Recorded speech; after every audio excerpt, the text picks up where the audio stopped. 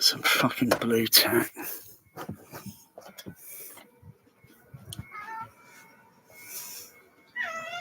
Get some blue tack. And just stick on that seat so the laptop won't slip. You've been fed, Magic. Laptop slipped between this seat. So I'm trying to counterbalance it on the seat, and the LCD screen closed, isn't it? So it's going to terminate the video. So if the laptop fell down on the floor, so I think that's stuck there on a bit of blue tack there, so that shouldn't move. Okay, at least. Magic, come on, out of the way.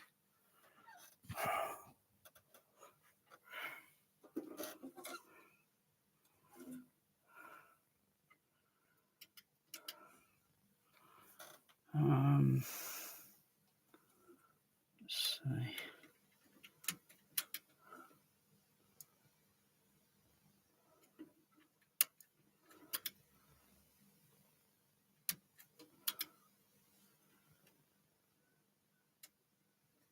No, it's just noise. It's just low level noise, but there's no actual nothing. So that was nothing. That didn't do anything. But there's signal going in, but there's no signal coming out, and neither is it going over to the Dolby Cat 150. It doesn't matter which format mode I put it in, because it's still on the. Hang on.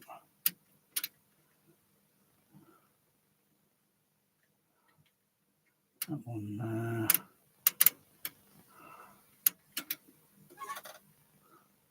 It's not talking to us. It's nothing coming out on the. Otherwise, I'll see it on the Sony.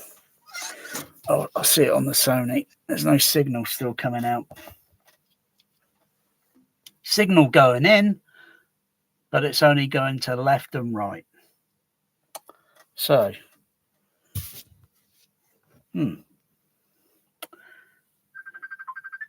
and he phones me. Hold on.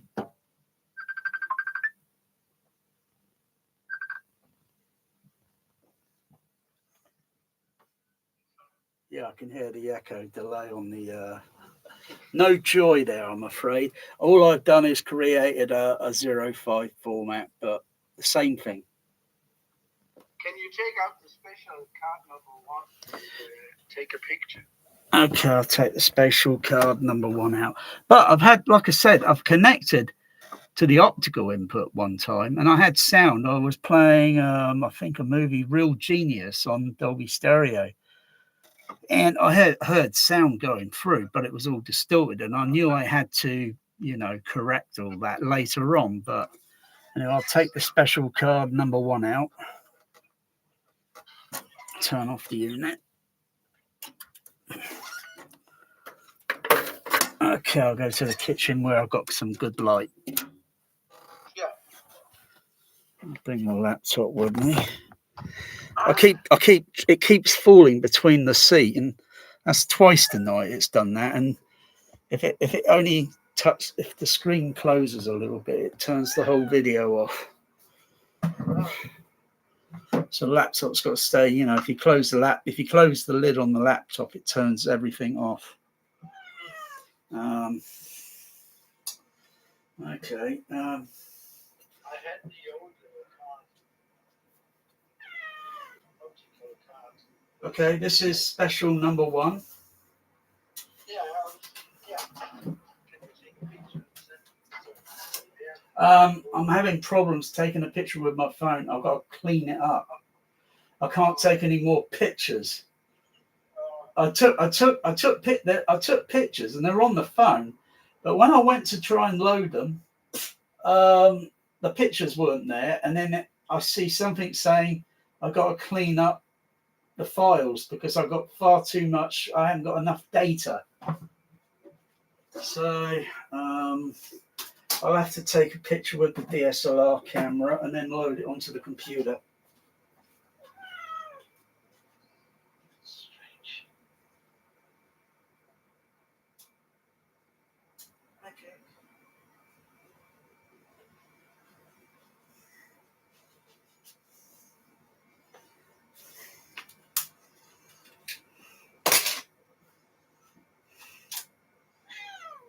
He keeps meowing me. You're being fed. I hope this picture comes out all right.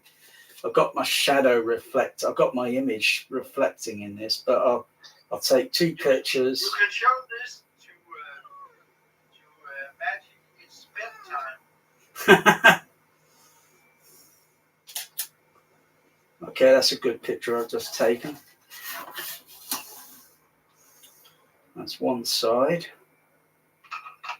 And okay. Yeah, you can also take the back side. Okay, that's 2 good pictures.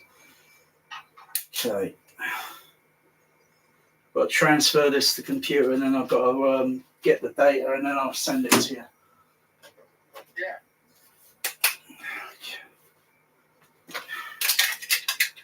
Get the camera out of the way so they don't knock it on the floor and break it.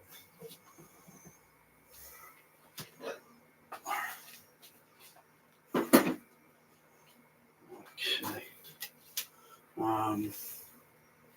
I'll bring this back in there.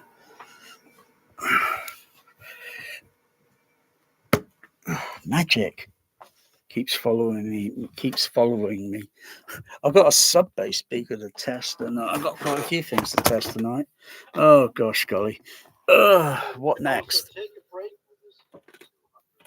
Yeah, I'd like to have it up and running. Okay, let me just put the phone here. Okay. Take these glasses off so I can see the computer.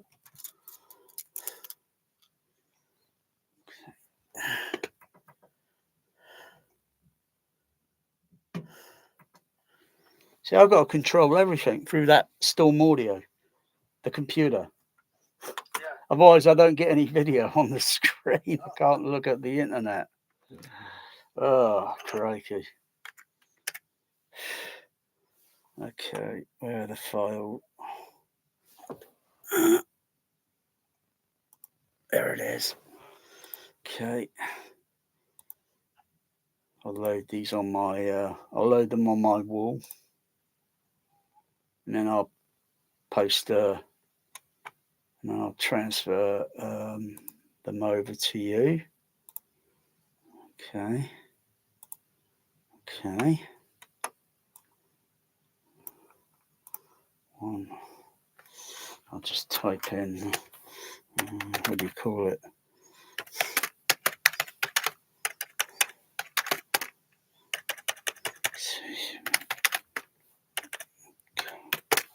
Crikey, I can't spell special. Special A. No, it's called Special 1, isn't it? Yeah. Yeah, Special 1. Yeah, okay. No, I wonder what's so special about it. It's for routing the signal. Routing the signals. I've just written on Film Tech Forum if anybody has a diagram where you can read the text. So I don't know if anybody's going to respond. I know on the other old forum they were bitching and moaning they can't read the blimmin' diagram because it's so very poorly photocopied. Yeah. So it needs to be really scanned and then put into a PDF file. Yeah. So you can click on and then zoom it up, and then you got a very good image. Okay, I'm going to post this on my wall. I'll just post it on my wall. If you want, I'll post it over to the PM.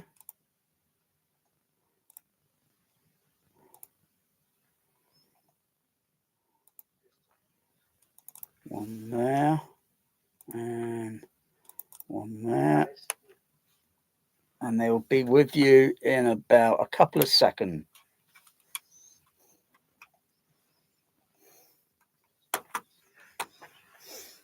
Yeah, I've seen it, yeah. Is there anything different about them?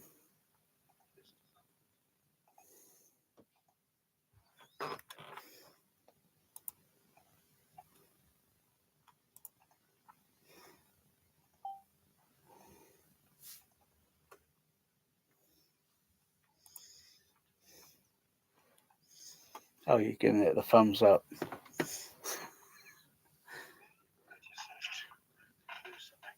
I've got to move that sub out of the way. I can only see a portion of the OLED.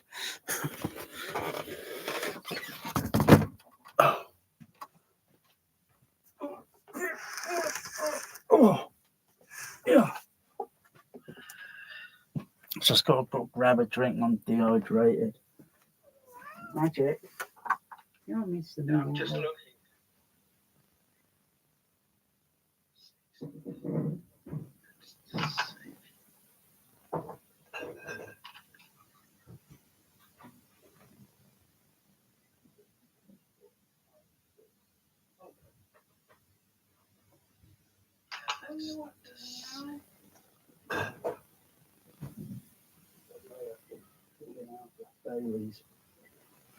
All right, I'm back in the room.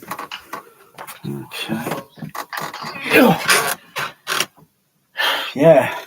How's the temperature over there? It's mild. It's mild. It's mild tonight, isn't it? Oh, 0. Good gosh. I think it'd be about -1, maybe tomorrow or the next day. It'd be down to -1 again, I think. Yeah, I don't think it's going to be a cold winter. I don't want to see any snow.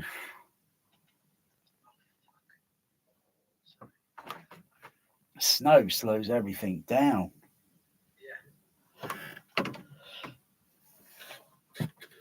You want to see how a cat reacts to it.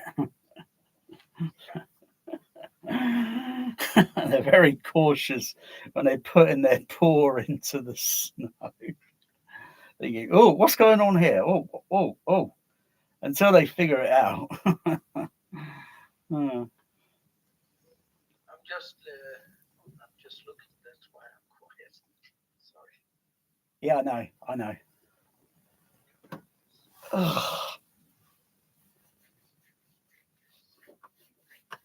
So far, it looks almost the same. So that's a bit of shit.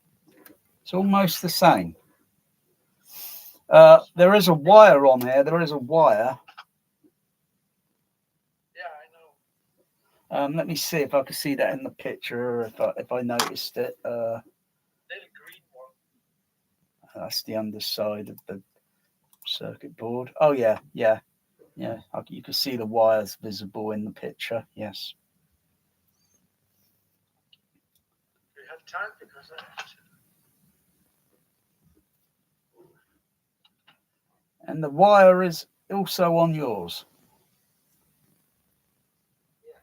As well as the little metal, there are some little metal connectors. Four little metal connectors, and they are exactly the same. Yes, I see 1, 2, 3, 4 of them. But I have some difference. Just a moment. I can't see there could be anything wrong with this card because if it was working, you know, that's right. When I tested it a couple of years ago, and then yeah, great, I plugged in the bloody SR card the wrong way, crying out loud. I'm just trying to think. I don't know if my Dolby my cat card 150 is damaged. The LED lights turn on. If I pull the card out and then push the card back in, I see the LEDs light up a little bit. That's just because it's making an electrical contact, but that doesn't. I got another card that I could plug in. I mean, I can plug it in and plug it in and plug it in. See what goes. Just get that other card. Where's the torch? Magic. Meow.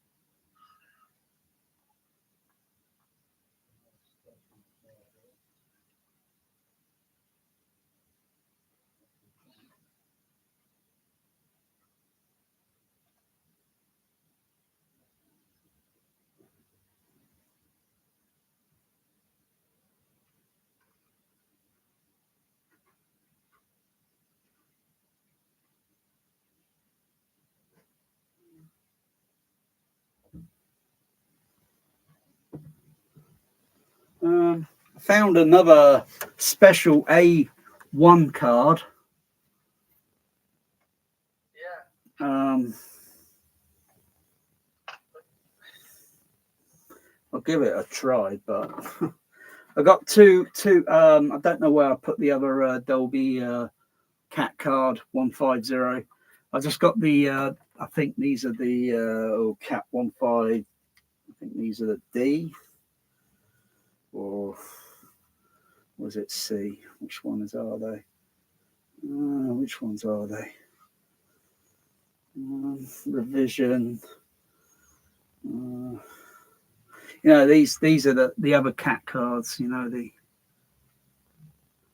Yeah, that's also an old one. Yeah, I've got two of them here, so I'll plug that in, see if there's anything going on there. Maybe you can borrow one from the SDU4s. Borrow one from the SDU4.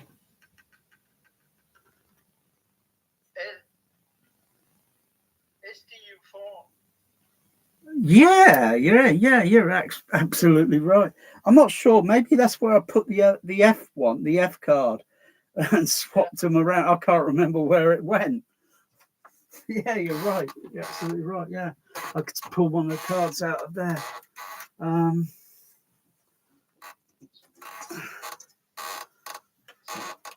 Pull that card out.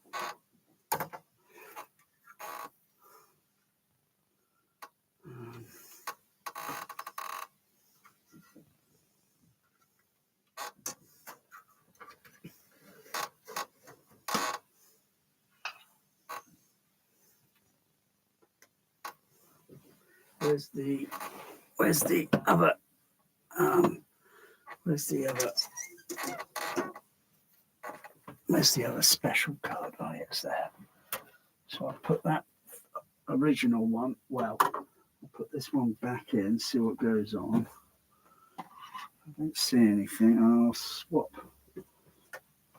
that around.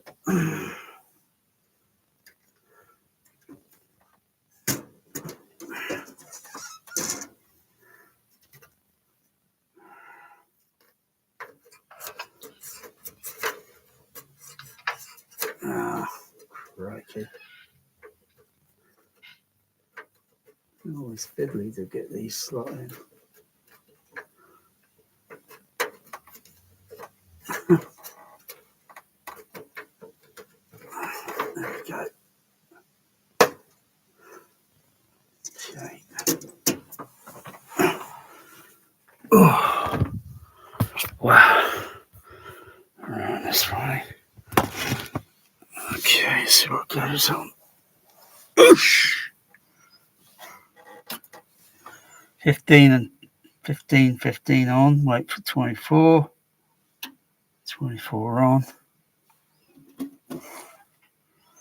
Going over to the format.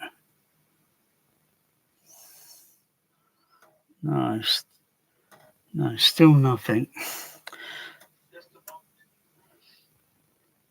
Still nothing going on there.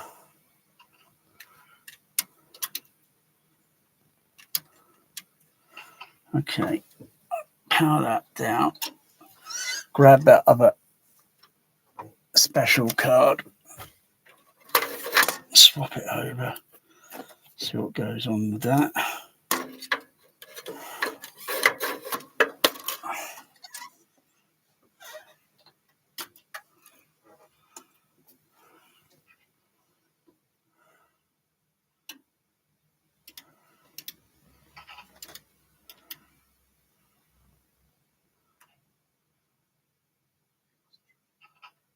Hold on a second. What let's see there.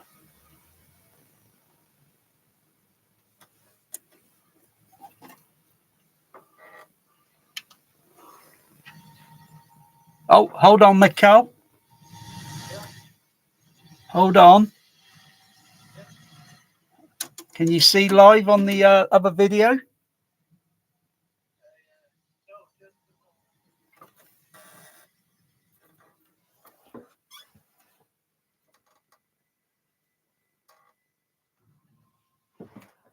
because I'm on the bigger screen on the other video.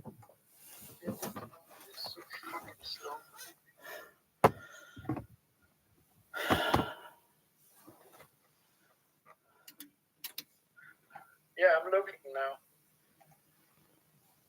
Just got to turn the Storm audio level up.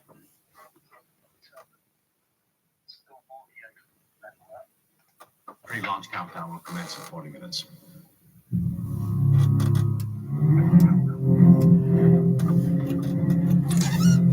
Yeah, got some level.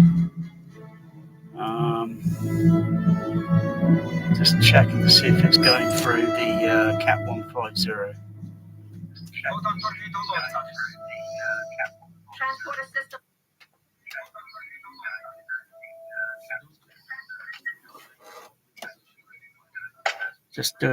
Just doing diagnostic, level 1 diagnostics.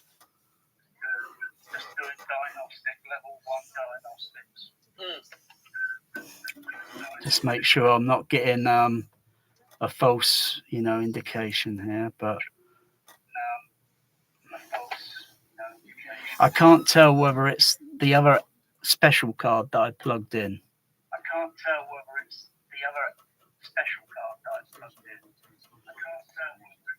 Or if it's the Cat 150. Or a combination of both.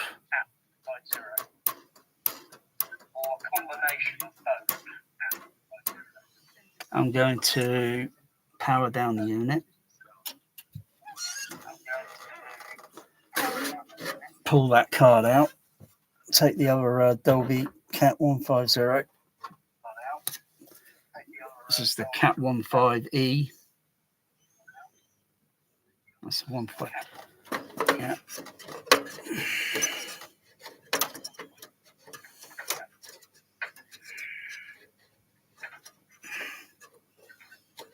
Oh gosh, these are tricky to line up, aren't they? Yeah. There we go. I tell you, it's the A cards, or no, when you try to plug in the SR cards in these slots. Oh, it's really crammed.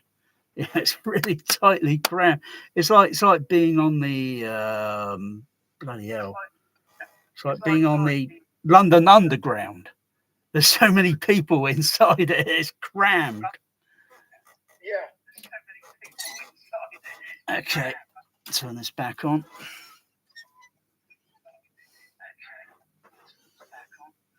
Go over to format 5, or I can go over to format 4 actually. Make sure I press the preset.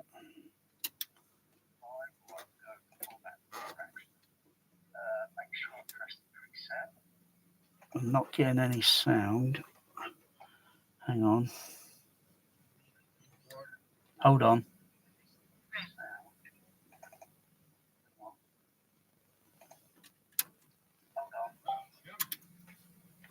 I hear Chappell's an MD now.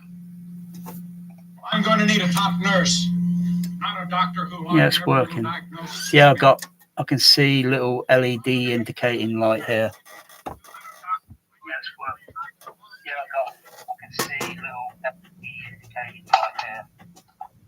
I've just sent you a picture because I have one connection on my card you don't have.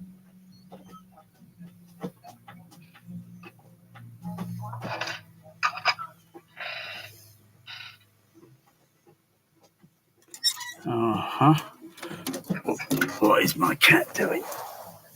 What are my muggies doing? The cat litter. Oh. So magic. I've got this.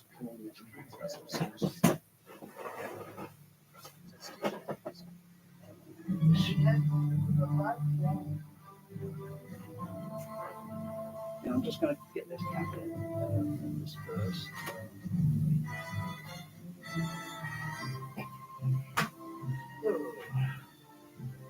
Oh dear, cat litter. Mess all over the floor.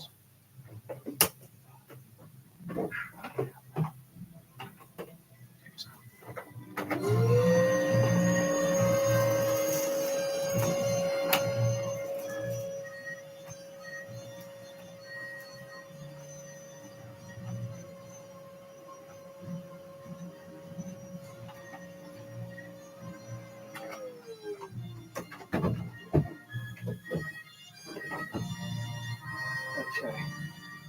You said you got a problem with the.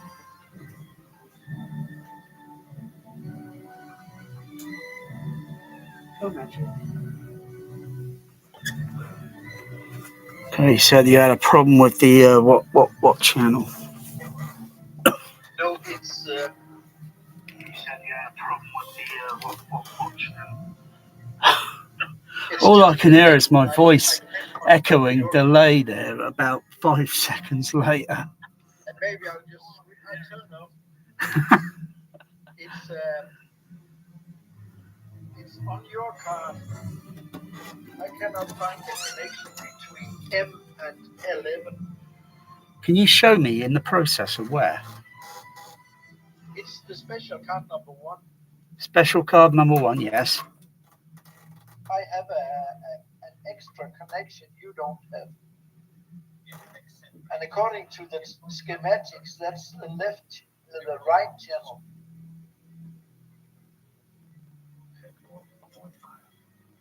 Are you with me? I kind of understand, but I don't really fully understand. You have a little green wire. Yes. I think maybe no, that little green wire isn't on this other card. Maybe it was connected on there and it was shorting out the signal. Yeah, it could be, but is it so? Your video meters are working now. I'm just going to power the unit down.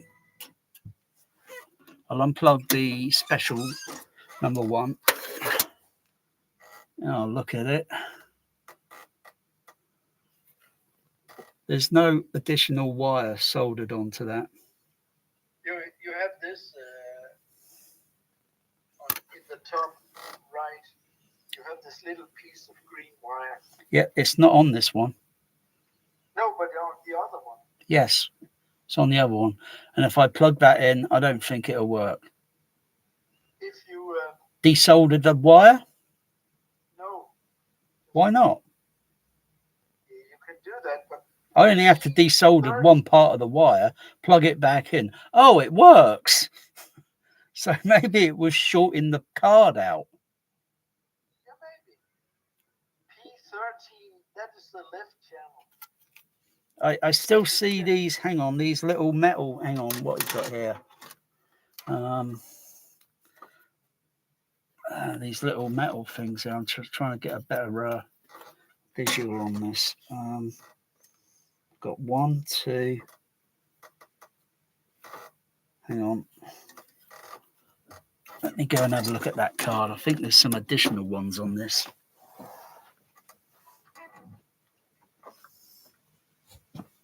I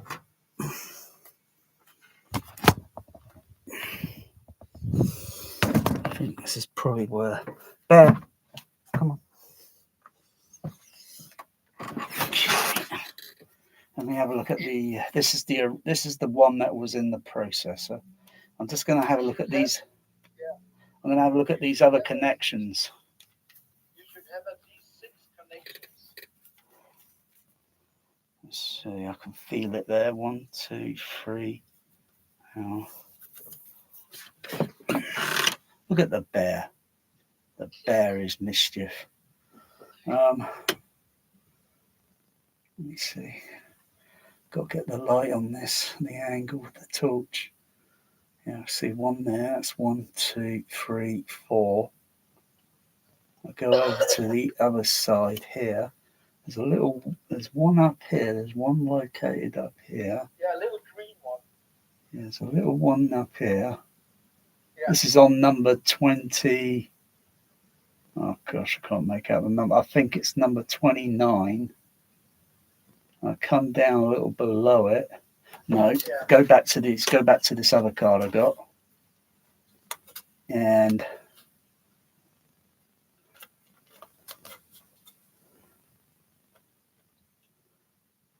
can I have a look at the sound?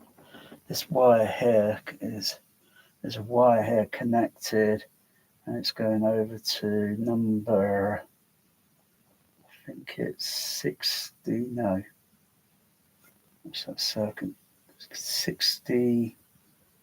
I'm sure it's right here in front of me. It's right there. It is a bit confusing, but you have to follow the. I think it says number 60. What's it say? I'm trying to see what it says underneath the wire. I think it says 60, 61, but gosh. No, but no. 61 is P30. If 61 is connected, that's one of the channels.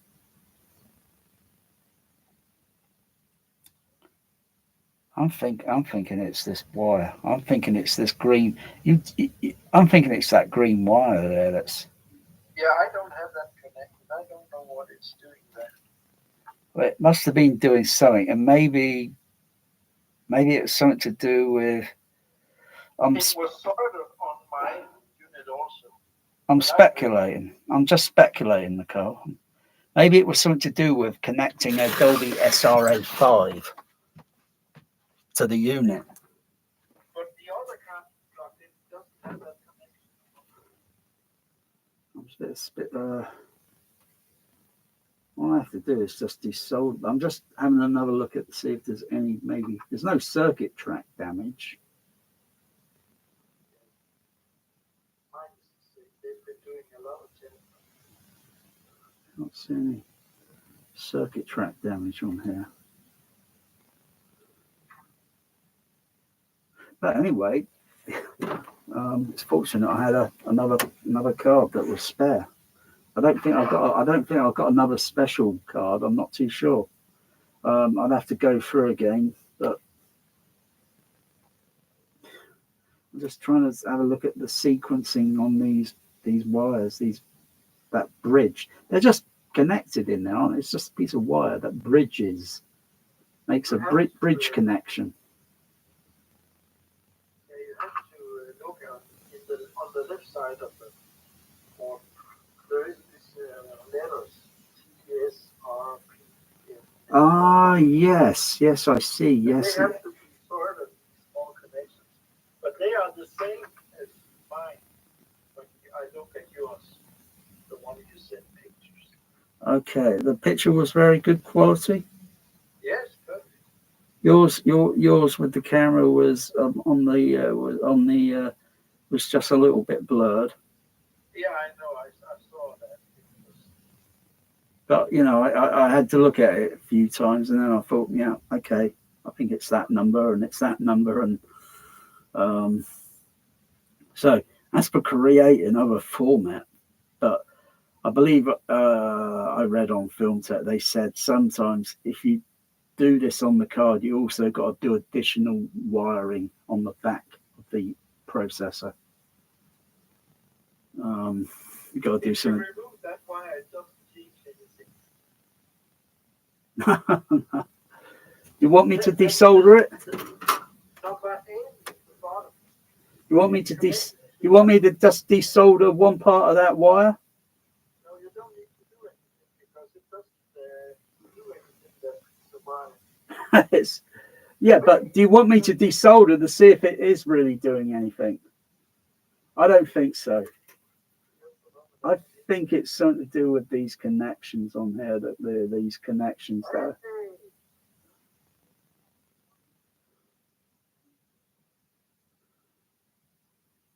I think it was something to do with these. The fucking problem is you cannot read that diagram because 11 and 50, but I don't know which. Send me a picture of the diagram. Did you send it before? Have you sent me that diagram before? Oh, I can do that. I took the diagram and I enlarged it and tried to enhance the picture.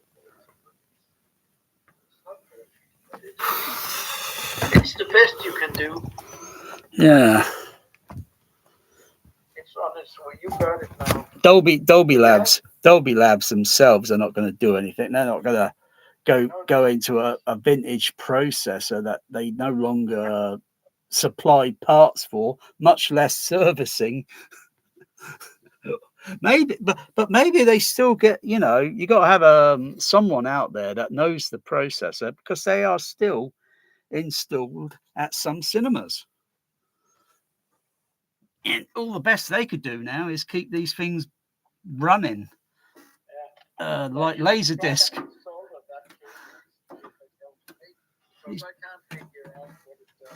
These processors are like Laserdisc. Okay, I'll plug that back in. Did you get the picture?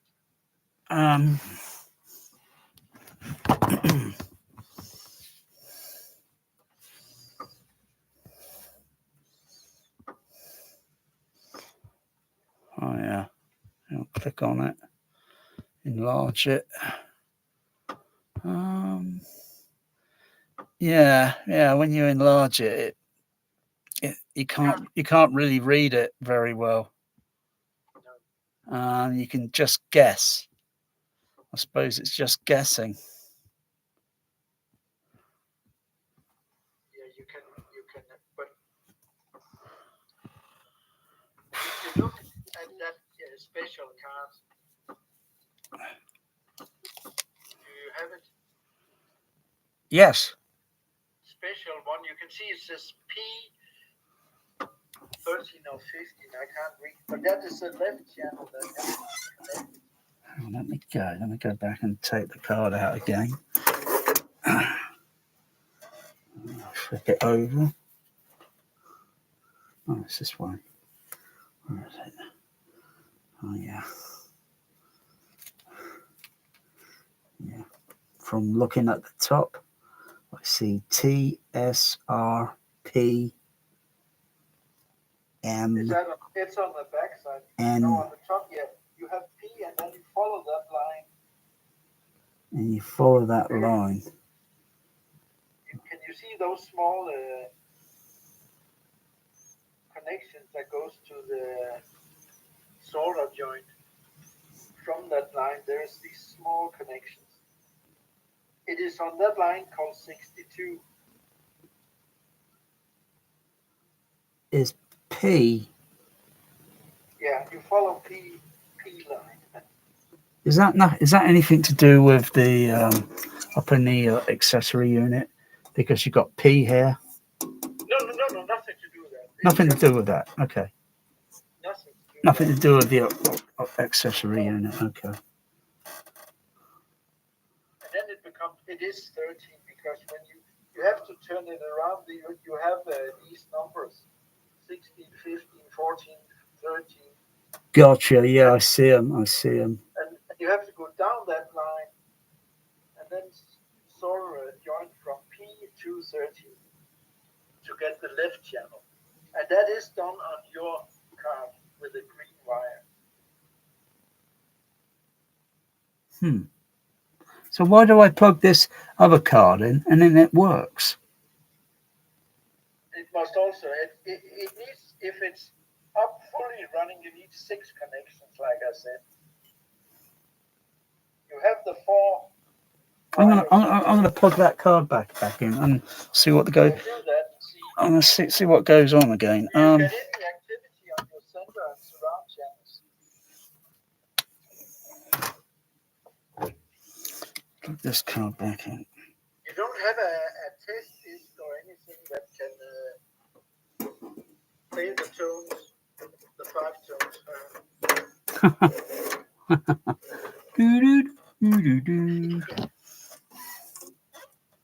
You don't have a test laser disc for adjusting left, right, center, and surround channel. No. I've only got a pink noise card. Oh, you can't connect the computer to CP200. Some test tones on YouTube. Oh gosh. Yes, you can find. I know somebody has. The only way I can connect this to the computer. Oh crikey! I'd have to. No. unless you have a movie that knows where there is some action.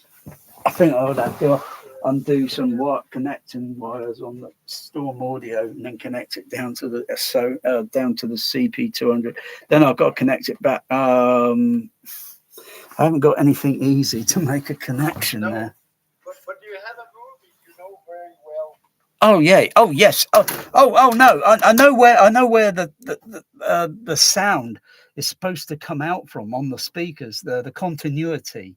So if the Enterprise comes in on Star Trek First Contact and you see the planet, and then you hear the sound of it coming down the left surround, and then it comes up onto the left front and then goes into the center. Yes. I know to check for continuity to make sure the channels are in the correct configuration. It was just getting these whole things. So I've got this other card in. Let's see what goes on. Interesting. Hang on. All I'm seeing is the VU. All I'm seeing is the level meters here, left and right again. No sound. So I'm pulling that card out because obviously I think it's that wire that's bridged on there, and it's just shorting it out. Yeah, I was thinking trying to solve it. I don't have that wire, and it works sometimes. So if you don't have that wire, I shouldn't have that wire. And if it still doesn't work, you have to make that little extra wire with a picture. Hang on, let me see. Let's have another look. I'm gonna desolder this fucking wire. Take me a couple of minutes to warm up soldering iron. What's going on out here with my cats? Bear is causing mischief. He's trying to get into a biscuit box that had biscuits. The biscuits are in the cat feeder. Now he's looking in the empty box to see if there are any biscuits in it. I've got to take it out to the rubbish. Okay. But when you switch to format 5, does it say stereo and the mono surround and no noise reduction? It does switch the noise reduction different. Hang on, my camera's reversed here. Hang on. There we go. It does turn the torch off.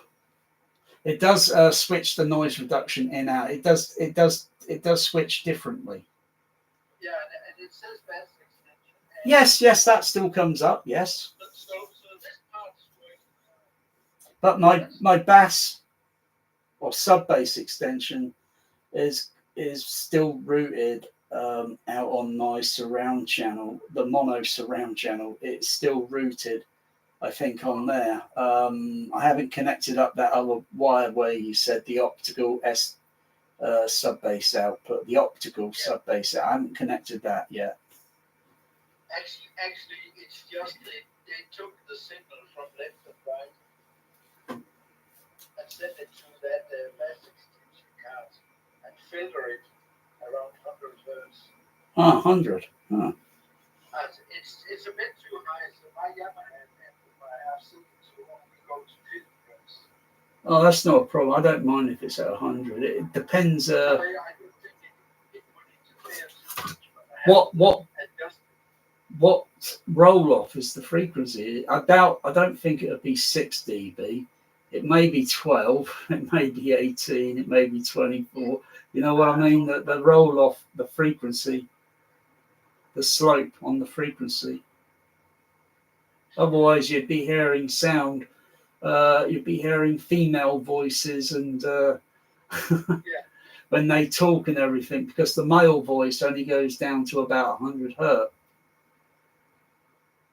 And that's why they have the THX 80 hertz. So in the home, when you play the sub bass extension, you don't hear the voice. you don't hear the male voice booming through the sub bass because it's filtered at 80 hertz. Yeah. But in the cinema, it's different because the speakers are large and they're full range. In the home, the speakers were made smaller for home THX, and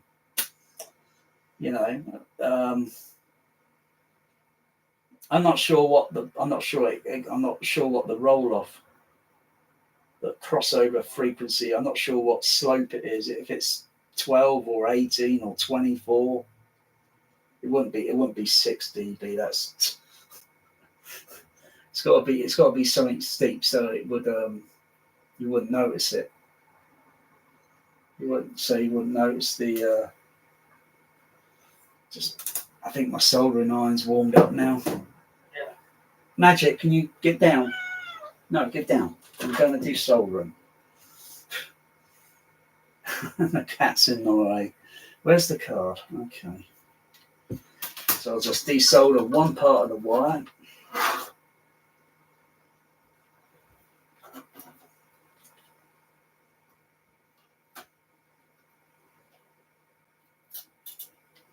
Okay. Actually, it went through the little hole. Oh. Okay, that's desoldered. I'm going to plug that card back in. See what. If you have to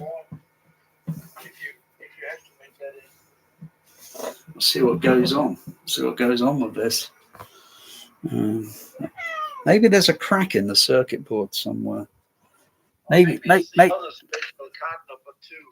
my cats got inside the processor while I was asleep and then pulled the card out and then scratched it with their claw. I've got to find some excuse. Oh my goodness gracious. Okay, that's just soldered there.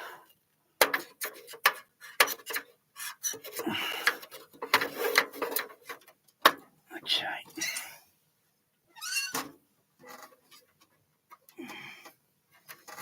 Let's get that out of the way. So turn on.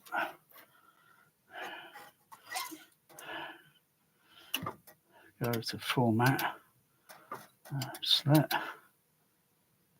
No, still nothing. So desoldering that wire, nothing. Didn't do anything. Squat. There is something else faulty with that card. Or maybe it's the other card. There is something faulty with this first card. You said both left and right meters are moving. Only left and right is moving, and no sound output. So there's something a little bit broken with that one, or it's just it done incorrectly. Anyway, I'm going to put the other one in because it seems to work. You do that, but you said you get the action on all meters then. Oh yeah, yes. But then do that test for the movie, and if it sounds okay, then problem solved. Well, if it works, then no worries. No need to think why it works. It just works. Oh yeah, it just works until it goes faulty again. Okay, switching over.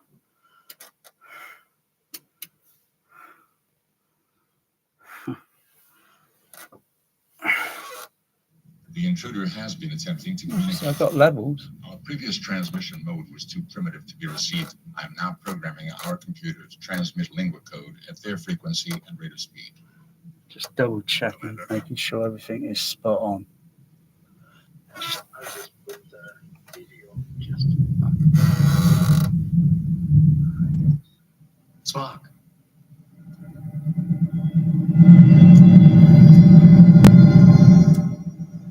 But one other thing I'll get to in a second. Our shields cannot handle another attack. Mr. Spock.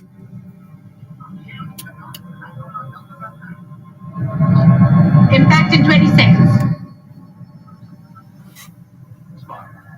15 seconds. Just checking our screen. It's 10 seconds.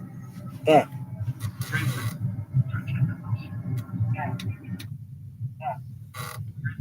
The only difference I'm noticing on the surrounds is they sound a bit rumbly. There. Fuck's sake. Will you stop it? Come on. Come on. Out.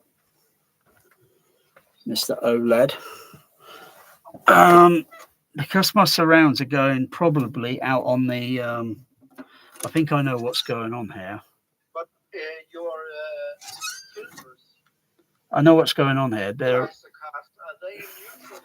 because hang on, I'm trying to think. Because they sound a little bit muffled. Like they're going out. I'm trying to figure out what channel they're actually going out on. I think they're going out on the left. It should only be the center, the surrounded unit that's working. Well, I know that's the surround there.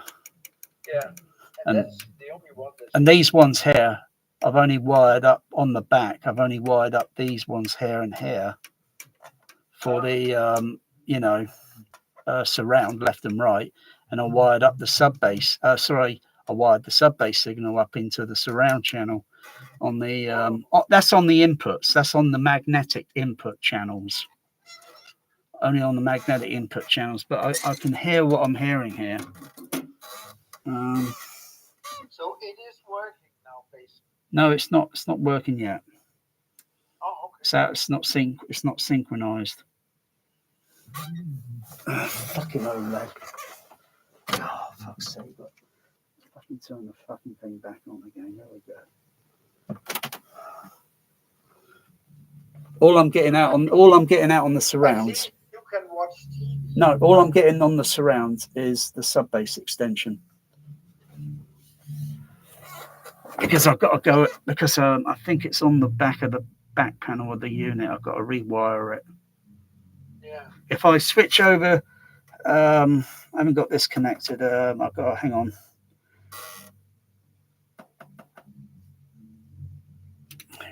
Let's go with format 40. I won't get any sound there yet because this is not connected. I've got to connect the output from the player. I've got to connect the outputs from here down onto the non-sync, and then press the Dolby stereo, and then the sound will go through on there. Okay. That I'm using that format for. So I've got to read. Show me the picture again on the back panel on yours. If you could do another one of those, I'd like one of those, please. Yeah. So I could connect that to make it easier to undo connections. I think I've got to rewire the output. I've got to rewire the output on the back because the surrounds. Yeah, because I'm not using the the mono surround. The mono surround. Let me turn my camera around. Oh, crikey. The mono surround. I'm not using the output. The output is actually only being used for the sub. For the when it's connected on. So I've just got to rewire the back. Can you open the accessory unit?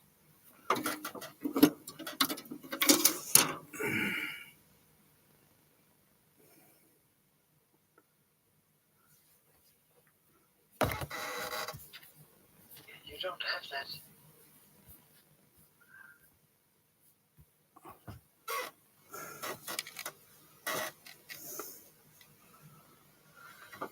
Oh, you have it. Just a moment. On your the right, that one, that's the fader card for the auxiliary channel. No. On your right side. Now that's the 70 mil. That's the one with the baby. Yeah, remote fader. You got this fader there. So all you need is a buffer card for the control of the fader. So if you're not afraid of doing some very dangerous soldering, I can send you a little circuit board because I didn't have that 200 30 card that's on the sitting up pointing at the screen, idiot. On the left side of the filter cards, you have a. No, these cards here. What? What, these? No, on your filter cards, your equalizer cards. Uh, On the left. yeah, the cat. Is it called 230? That card. It's a speaker switch card.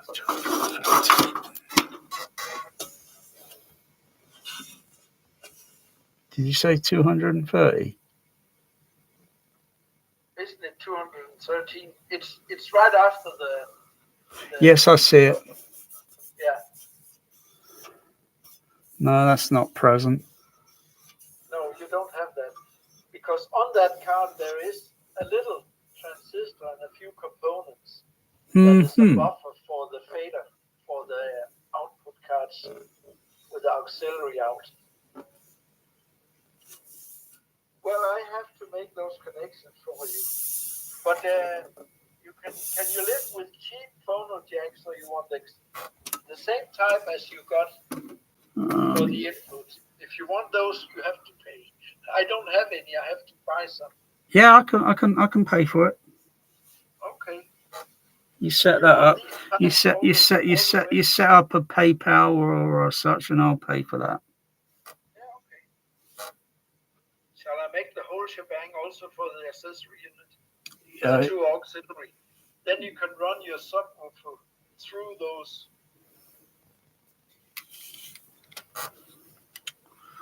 Yeah.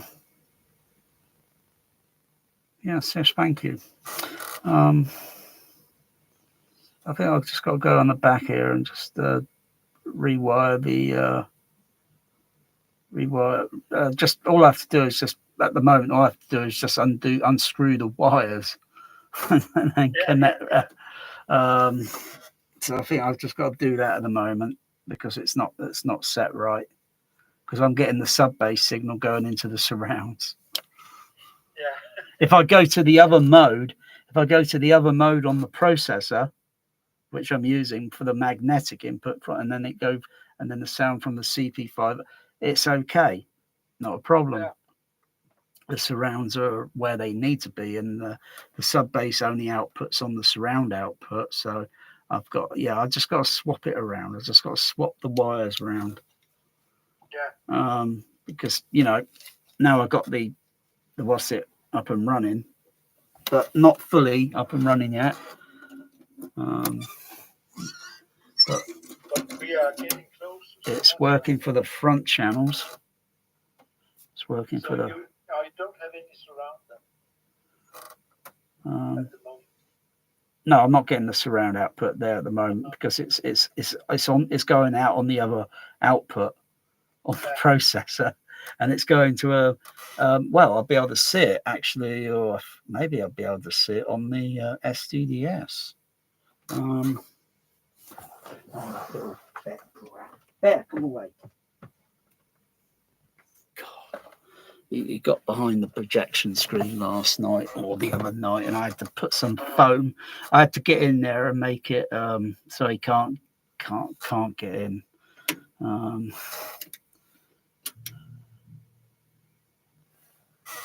Let's see.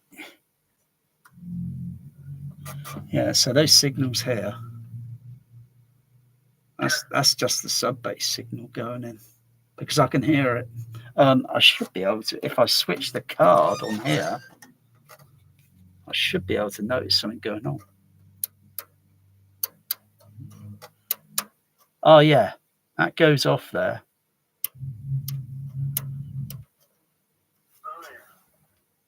I'll turn it back on and turn it off.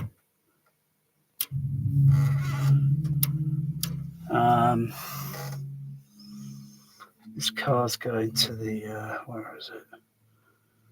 It's the it's the bass extension, the optical. That's where my signal. So I've got to reroute it because the bass is oh gosh, originally it's on the is on the left center, right center. Channel 2 and 4, left center, right center. But when it's in optical mode, it's got to reroute it. That signal should be coming up here. Yeah. There, this SW there. I think that's where my surround is at the moment. The simple way I can check here with Star Trek the motion picture. Go to the beginning, and I'll see a Klingon. I'll go back right to the beginning.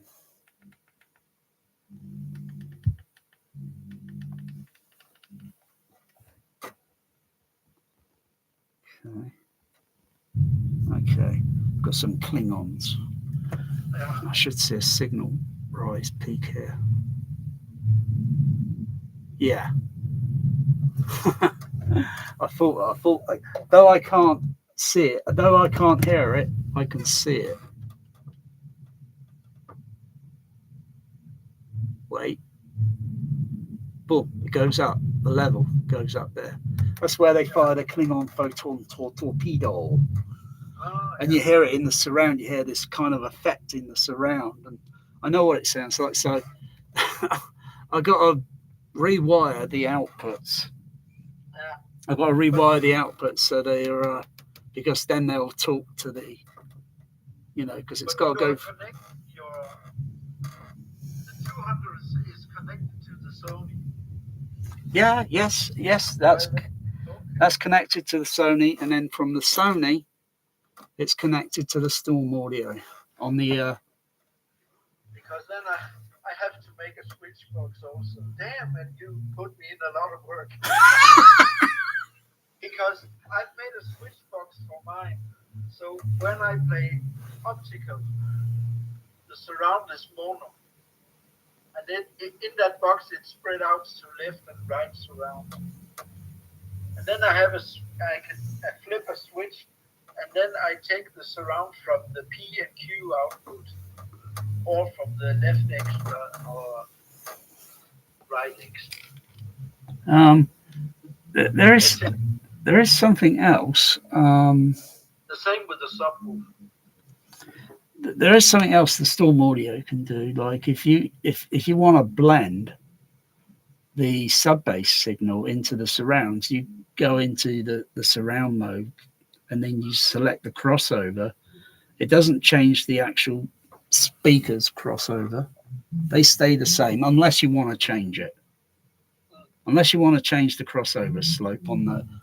Otherwise, you leave them as it is and just divert the sub bass signal, and then it just goes into all the surrounds, or divert some of the bass signal from the surround and divert it toward the sub bass.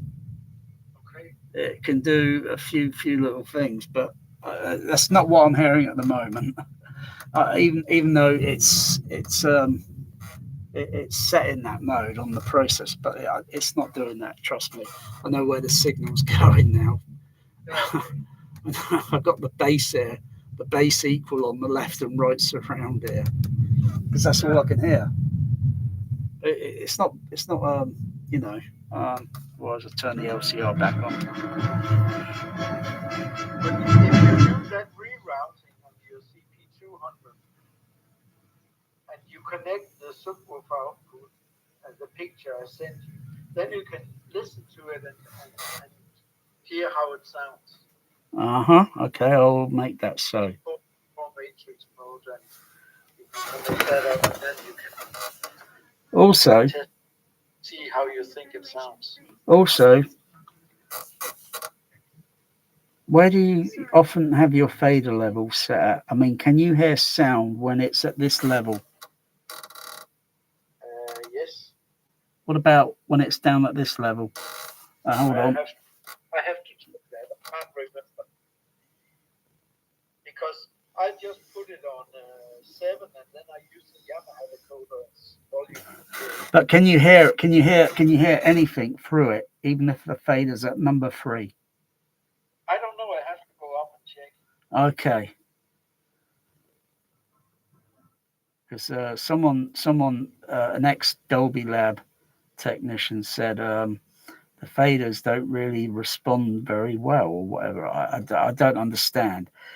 Then why would you have numbers on there going from 0, 1, 2, 3, 4, 5, 6, 7? Maybe he has a faulty potentiometer or something. Can you check yours to see? Yeah, do that. Play Dolby tone on it, and because if I play Dolby tone on mine, the fader's at 4 at the moment. I can barely hear it, and the meter's up here. And okay, that's near about 4.5. That's about 5.5, and I'll take it up to 7. Yeah, I'll try. Shall I call later? Yes, but when it's down at about 3 on the fader, I can't hear anything. Ooh, Okay. ooh. Well, okay, I'll go up and test. This thing reverberates. Ooh, does yours reverberate? Yeah, it's not the most. Because the sound is going inside it and it's reflecting back on the and it makes a reverberant sound echo. It makes a ooh, ooh. I can hear it reverberating. Okay, I'll call you later. Okay, thank you, Nicole. Okay, bye. Good night. Thank you.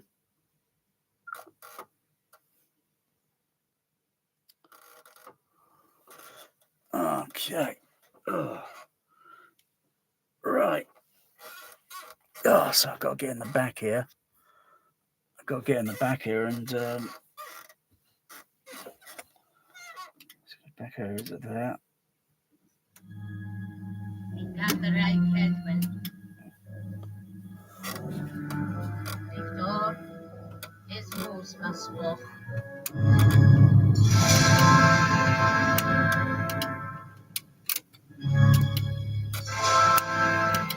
Oh yeah, I can go to mono. Yeah, I can select it to mono. It's on mono now, on 0, 1. If I go to 0, 2, it should go stereo. Nope, stays on 0. What's the format on there? 0, 1 is Academy. That's Academy mono. Wow, that's brilliant to use. That'll work great with Casablanca.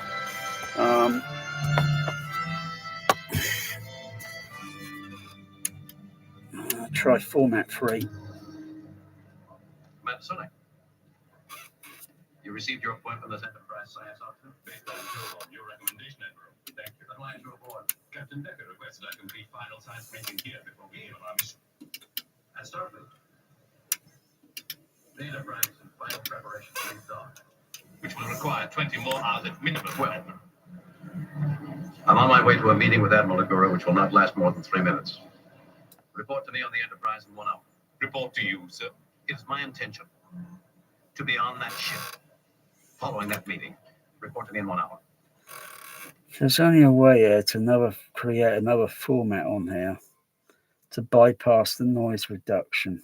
Anyway, I've got to get in the back here, and I've got to rewire the outputs. I'm not sure if that's going to bugger up the other format if I use it.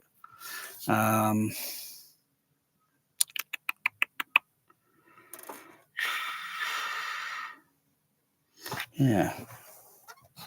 Weird. What's just that? Where is it?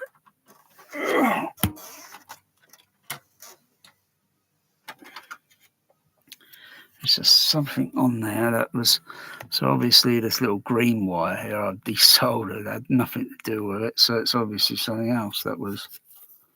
Because this was the card that was originally put into the processor. But it might have been connected because... Oh my goodness. because when I got the unit, I can't remember if I had to undo some things that were connected on it already because it was installed in another cinema, so it could have had a Dolby SRA5 connected to it, could have had a DDS decoder connected to it, turn this light off, a Dolby SRD decoder connected. It might have been rigged up to a Sony SDDS. There's no telling. But yeah, this is not the special card. This is not the this is the special card. The other card is the the formatting card. So figure out where to put diodes and then create another format. But then got to go in the back of the processor and then got to redo some additional wiring and soldering.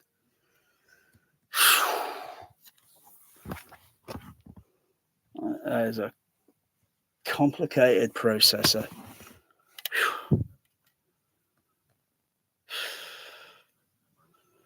So I think networking sounds around on a Storm Audio are difficult now, huh?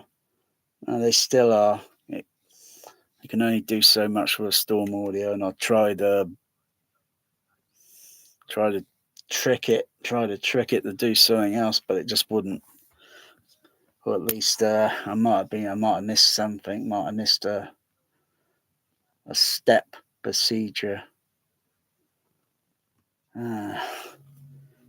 Yeah, I was beginning to think there was a fault somewhere on that processor. Crikey, it could have been anywhere. Could have been on the back panel. Could have been one of the cards. But yeah, it was just a little. It's not broken. It's just got to check it over with a fine tooth comb. But there's a different wire on here.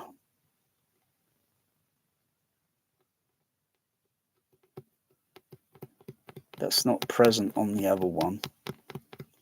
But but it's obviously working. I just got to reroute the outputs because the sub bass signal's going into the surrounds, which I could do on a Storm Audio actually. Rerouting the signal. But it's got nothing to do with that at the moment because I know what's going through.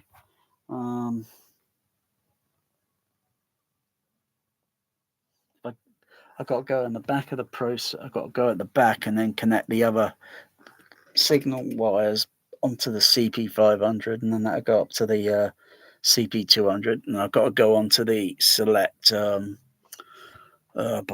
format 40 or 41 or 42 or 43, any of those formats,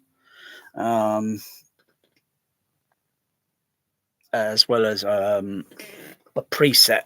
Also, the preset's got to be on number D because that's where I got the cables connected from the CP500, and they're connected onto the magnetic inputs.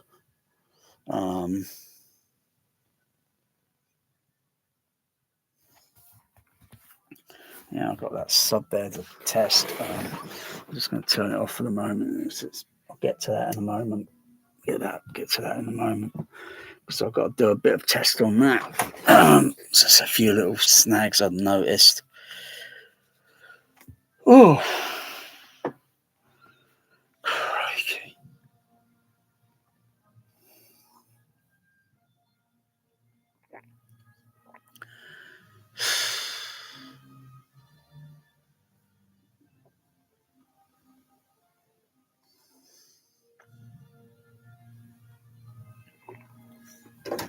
Actually, I could plug the headphones in. I'll plug the headphones in on the Sony and then monitor it, and then I'll know the surround is definitely coming out on the SW. But I'm just a little puzzled there because that SW signal on there, which is, it's filtered. It'll only go up to about 330 hertz, I think. I think it's already set to that, but That's why I could see this easily. I noticed the signal level when the Klingons fire their photon torpedo. You hear it kind of like coming from around the surrounds, and then that's when they're at a different angle in the film where it's and then it cuts to a more frontal or different angle, and then you hear the photon torpedoes coming from the screen channel.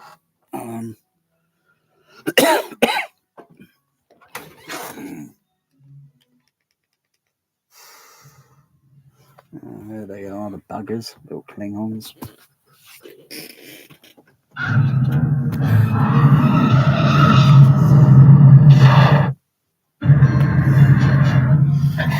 So,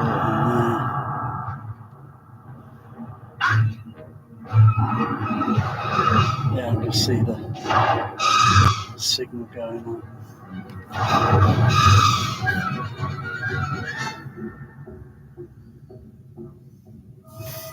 So if I go back to that switcher, don't need the remote there.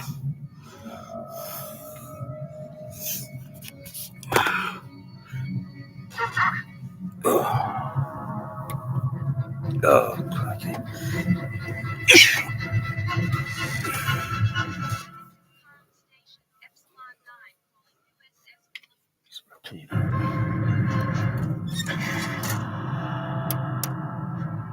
Yeah, turn those off a bit. Yeah, so I'm filtering, turning off the subs. So the subs a little bit there. So I can't hear anything on the surrounds now, or the sub signal, because I've got to rewire the outputs here. Turn it on. All I hear is a rumble. So, because the surround should be on this meter down here, on that meter there. Oh, the biscuit feeder's feeding my kitties, and the other meters over to the far side. That's for the left extra or right extra, or left center, right center. Basically, the processor will just do the rest of the switching. But I just got to also make sure it's synchronized correctly with the Sony, and then make sure that that then is going to be synchronized correctly with the Storm Audio's. Wait a second. One moment. Wait a second. Just guessing, because I know what mode I'm on the Storm Audio. I'm on 5 and 6 channel input on the Storm Audio at the moment. It's wired up for 8. In case, I run very rare DTS. DTS ES, which probably gets played very little. I can either use the computer or I can use up here, go up on the Storm up here.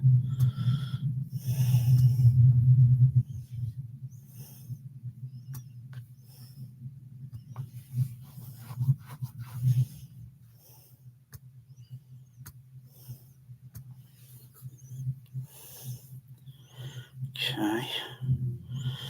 Go to inputs.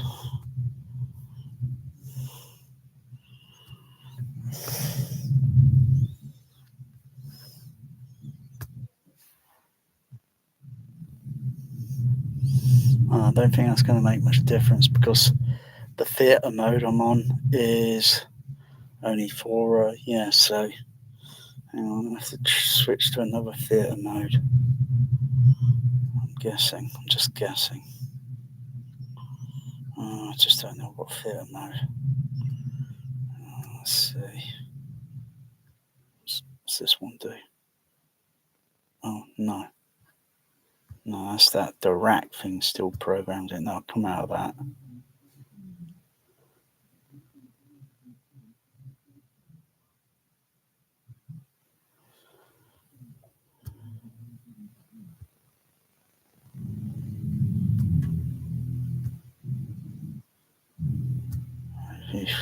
Try number 3.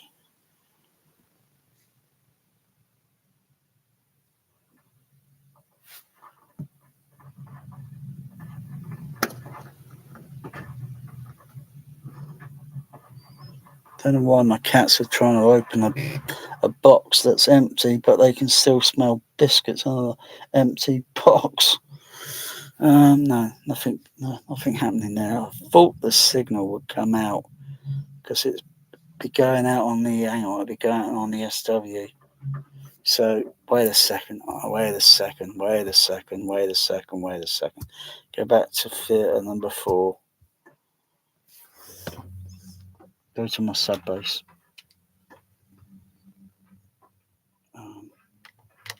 Turn that off there. Go back to the beginning where the Klingons.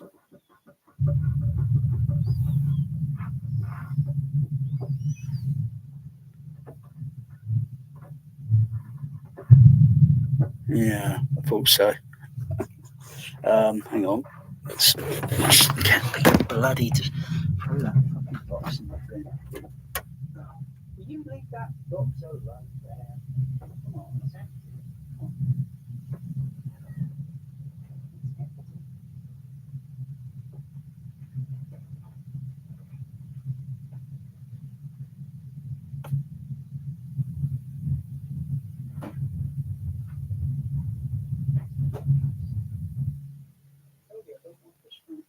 Busy.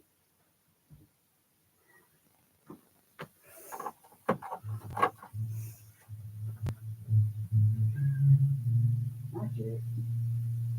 There, stop it before you finish that.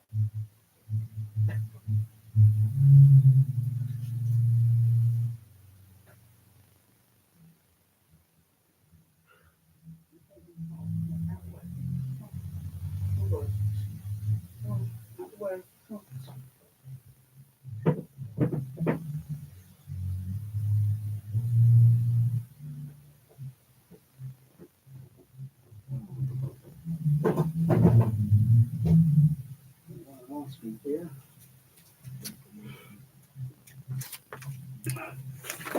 I know what's going on.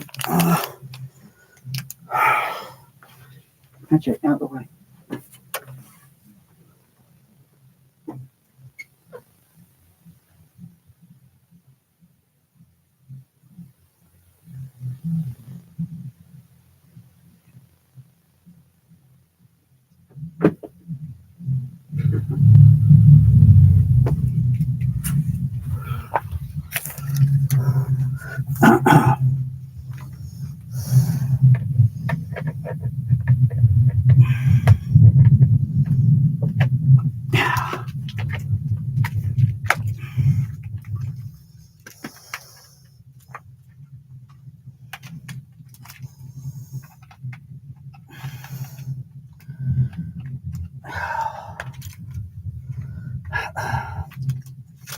Hot.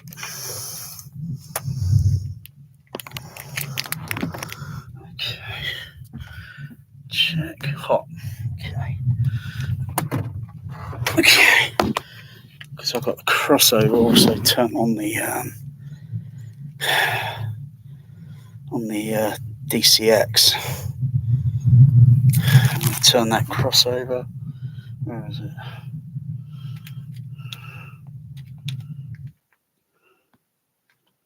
Not getting signal out on the other one. Did I turn that on or off? Hang on.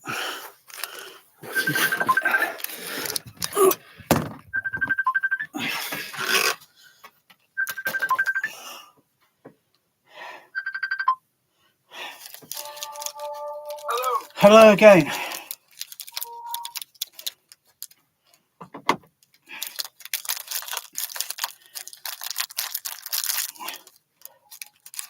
I'm just going to turn off the crossover on my sub-bass speakers because I know the surround's going down to the sub-bass speakers down in the room, in front, because the wiring's all back to front. Want an ice cream? Yes, thank you. When I have my fader on the two. Oh, so the potonium meter is a bit faulty. Yeah. Or maybe just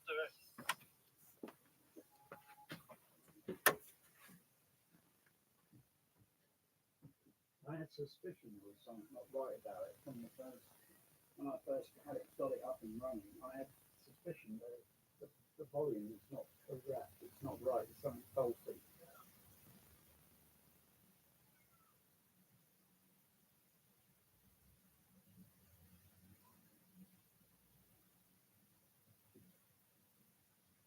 I'm just looking at that. You will not know what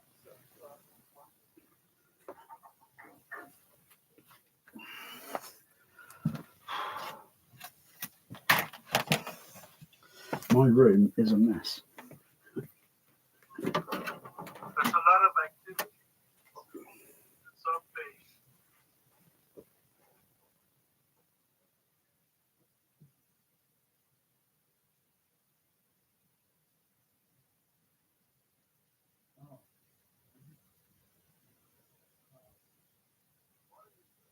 I'm just checking why I've got no sub-base.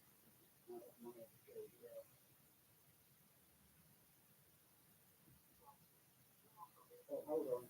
1, 2, 3, 1, 2, 3. I found the volume is turned down. Unless it's my friend that came this way and he's been fiddling around with my snake check. Not that I took off my eyes off him too long, but sometimes he comes in and then he likes to fiddle around with the levels. Yeah, it really pisses me off. I'm just checking. That's okay, I think that's right. That's okay now. Everything's okay. Unless my cat did it. I don't recall. I remember hearing that sub bass was okay last night or something. Okay.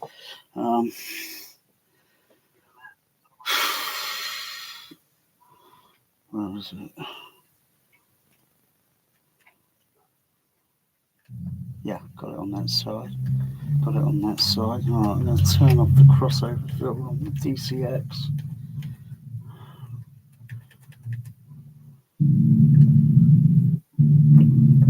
Yeah. Even though the signal is still going into the Sony SDES, the crossover on the Sony only goes up to about 330 hertz. Wow. That's the maximum level it'll go to.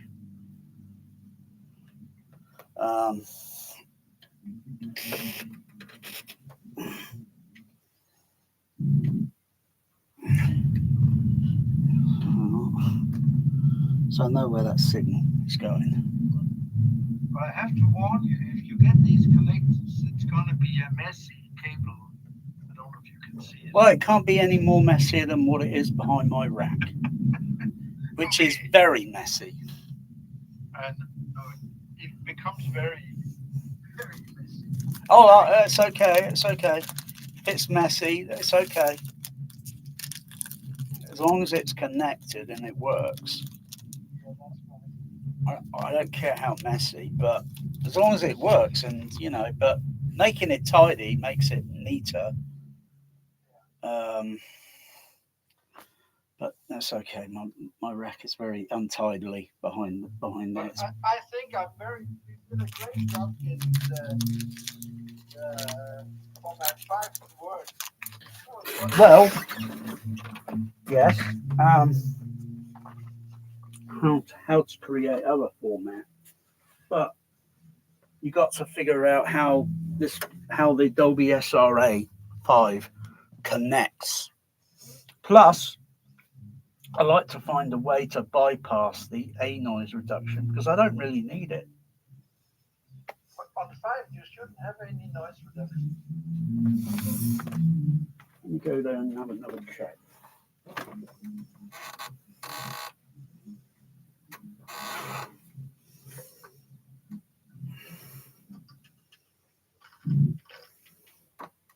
You can see here it says noise reduction out. Yeah, let me get my glasses. Let me get my gear on. Yeah, keep it there.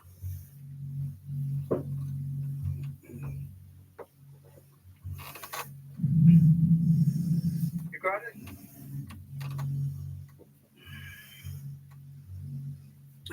Hold on.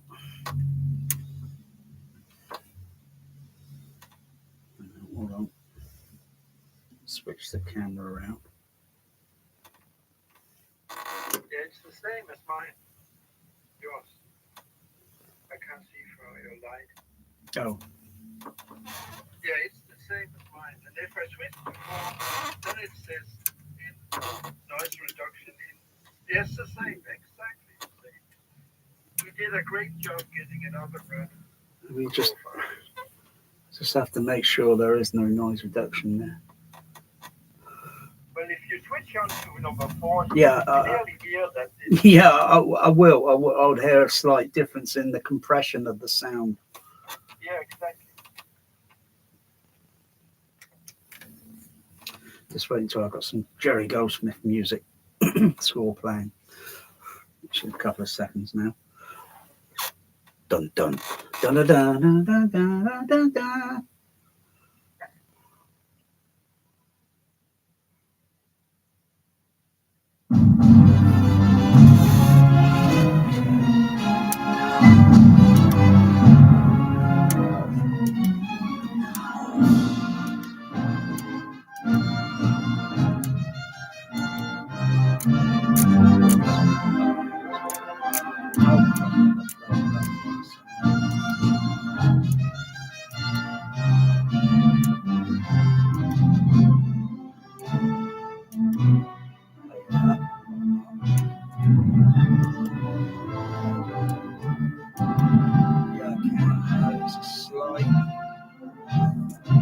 I can notice a very slight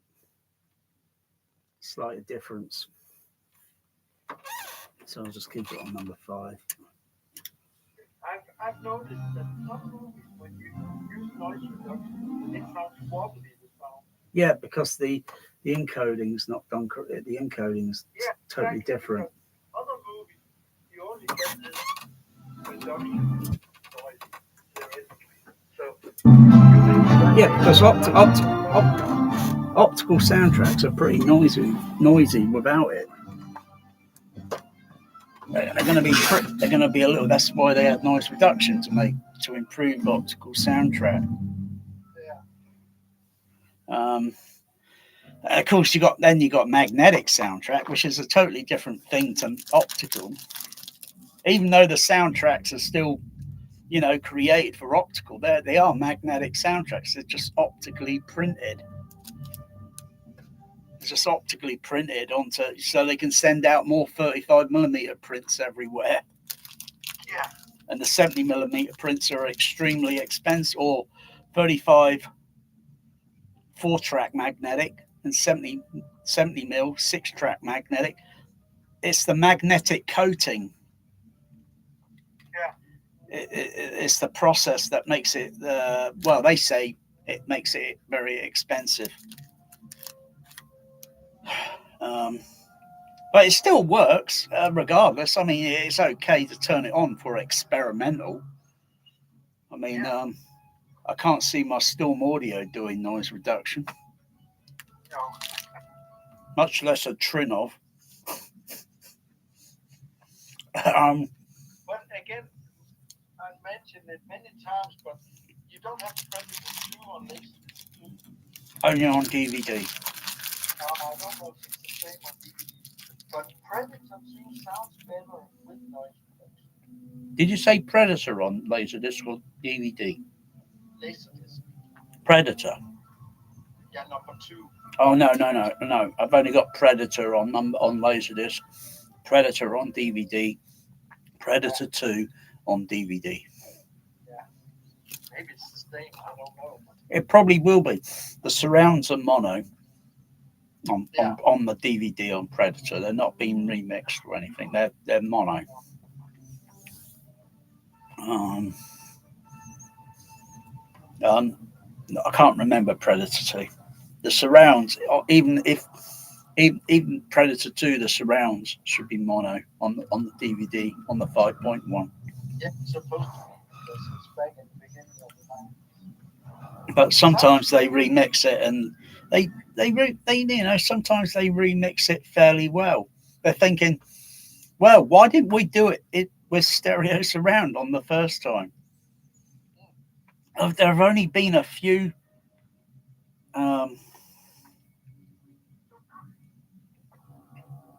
there've only been a very few handful of 70mm prints that have had split stereo surround. A very few of them. We're talking a handful. Yeah. I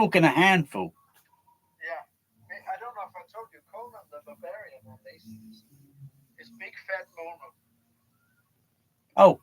I don't know if the 7mm version, because I have it on Blu-ray, and I think there's surround and left and right.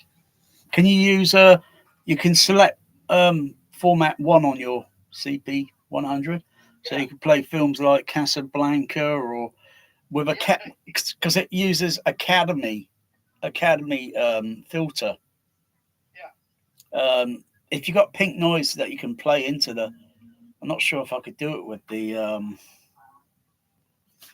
on, I'm not sure if it can do that. Where's the pink noise card? Let's see what goes on here. I'm not sure if it would bypass the. Just turn that off.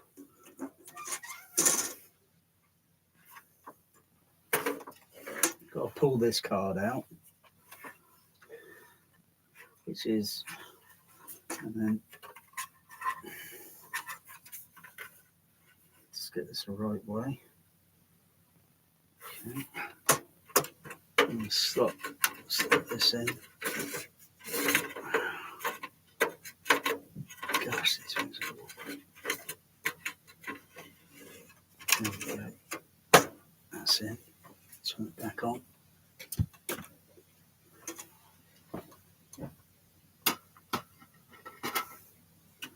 Okay. Hang on, let me check what the bloody hell's going on with my cats. What are they doing?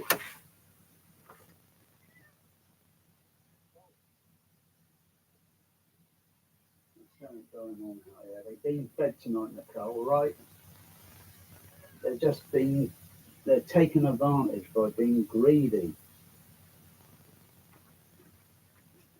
They do that very kind of, feed me, please feed me. You know what happens when you feed them, and then they go bleh, all over your carpet. Yeah. Oh. I'm not falling for that. I'm not falling for that little trick. They're being fed. They're okay. They're well looked after. Yeah. Sometimes I swing them around, but no, I don't swing them around. They're just bloody hell. They're just greedy. I need to put the food in a different cupboard. Yeah. And then, but the problem is, if they know where the food then is, and if I move anywhere near that cupboard, they start meow, meow, meow. Oh dear. Okay, noise with pink noise. How do I do this? Turn the fader up. Turn that fader level up. Turn the pink noise on.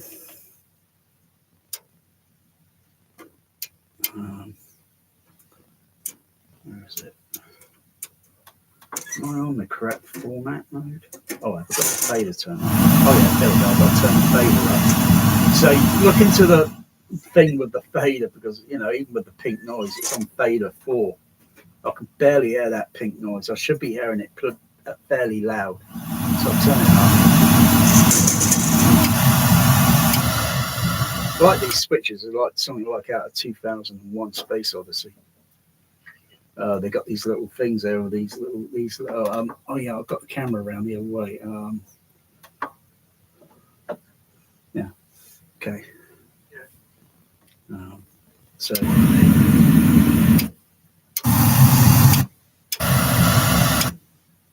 What they do? Generate pink noise. It Is it for each channel or something? Each channel, yes. There's the center. Sounds a little bit different to my left and right. I've got to do some EQ on the Dolby cat card, I think, because the pink noise sounds a little bit different. So I've probably got to do some EQ on it. I go to the surround. Hang on. I took the surround equalizer and turned the treble up a little bit. It gave a little bit more brightness to the sound. You're supposed to get in. Realistically, I've got to connect this to the THX monitor so I can check the frequency curve is absolutely spot on electronically. I can't do it acoustically, otherwise I'll mess it up. Yeah, of course. It's got to be done electronically. But there's one of the surround channel. That's the sub bass. Well, that signal there is going to the sub bass, but it says, hang on, what's it say on here? It says P. It says P on here. P. No, hang on, no, incorrect. I can't. Left, extra, right. I think it's surround. Yeah. So yeah, because it's reroute. I've got to reroute the sound there. But it works. It works, but Is left surround and is right surround. yes. Because on my connection, I've turned them around, so I have to resolder it when I get it too far. So, but this trickery with noise, pink noise, you can switch between channels. I can't even do that with my experience. I might try the noise reduction, see if anything goes on here.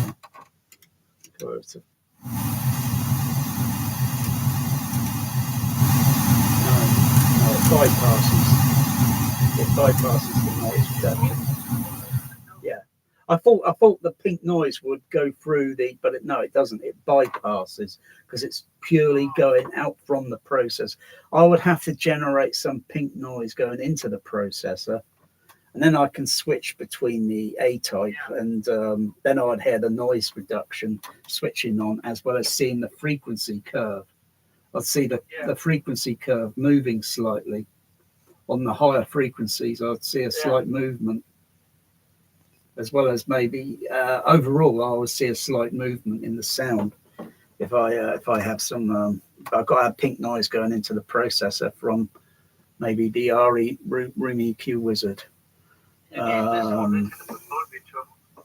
Or I got also I could put a compact disc in that's got some pink noise on it.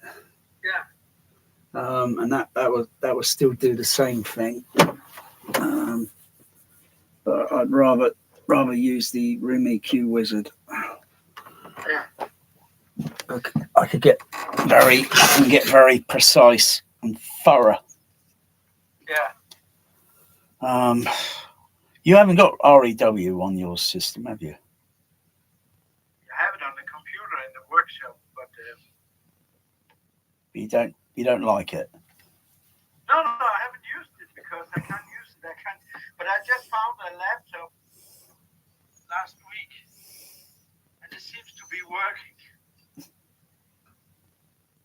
So, you might find it useful.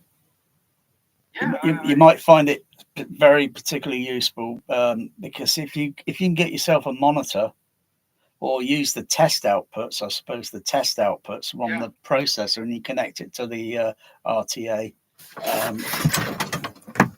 you should get all those surrounds, the left, all the channels. They should all have the same frequency. Yeah, of course. And maybe so I've got to check the center because it sounds a little bit different on the than it does in the so I've just got to check the frequency on the cat EQ card. Once I've done the level, I'll just leave it. because I tried to get the levels equal on the cat card. I don't use those for equalizing the room. No. Any equalization usually would in a cinema processor. If this was running in a cinema, the CP200 connected to a Sony, the equalization will only be done through the Sony. Yeah. The CP200 would have to be kind of EQ, would have to have its settings put into a kind of default. Yeah. So you got to do it manually, and you got to have an RTA, and you got to go through all the channels, make sure the gain level's set correct, then adjusting the. Oh my goodness, that takes a couple of hours just to get it spot on. You haven't got the extension card that you can easily plug into the processor. No, I am planning to build one because I need to. Otherwise, I cannot. Yeah, I have one. I have one myself. It's just a simple circuit board, but I need to resolder it. I need to do some because all the wires came off. So I've got to redo it. Otherwise, it's very easy then to plug it in, and then I'll probably make the cable a bit longer. Yeah. Not very short, so I can have the card here on my lap here. So I've got a long extension, and then it's ideal if you make a few of those cards, because then you got all the cards up here in front of you. Yeah. Oh, yeah, I could do that. Yeah. And then you can go through the pink noise, check that, check that, get that one by switching through the channels, to get everything spot on. Yeah, you would do it a lot quicker. You would do it a lot faster. Otherwise, always got to pull the card out, put the other card back in, take the card out, push that card back in, connect it to the. Oh, bloody hell! Hello. Yes. Can you hear? Yes, I can hear. Oh, your sound dropped out. 1, 2, 3, 4, 5, 6, 7. Yeah, it's working. It was when you were turning around. Something happened. Maybe the signal got disrupted. Maybe something. Yeah. I wouldn't mind if I had extra of those cards extra, because it'll make it a lot easier then, a lot faster to do the EQ. Otherwise, it's similar with a CP500. You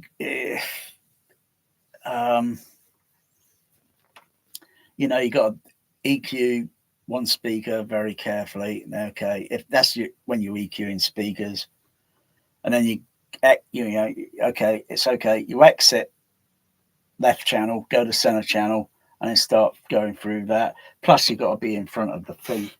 There's no plug-in where you can plug it into a CP500 and then you've got a bigger display, unless of course you connect the outputs for that display to connect into a bigger display, so you can just connect it and then right, that's better. I can see it clearer now. I'm not going like squinting at a tiny little screen.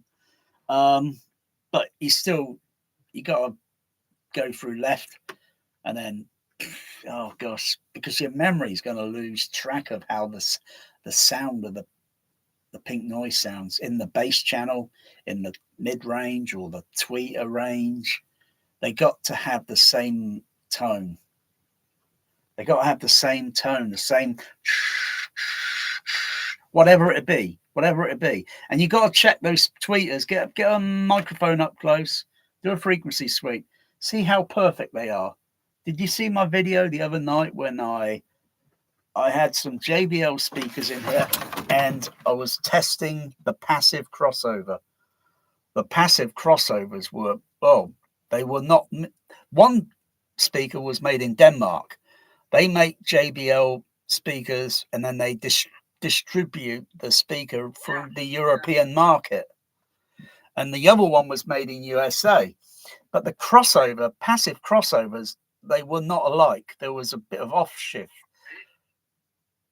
They're not transparent. There was a bit of an off shift with the frequency. It was one bit there and the other bit's over this side.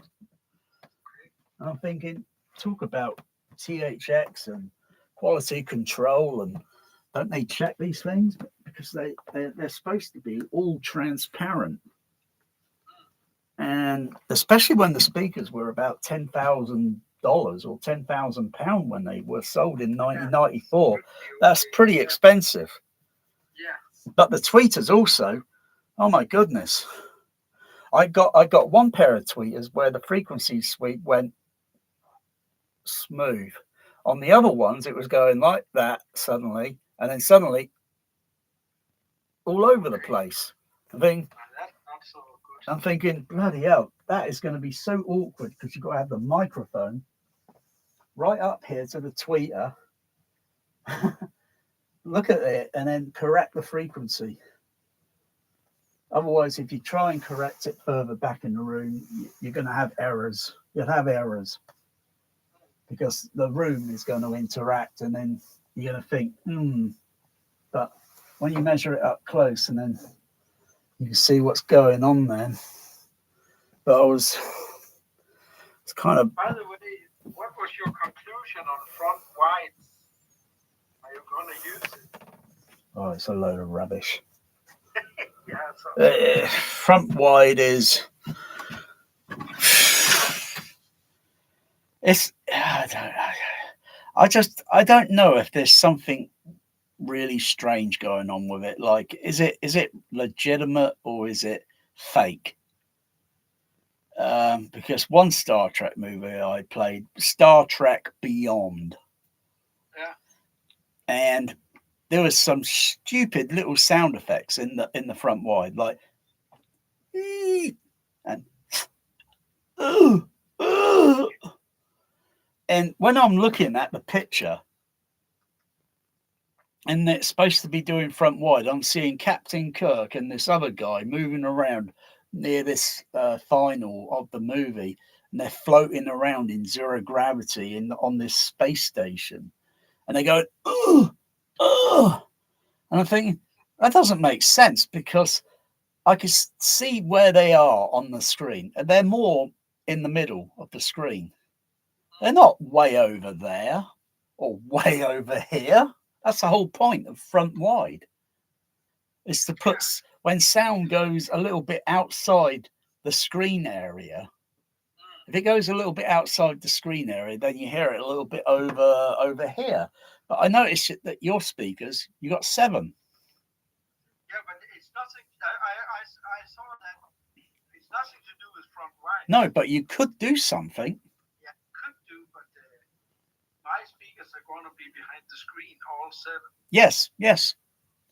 I saw one Australian company called Corix. Yeah, I know that. And they had 7 speakers behind the screen. Okay. So when I play the first Star Trek movie, this is the Chris Pine, Jar Jar Abraham. I noticed that what's going on? The music. I didn't see the music on left and right channel on here. I saw the center channel, but I was totally ignoring the other channels, which were the front wide, left and right. And on the opening, they put the music on the front wide, left and right, as well as it's in the center as well. But the sound was coming down because I'm using these little JBL for the front wide. And I was thinking, where the bloody hell's all the bass? Because they can only do so much bass. And I was thinking, what's going on here? I thought, have I got a malfunction? Is this thing broken? I started checking it, and I down-mixed. I also down-mixed it to 5.1. And I thought, well, that's better. I go back and thinking, oh, I think I know what they've done. Either they cocked it up by putting the left and right on the front wide channel, but it doesn't always happen like that. And I'll get to it. Eventually, when it gets a little bit more into the movie, after about maybe a couple of minutes, then it starts sounding or looks, the meters look okay, and it sounds okay then, until it gets to the end credits, and then it's like, oh, crying out. And there are other little bits in the movie, but it just didn't make sense. And then, you know, it's like they've completely remixed it. But if it plays in 5.1, it's okay. But when it plays in Dolby Atmos, it's you got to make sure you've got the same speakers. So if they're small speakers, it'll sound okay. If they're large speakers, all the same, it'll sound okay. But if they're large speakers and you've got small speakers for front wide, it's not going to sound good. And I guess most people will buy small speakers for front wide. Yeah, if all the speakers are all the same, you won't notice there's anything weird with it. But yeah, I just don't have room for 7 speakers behind my screen. I don't know, unless I change them, which I'm not going to. I don't want to, you know. So you keep your 7, but maybe improve it. But you know, the speaker itself, but keep 7. You never know, you might buy a Dolby Atmos. I don't think so. You don't think so? Okay. I don't play it much. Now. I don't play it that much now, so it's there if I want to turn it on, but it's like many people have got an AV and they use HDMI. They probably don't use the optical input or the coaxial input anymore.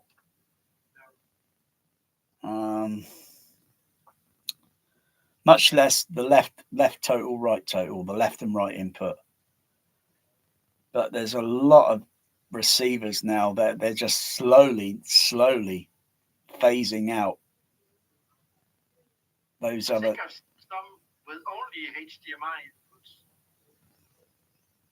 Maybe a single analog or something, but mostly. But again, the classical problem is that movies are crap today, so why would I buy headphones? If they were making good movies like Where Eagles Dare or Dragon Slayer or whatever, then I might think, okay, we're doing okay basis. Then it would be interesting. I got a new movie today on Blu-ray. It's the second Blu-ray I bought in a couple of months. It's this one.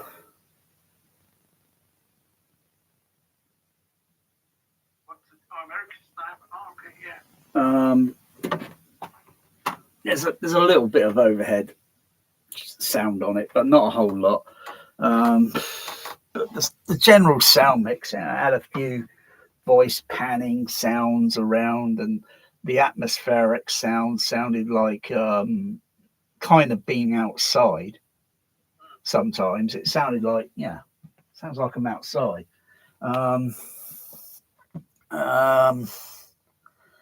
The color was a little bit strange because Clint Eastwood, he's kind of changed the way his films look in color now.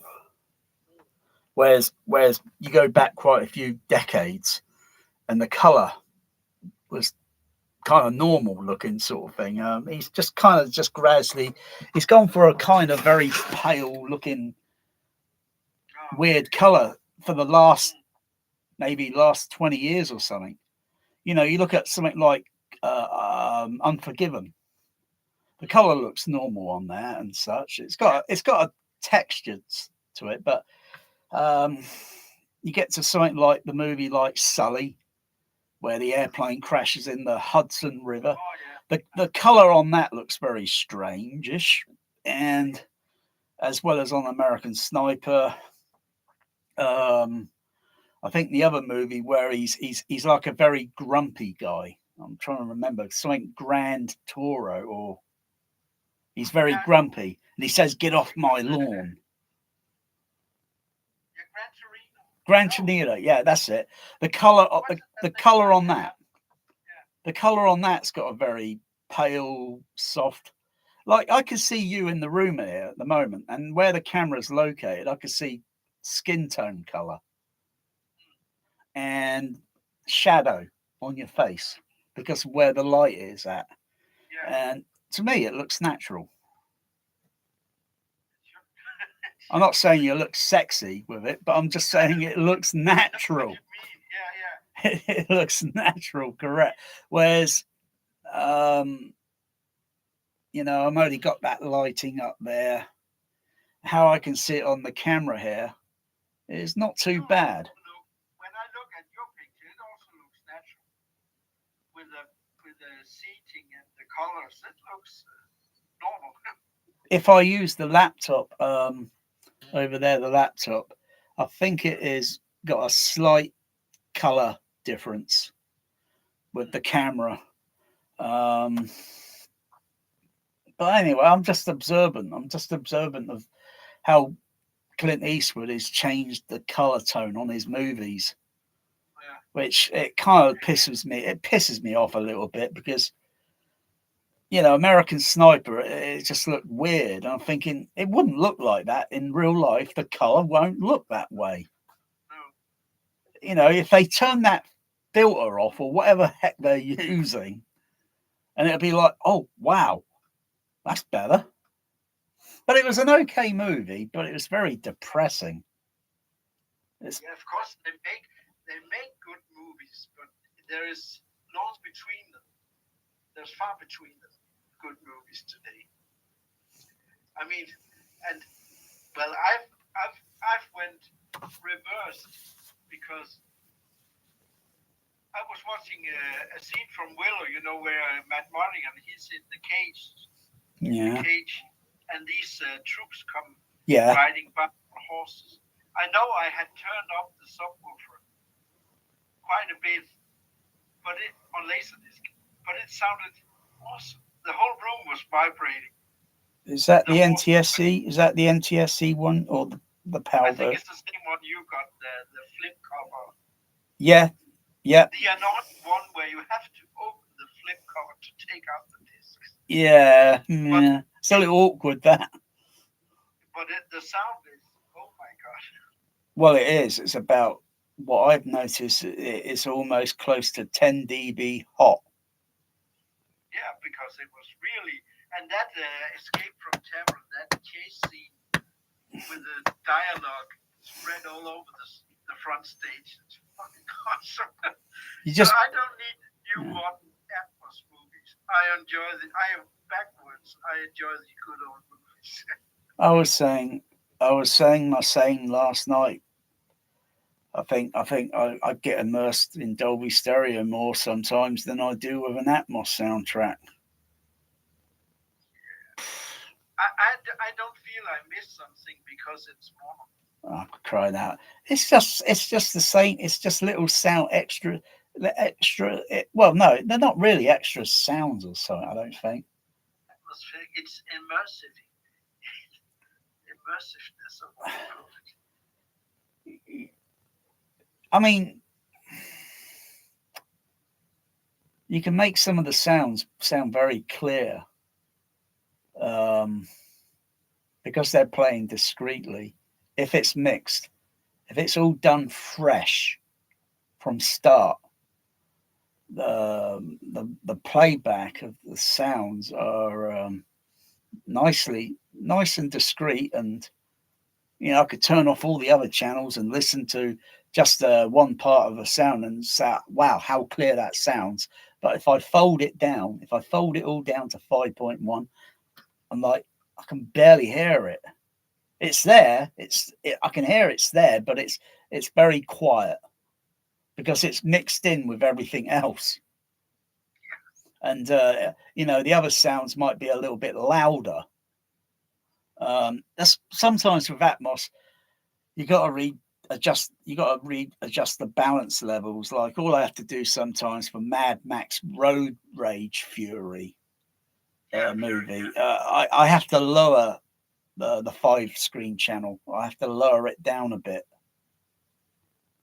and then everything else then sounds okay because they're too loud. They're up here, they're up there, they're this level, and then the overheads or the side surrounds, they're about that level. So I got to just attenuate the levels down, and then it's okay. It's not a problem. But they could have mixed it so it was okay. When I played the American Sniper this afternoon, I didn't have to make any level change. I don't think I had to make any level change. It was okay. The only sometimes level I might make is on the DCX. So I don't have to go into the storm. So I can just quickly go down here and make it, turn the LCR level down, or turn the sub bass and left center, right center, and turn that down, just dial it down a little bit. So I just make sure, I get a nice level sound, just a level sound. And the surrounds and the surrounds for mono and Dolby stereo and all that, like I say, you got multitude, and they all got to be at the same rough level as a single speaker in the front. They got to be about roughly the same level. So you got to balance the processor to be spot on there, and I think you can do that for the CP200. I think you can do that. I think you'd be able to do.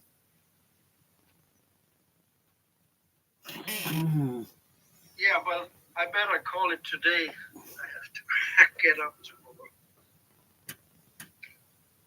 Yeah. Thank you for assisting tonight. No, you're welcome. Thank you very much for assisting. I'm looking forward to your opinion when you get it up and running 100%. Yeah, I'll just get in the back. I'll be doing live video. I'm not sure if you're still watching, but so I'm just going to get in the back of it and just rewire the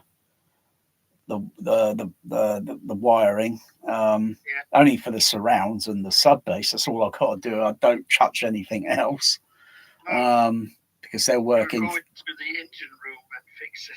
Yes. Yeah. I'll just have to put the continuity of the wires in the correct channels. And then I'll see what the rest of the switching does. Of course, I like to connect. I know you're going. I like to connect the. Not that it is necessary, but blending some of the sub bass signal on top of the surround channel. But that's a little tricky. It's not impossible. It's just tricky to do.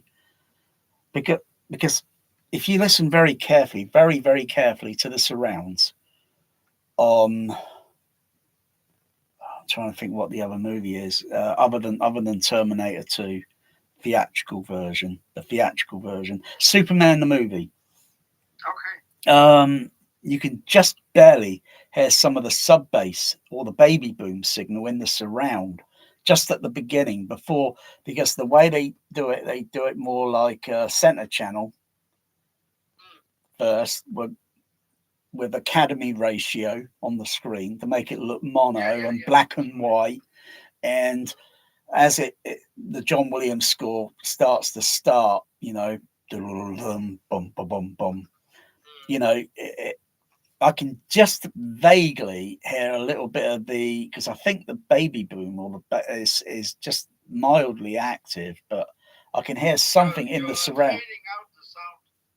Oh, 1 2 3 4 1 2 3 4 1 2 3 4. Yeah, that's okay. I could vaguely hear some of the baby boom or sub bass sound in the surround channel, but it's very faint because the crossover on that processor, it's like a crossover to divide some of the sub bass into the sub bass channel and the other part for the stereo surrounds into so it's just like a kind of crossover filter.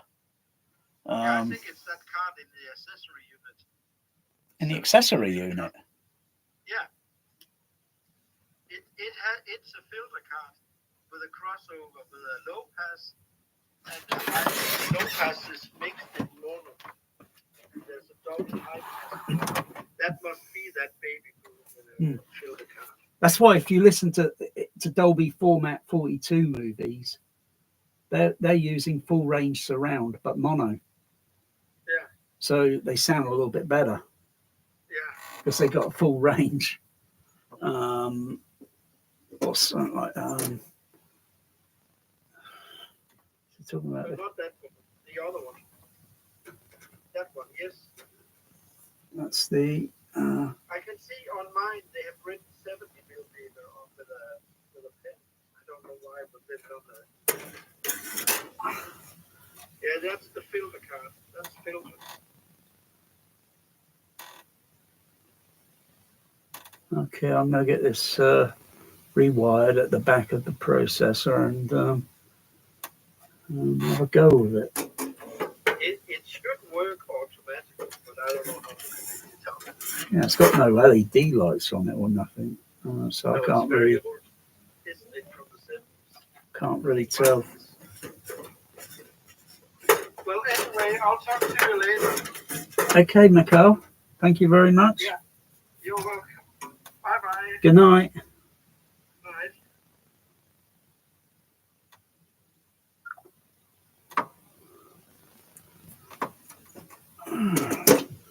Okay. Whew. So I'll get in the back of that momentarily. I want to check that sub out down there. Okay, so I'll set those back to the other subs back to their normal crossover.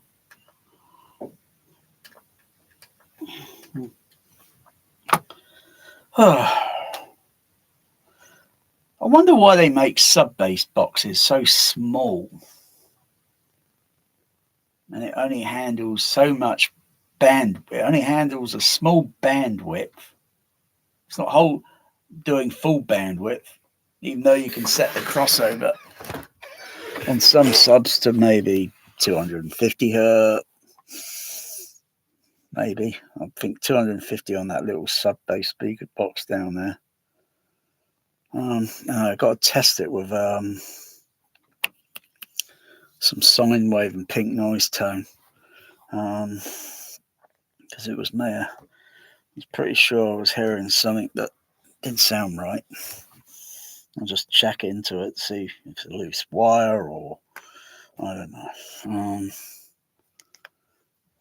But it turns on, other than some people where, oh, the sub doesn't work and it's not turning on, it's not doing anything. And so it's likely that the fuse is blown on it. Check the fuse. Fuse is okay. Okay. If the fuse is not and it's blown, you put a new fuse in. And if it were to happen again, then there's something electronically elsewhere on it that's malfunctioning and causing the quick blow fuse to pop out. Or likely could be capacitors that are faulty, and they're cheap. They're easy.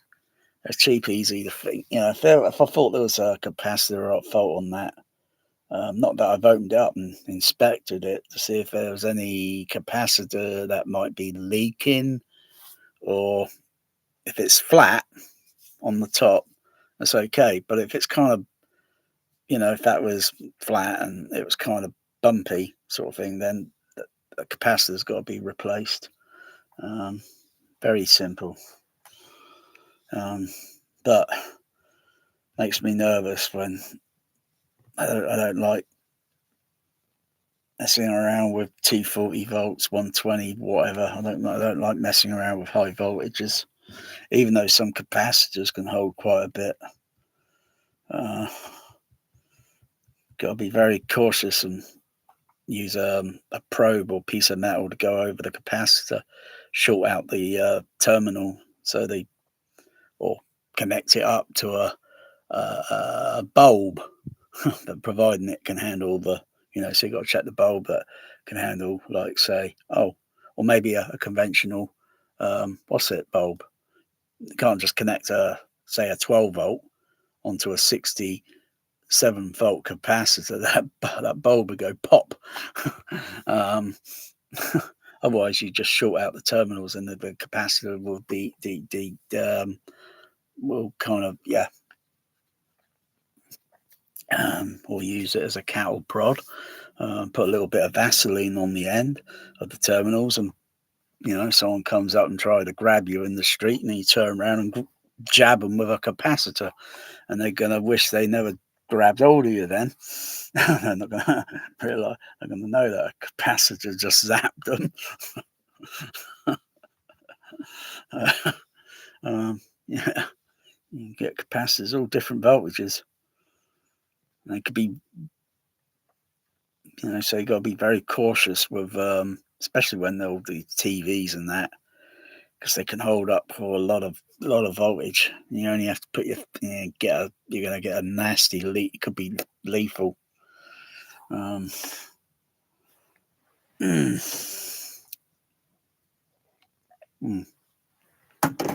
I'm going to do that all now. I'm going to do all that and check that out. So I've got to get the go into the computer so I can see the Storm. I'll use the Storm Audio's sound generator. I could use the Room EQ Wizard, but I could use the Storm's pink noise or sine wave tone.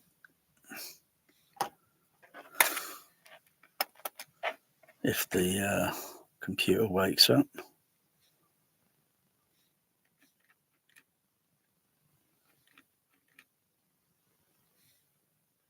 Maybe the HDMI leads come undone. Maybe my cat bear's been on top of the computer again. Oh, crikey.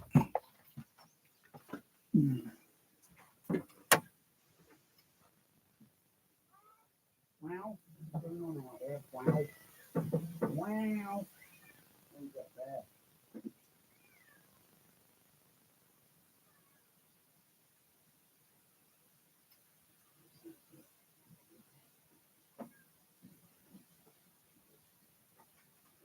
I think. Just check, make sure I am on bloody PC. I know I'm on optical there. Oh, there we go. Stupid dial is big on this bloody processor, really. God, you got to press to change set video mode. I've got to press this middle button and go to these top buttons up here. They go up and down, so I then go scroll down. I'm on PC, and then I turn the dial and it changes the video mode. And once I've selected the video mode, then I press that, and then it changes. Really, that's it's a very tacky. It's very tacky, that.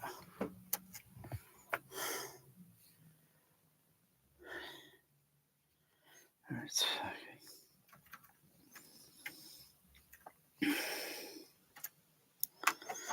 Okay. It was down to that special card. Special number 1.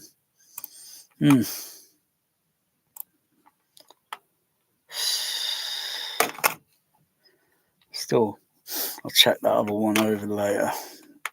Check for absolute transparency.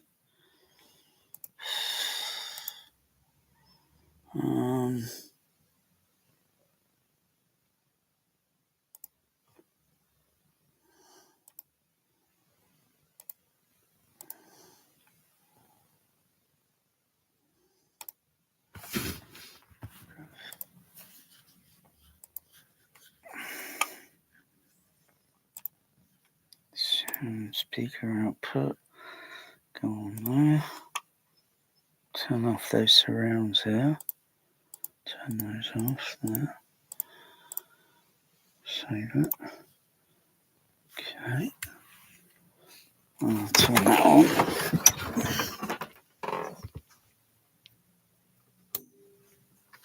could also, if I open it up, connect the amplifier terminal, the speaker output terminal, to the THX monitor and do a check just to see if there's anything unusual.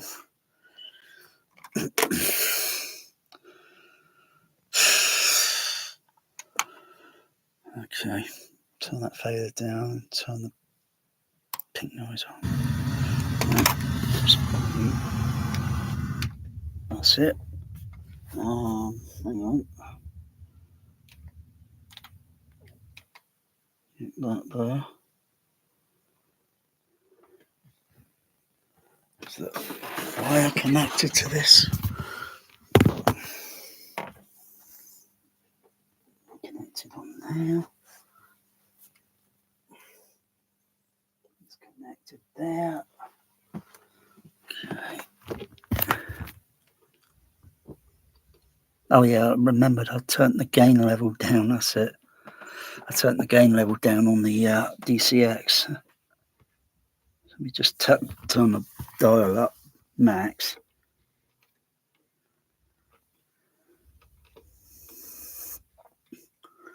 Okay.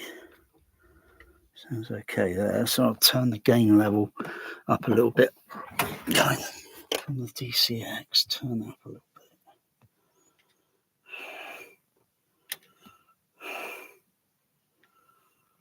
On that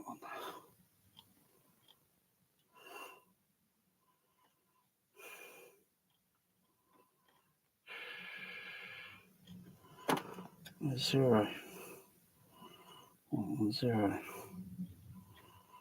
Can't see with these glasses. Oopsie. 0.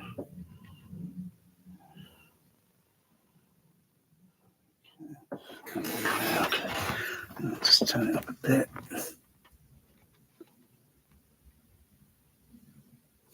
Let me just check back here. Whoops. I think that is a little, turn the volume down. I think this lead got a little bit, kinked. Yeah, it's okay. There was no problem there. No problem there. Let's see.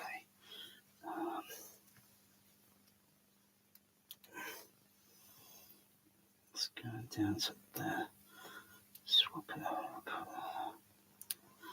Okay. That's okay.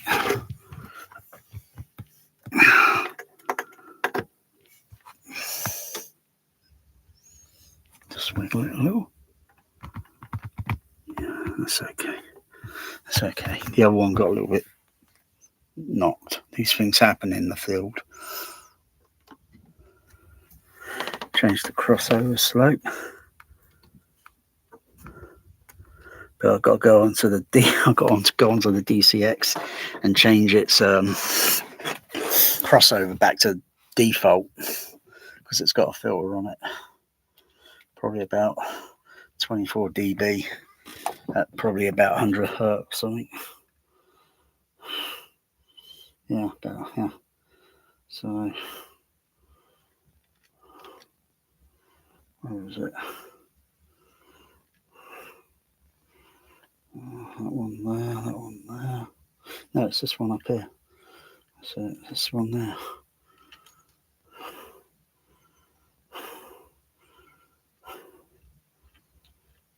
Turn that on the low, turn the low end filter off. It's a little louder now. Actually, I'll just dial the frequency up to about the highest frequency I go. Okay, that's what it's sounding like. Okay, and turn the crossover filter on it. Little kind of scratchy sound I was hearing there. It's okay there now. It's okay. Got to do that. Maybe hit it with a hammer. Yeah. Yeah, that sounds a little deeper or lower because it's just filtering. I'm kind of curious what crossover, whether it's 12 dB or 24 dB slope. It's okay there. Getting a, oh yeah, getting a bit of it from the port. Getting a bit of a chuffing sound. That's it.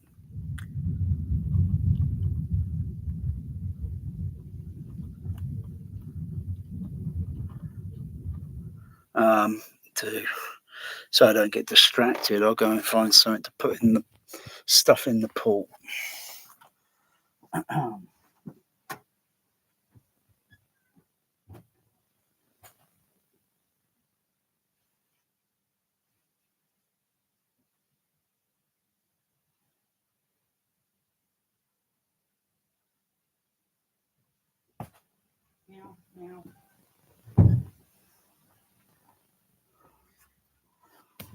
Let's see if this works.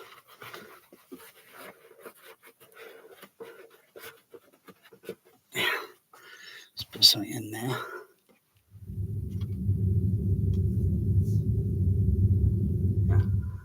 All that does, all that would do is change the tuning on the sub. But you can't do that by ear. You gotta have a microphone RTA to see the difference going on, to see the acoustical change in the crossover frequency slope, the tuning, whether it tunes it down this end slightly or this end. You know, it just changes the tuning on the sub. It'll either kind of make it kind of louder at a certain frequency or a little bit less. That's good. That's ideal. So, you know, you can turn a sub from into a sealed or a ported. Preference on a sub, I would rather have ported. That way you can easily make it sealed by get a towel and roll it up and then push it in the port and then make it sealed. Or you have something that you can literally fit over the front of the port, something that you put on there and screw it on, and it's got seal all around it, so all the air is contained, the pressure is all contained on the inside of the enclosure. The JBL TCB subs, they're not exactly front firing, but the sub bass drivers are located on the inside. They're in a chamber, and then they have ports, outputs. Can't easily get to those and put something in there to change the ceiling, but mostly the sound is coming from those ports, so it's best left as they are. Other subs that are direct radiating ones, they got ports on, so my other JBLs in front of they're kind of sealed at the moment, in a way they're sealed. And I've been running them that way now for a while. I could take all the material out of the ports and then change the tune, and then it just changes the tuning on the frequency, makes it a little bit louder at a certain frequency. It doesn't necessarily mean it's going to work very well at a frequency in a room. That's why you got to put a sub over here, over there, over there, and over there. So when all of them are turned on very carefully, so the balance of the levels, it's very difficult. You need something like a voltmeter, put a sine wave tone, so you get a certain voltage. And because every amplifier might be slightly different, on if you got 4 subs and they're all matching, doesn't there? Just because you set the dial at that number and this one at that number, all at the same, doesn't necessarily mean they're going to be outputting. They could be outputting maybe about a volt, 1 volt and higher, or they're just misaligned on the, so you've got to check it with a voltmeter. I'll just check it on the THX. Ugh.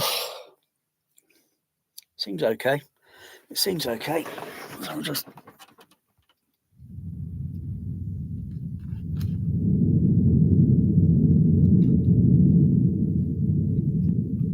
I can feel quite a bit of vibration through it.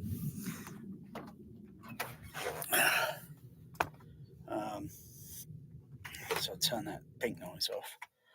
Go to a sine wave tone. Sine wave tone will be a little bit more. Turn the fader down a little bit.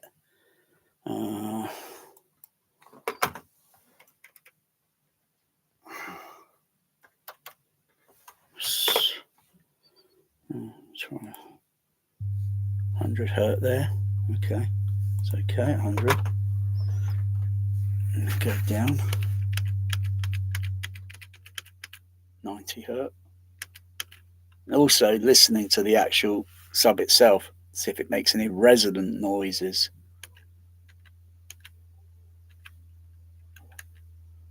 Or it could be where the sub is located, to where the side of the wavelength of the frequency is going out to within the room, and suddenly you hear something that may sound like distortion, or you think it's a sub, or it's somewhere in the room, and it creates this omnidirectional. So it's not like, oh, it's there, I notice it there. It's like, where the heck's it coming from? I know there's, and then you got to walk around the room. So it's very technical.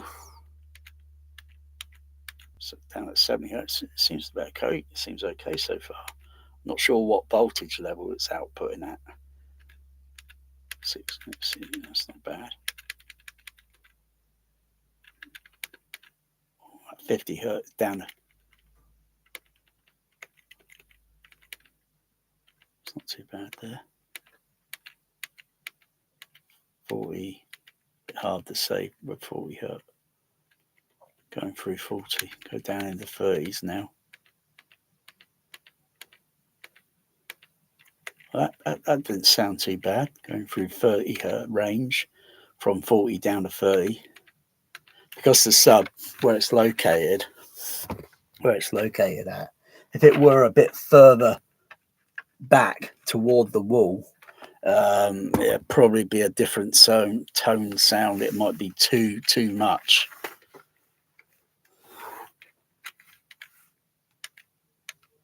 It's not too bad at 30 there. 29 hertz, 28, 27, 26, 25. I can gradually hear it, the level going down, which also could be if the sub were located a bit further away, because the wavelength, 25 hertz, is a pretty long wavelength. 24, it's still responding. Of course, I've got to check the frequency roll off to see if it's rolling off. I've got 19 hertz going for it. I turn the fader up because I'm at minus 41 dB.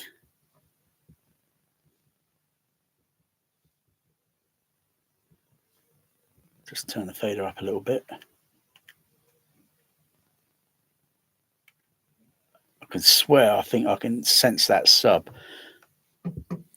Even doing something around about 18 hertz. That's not too bad.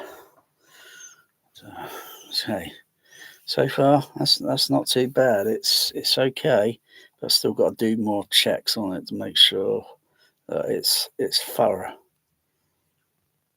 So a friend wants it, but I'm surprised. Sooty's had his claw on it, and because it's got an edge foam surround on it, it just was a little nip, and I put a little silicone on it or something, a little silicone, kind of like when we get a cut, we put a bandage, or we use that glue. They use that glue stuff now, and if it's just like a little, they put that glue stuff on. I had an injury on my head one time, quite a few years back, and this nurse got this cracked out. This. I thought, what's that? I put in stitches, and she said, "Oh no, this is glue." I said, "What?" You got to put glue on me. It's okay. So, oh yeah, what type of glue is it? Because it was completely new to me, but it worked. In any case,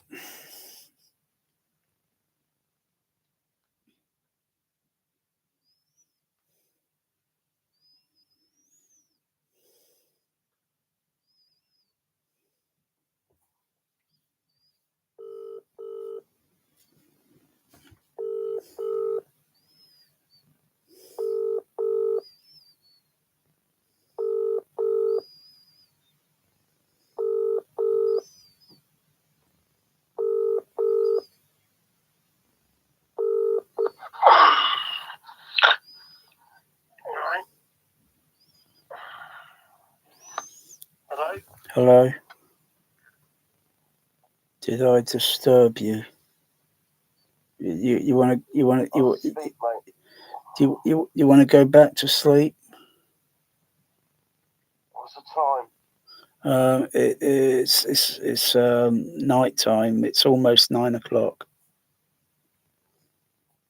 Oh God, how long have I slept for? Probably a couple of hours, I would imagine. Probably nodded off pretty quick.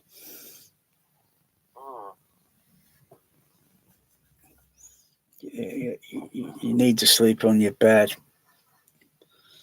You're gonna end up. It's gonna catch up, whatever it is, and you're gonna have a creak in your neck or something or wherever. And you don't want that now. You think I fall asleep in these seats? No, heck. When I'm knackered, I'll just go and lay on the bed. Did you get those pictures done on that? What's it?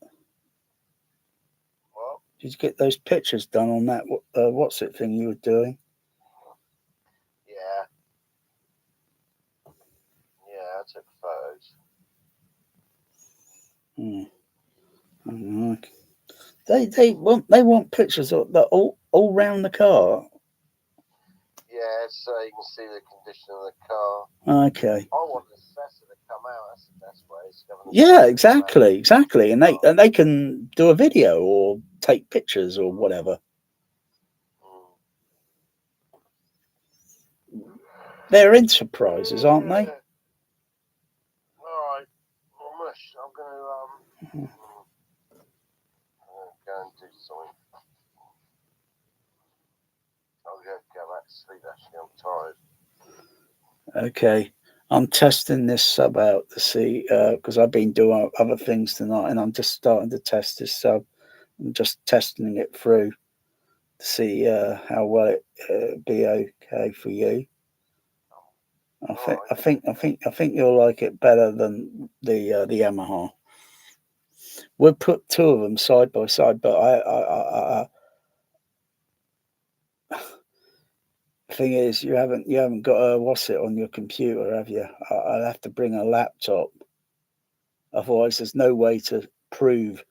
You know, it's like what our friend was saying on the phone today. We'll keep decodering here. You know what he was saying about this, that, and you need proof of people blagging, and you need proof and all this. Well, this is what I'm trying to do here at the moment. I'm trying to evaluate, and I'm pretty impressed. I'm pretty certain I can get about 18 hertz low frequency infrasonic sound in this room with this little LTAC sub. What I'm doing is I've got something stuffed in the port because it's ported, John. Yeah. Like the Yamaha, it's ported. If you plug the port up, you change the tuning on the you change the tuning slightly. Otherwise, you unplug it, sort of thing. Sometimes it makes a kind of a chuffing sound. It chuffs, makes a noise like that, and you think, what the heck is that? It's just the air that's flowing out through the port at a very fast speed and makes a kind of weird noise. That's audible, you know. So I've got this thing sealed at the moment and just checking it, and so far it's doing pretty well. But I need to get it on the test bench and do a little bit more checking. I'm surprised it works very well. Mate, I'm gonna go up to bed. Otherwise, I'm not gonna get sleep. Shut it down. Shut it down. Shut it down. Shut it down. Get on the bed, mate. All right, I'll speak to you in a bit. Okay. Oh, you're grouchy there. Night. See you in a bit, mate.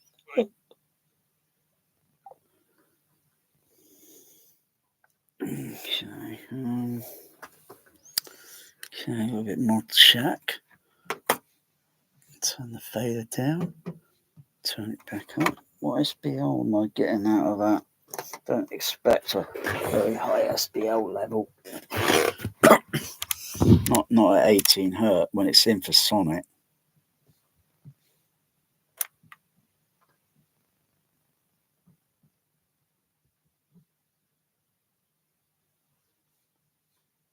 Yeah, it's minus 30, something 30 on the 34 on the Storm.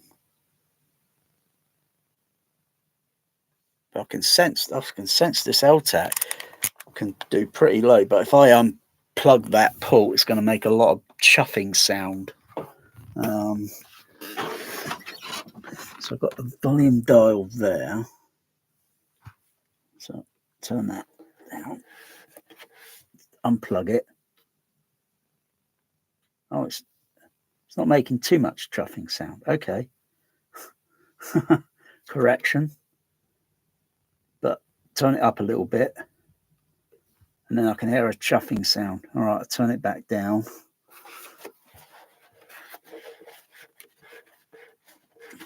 Also, I think something additional I was noticing.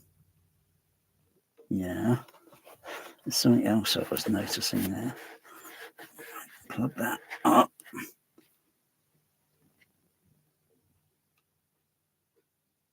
Oh, yeah. I just got to check all round because it's building a, drivers moving, so much.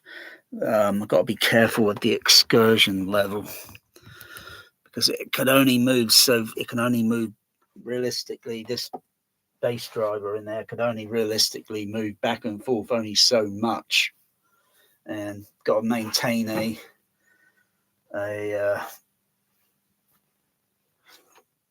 technical safety tolerance level. Also, just check to see if there's any damage on the driver itself, because I know it's had a little, but it's still pretty intact. That. I'm surprised, but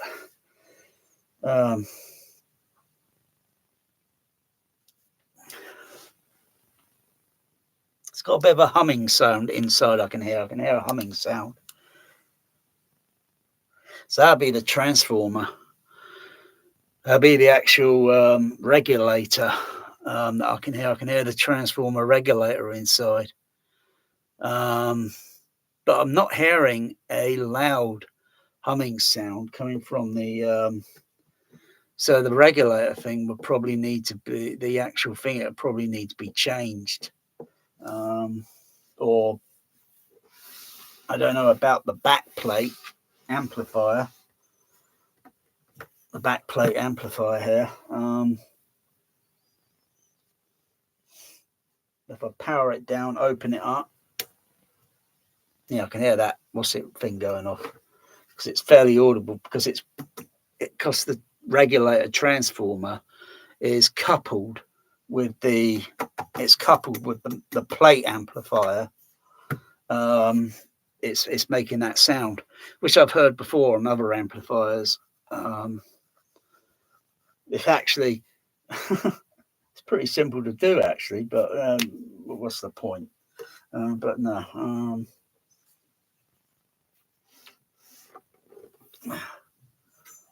Okay, undo the plate amplifier and have a little look.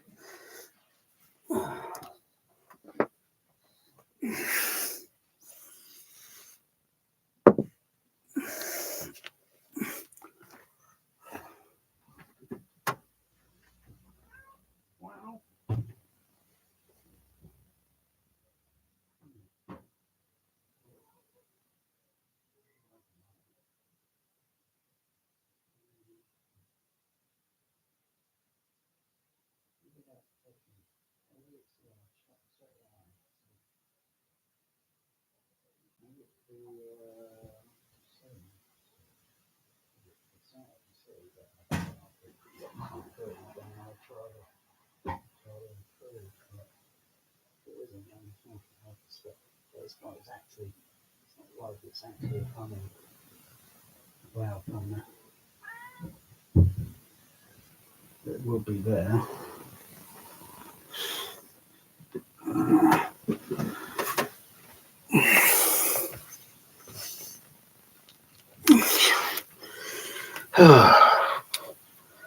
Okay.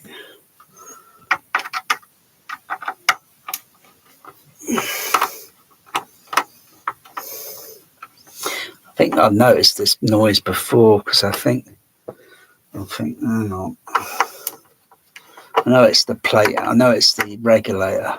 I didn't know it was a regulator called, well, it's a regulator and it regulates the mains voltage and then goes down to a certain DC voltage.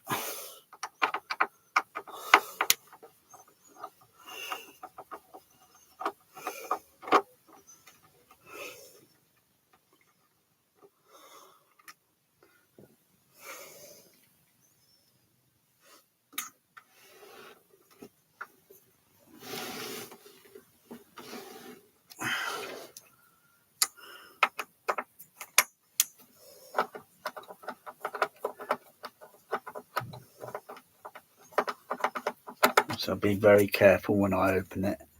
Even though it's powered down, there's still some voltage in the capacitors inside.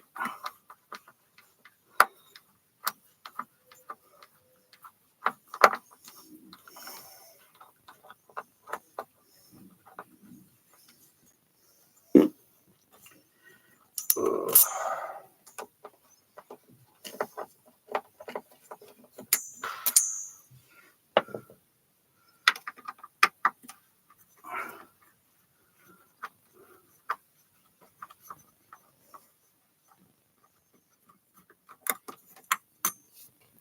One, two, three, four, 6.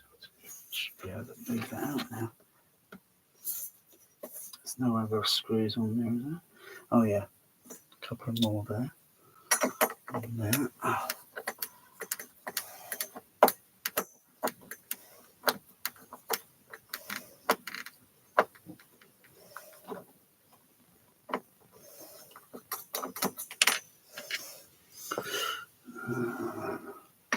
On there.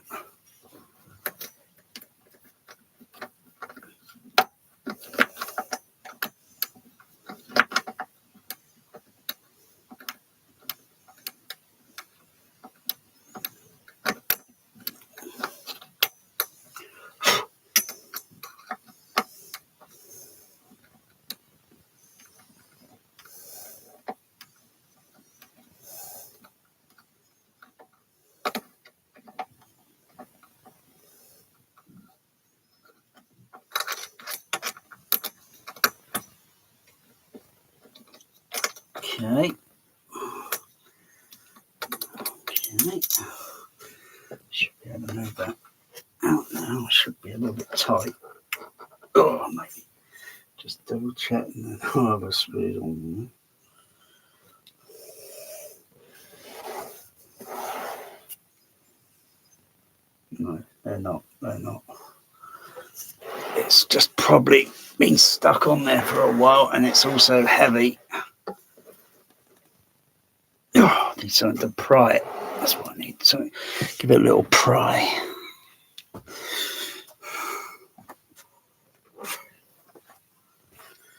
Give this a little pry out.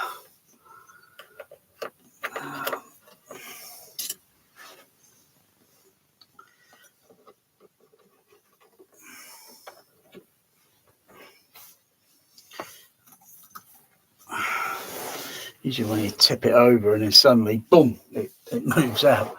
So, oh, there we go. Okay, yeah, be careful of that there. Okay. All right, that's it. That's okay there.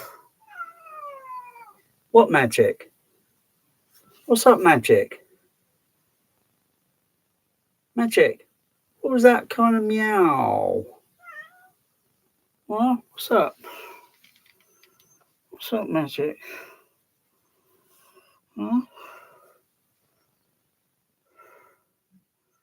What's up, sweetie? Huh? Wow.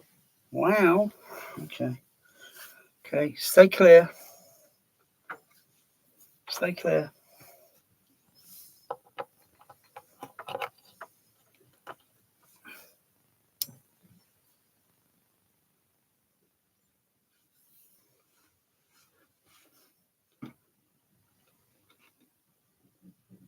That's okay.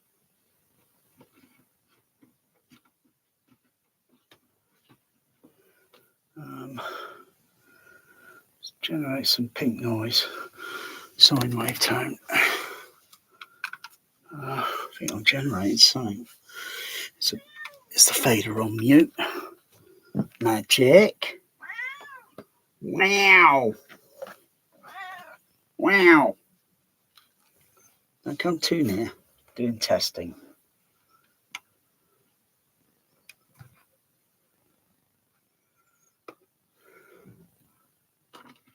Oh God, connect the what's it? Connect the RCA.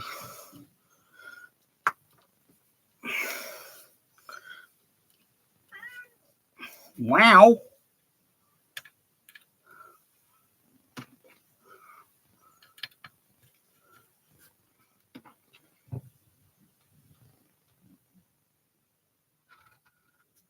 I can feel movement on that.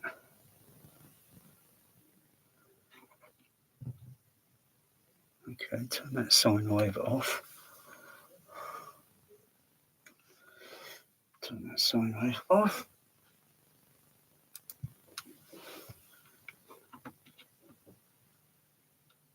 There's a bit of a ground hum or something there I can hear. Undo that. Turn it up. That's silent. So let's just connect.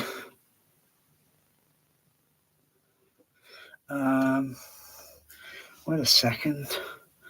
Where's the what's it? Where's the voltmeter? Where's the hang on. Where's the voltmeter? Magic, move. Come on, do it, Magic.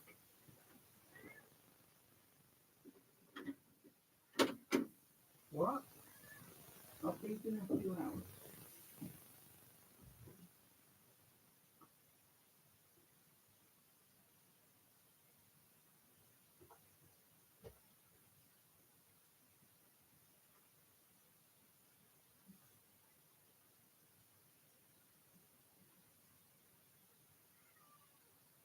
I'll be in a few hours, Magic.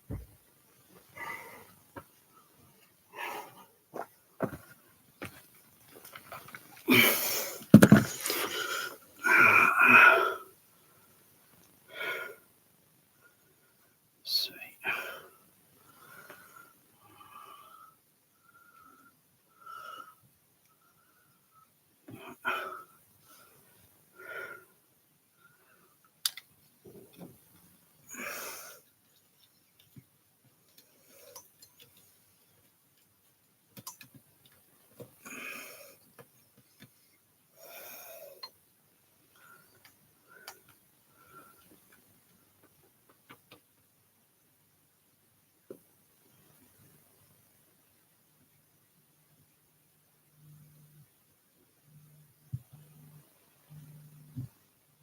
Uh-huh.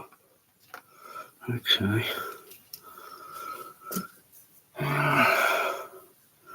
Okay, let's power it down.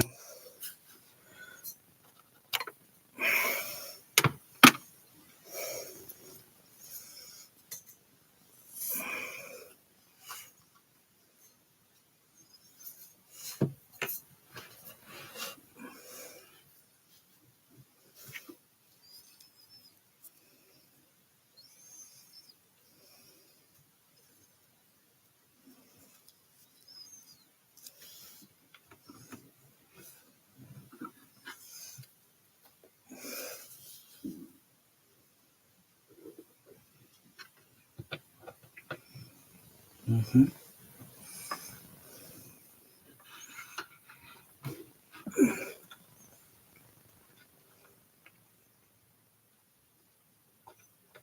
Very good. Very good.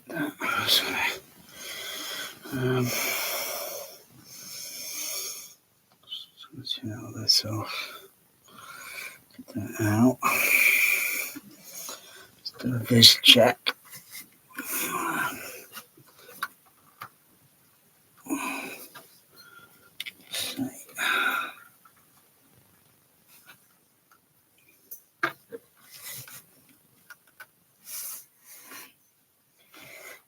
Couple that.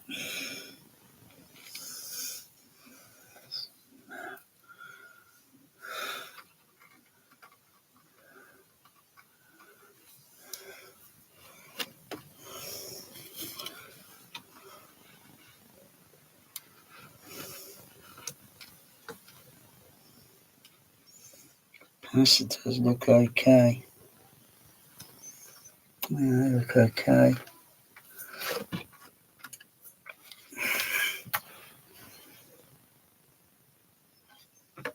So this is probably a ground hunt coming off this transformer.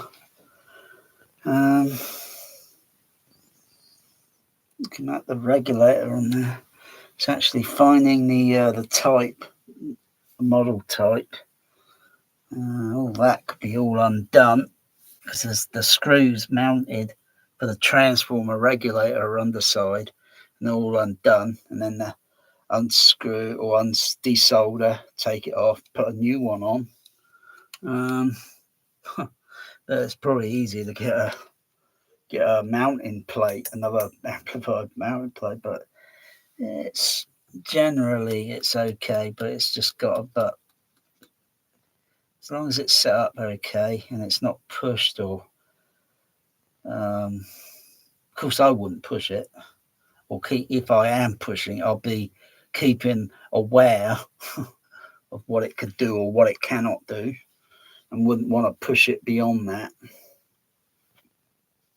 because then it would fail.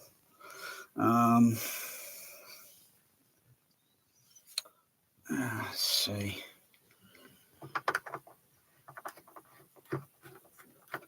Let's get these out. Better things here. I've got better things now.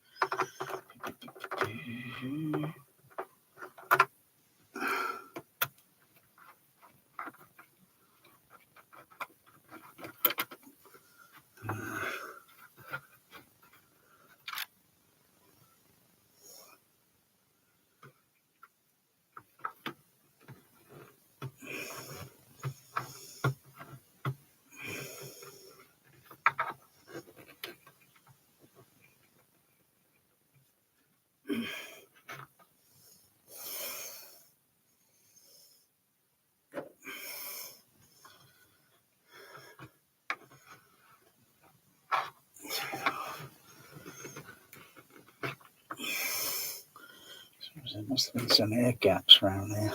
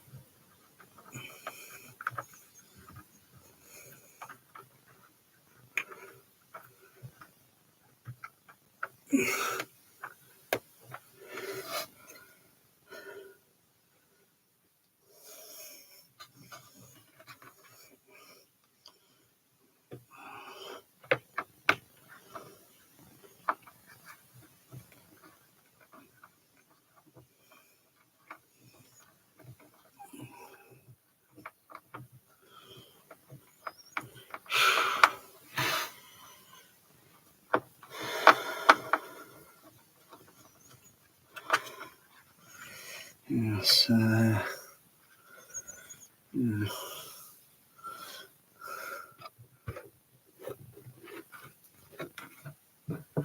Okay.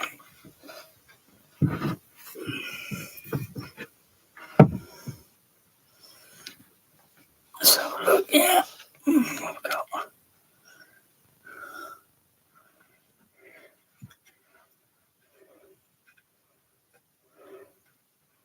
that spade, that was it, that broke off there. Oh yeah, okay, yeah. Let's see why I've done that. I could solder those wires hard on there. I haven't got any what's it there to fix that there. So I have to solder those wires. Okay. Get that on there good.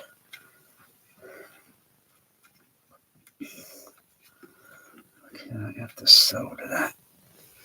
Make a nice connection.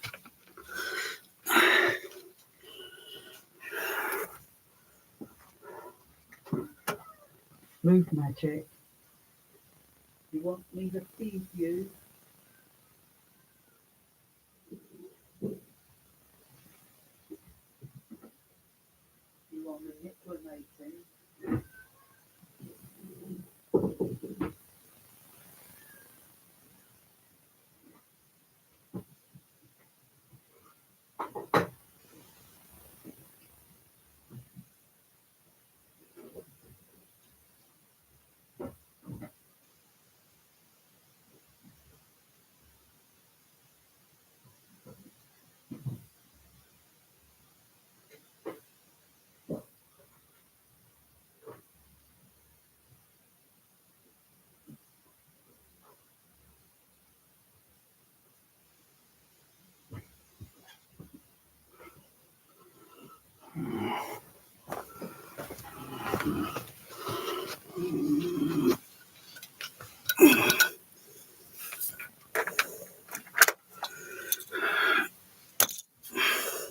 I think I'll have a little sandwich.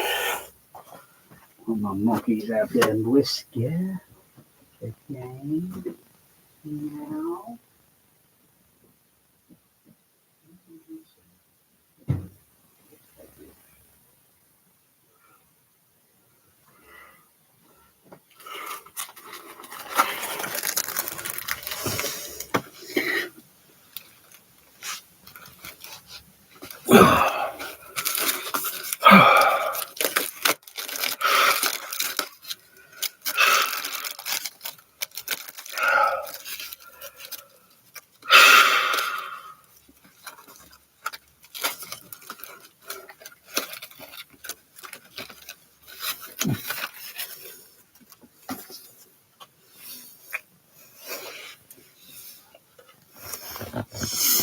I've been having lunch break.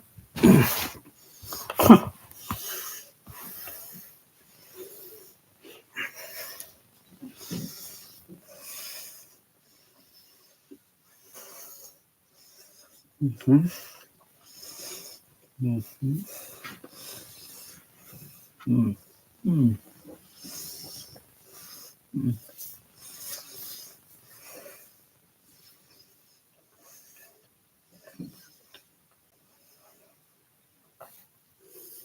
I think I can try and improve on this.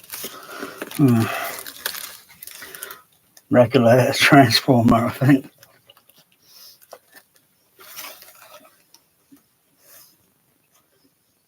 Transformer.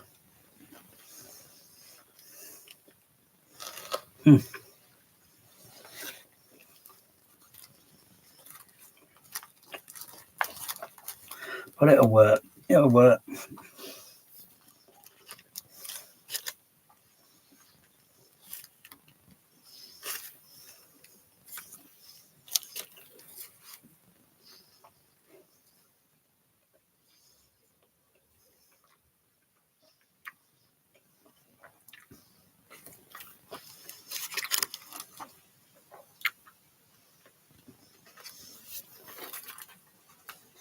Oh, you cheeky. No, you just had some whisker, Mad Bear.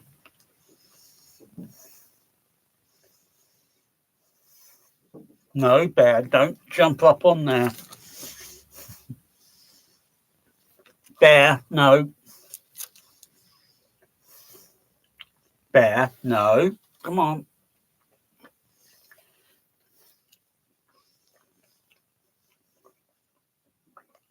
No, no, no, no, no, Bear.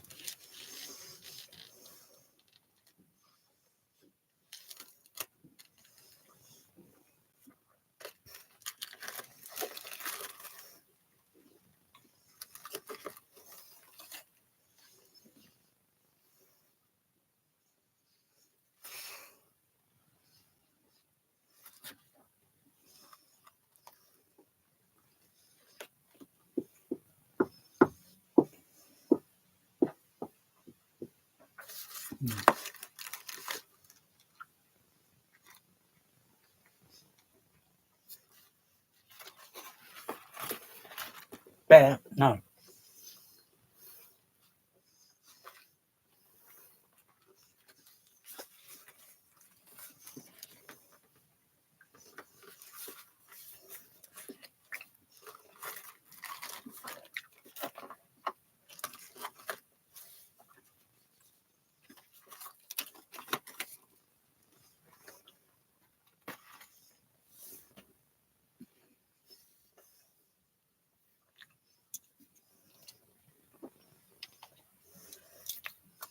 Battery's getting low.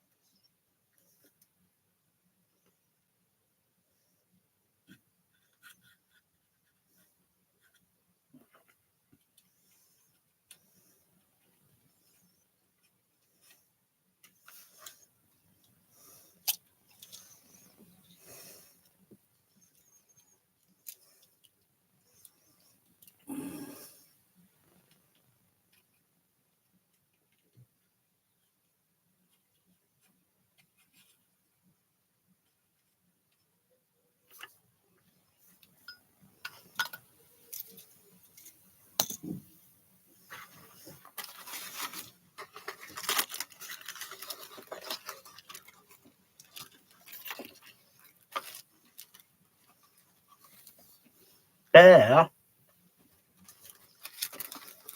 stop watching. You can have the box in a moment, or you can have this in a moment, all right?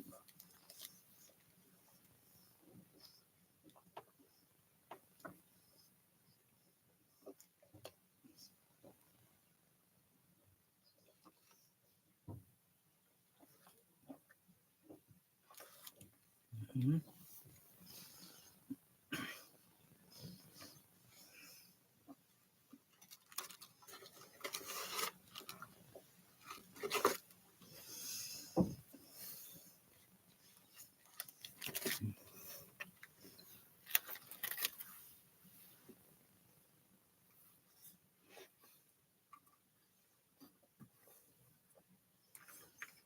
Short lead, have I?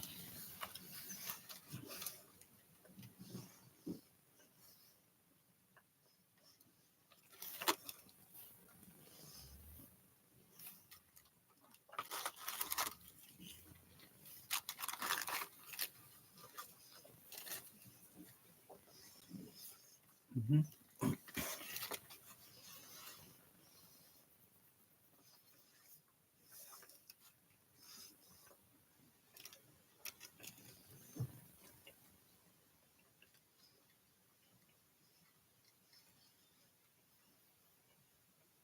Mm.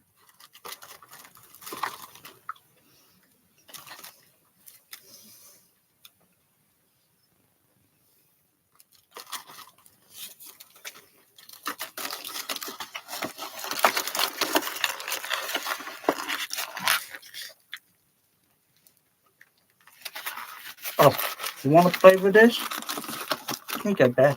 Here you go.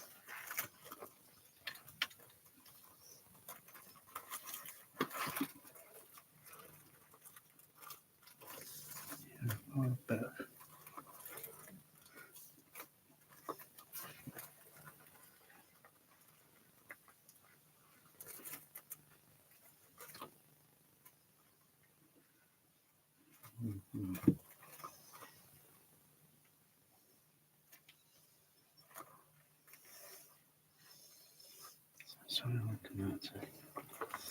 Doesn't necessarily mean it's going to do that all the time, does it?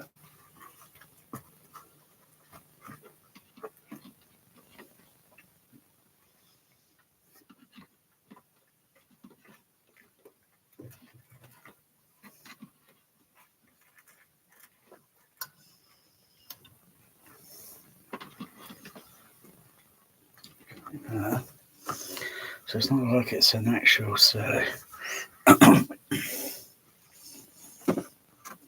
rounded.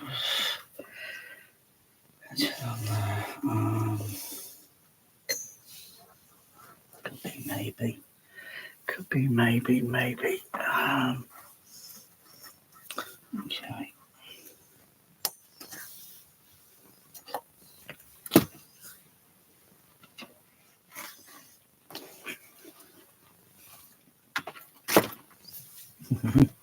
Mm.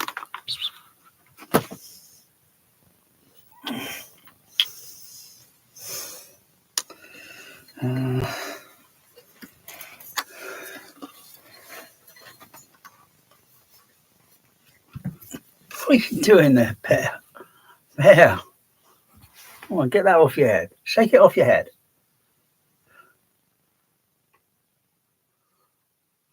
Unbelievable.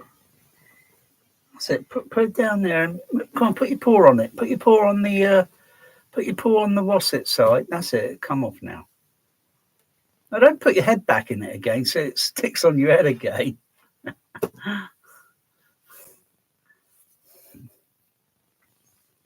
Have you finished with that, Bear? I think you have. Okay.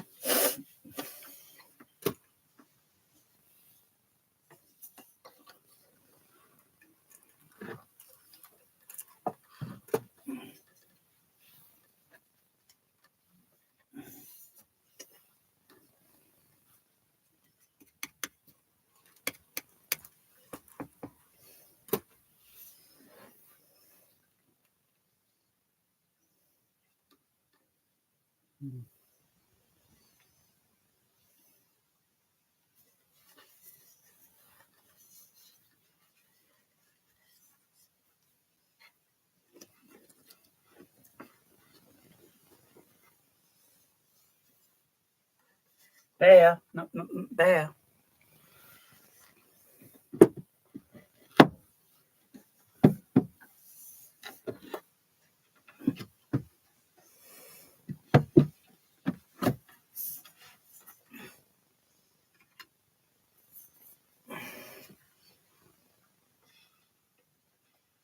Down there.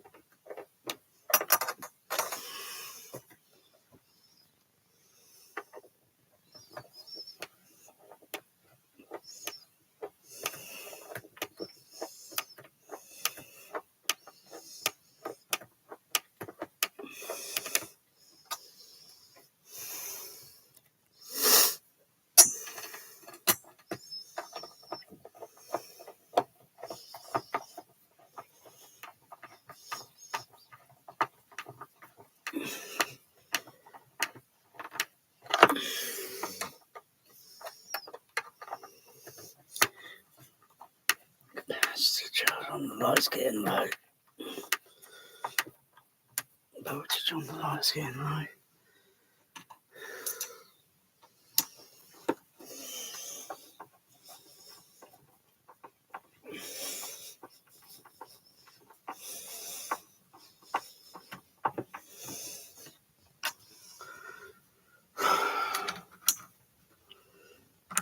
How much I can do with that?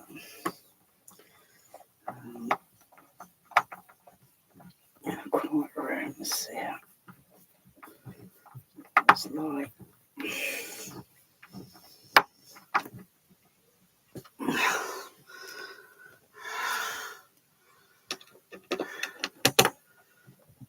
Come here.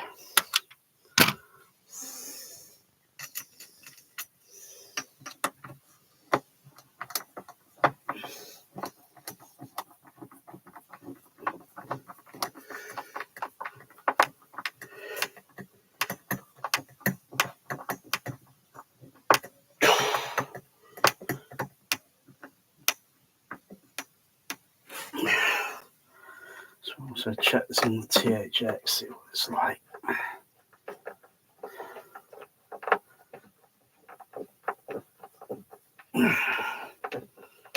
Whew.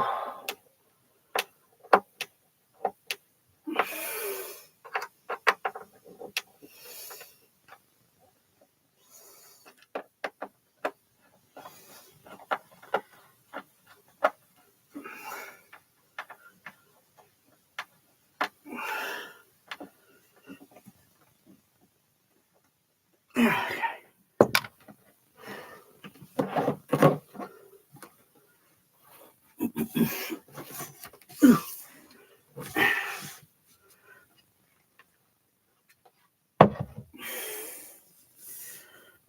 I'll get the amp return cable.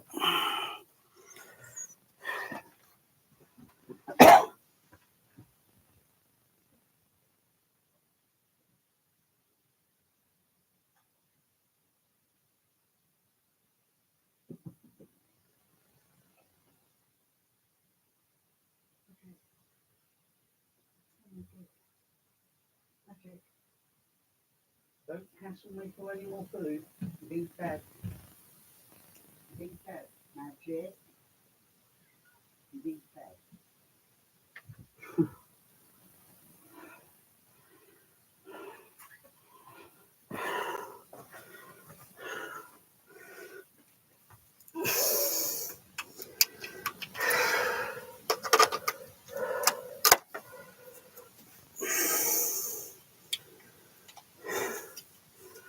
There's a short lead.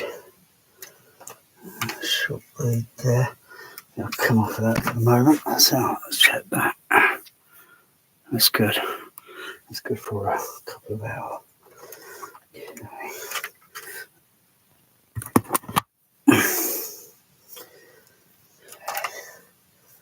Short lead there, I think. We can connect that to the what's it. Okay. Move, magic.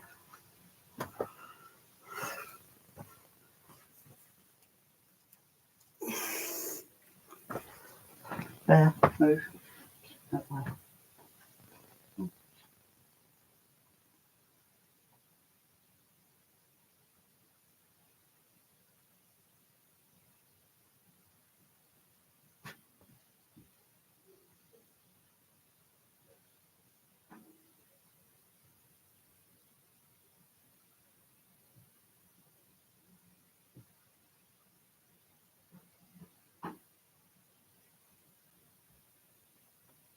Oh, shoot.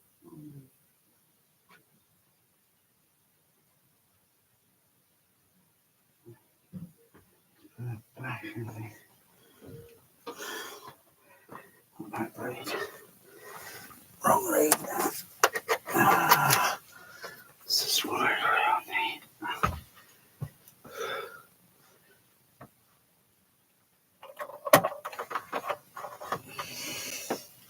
Oh, but I need that for that. So,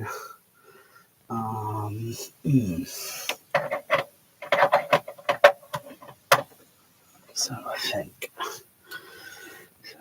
What do I need? Whew.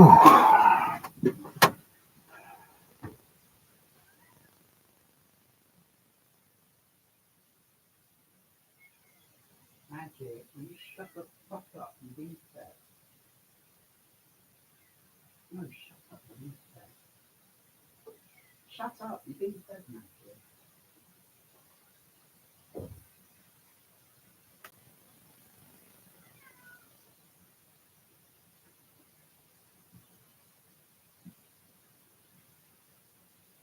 You've been fed.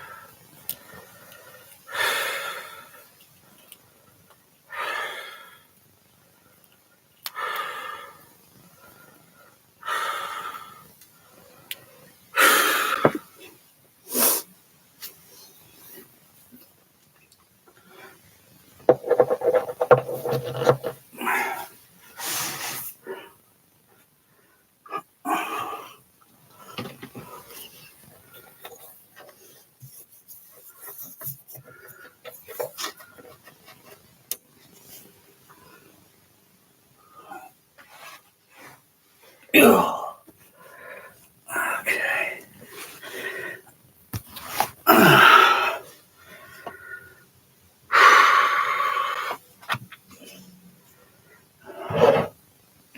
Oh, have I changed the computer lead over to the... Yep, check that.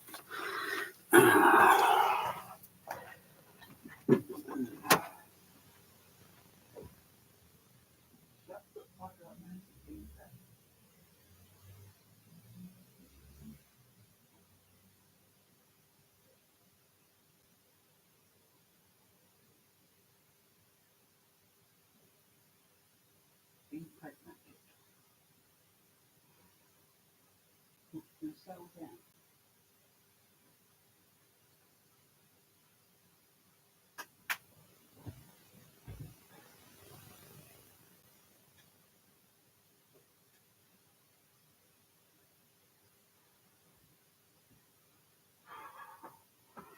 That's my connected to test. That's right.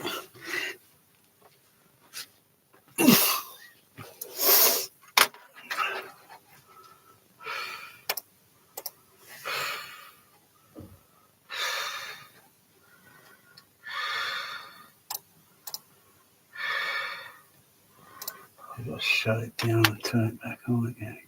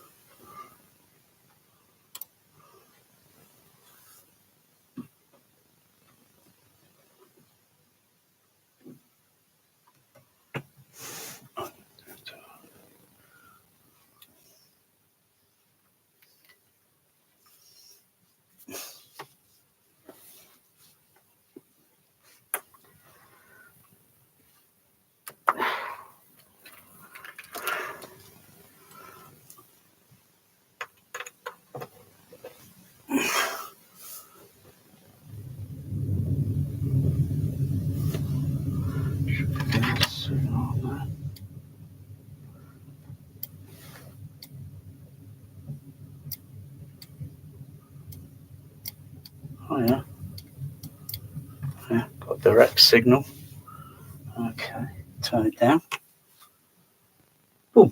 Got a bit of a wasset there. Let's see what that's up. I think mostly that's on the wasset.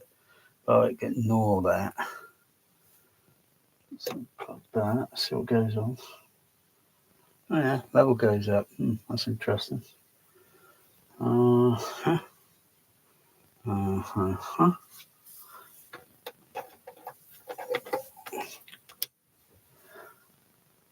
Oh yeah, oh yeah. So there's a bit of a noise that's going through the transformer there. The regulator, the regulator transformer. So some of this noise there, that's a little bit on the THX model because that needs its power regulator transformer changed. So it's okay. I can see. I know what I'm looking at there.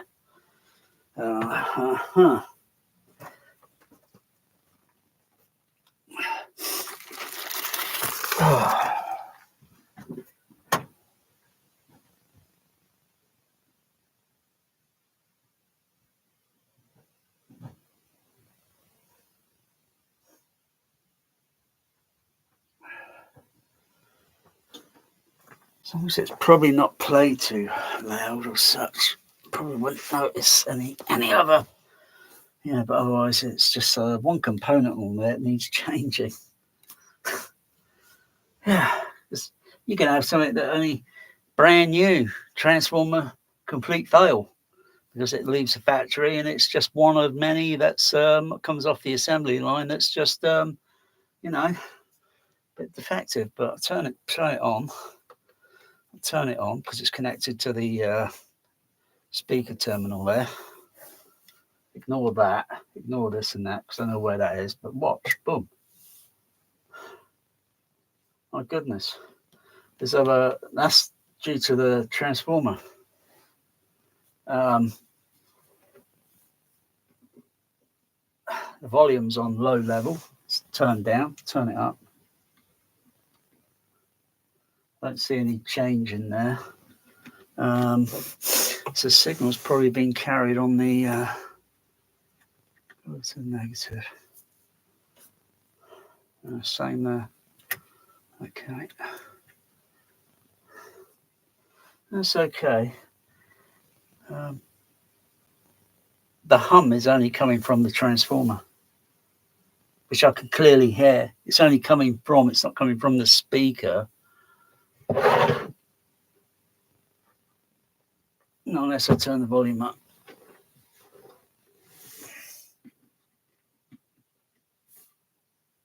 Or put my finger on it. I should be able to put my finger. It's no, it's not connected again. So hang on, let me just connect it. See it changing that signal, I think. Just put the ground near the ground. Oh yeah, so that signal goes down. Okay, fully connect it. That's partly connected. Now fully connect it.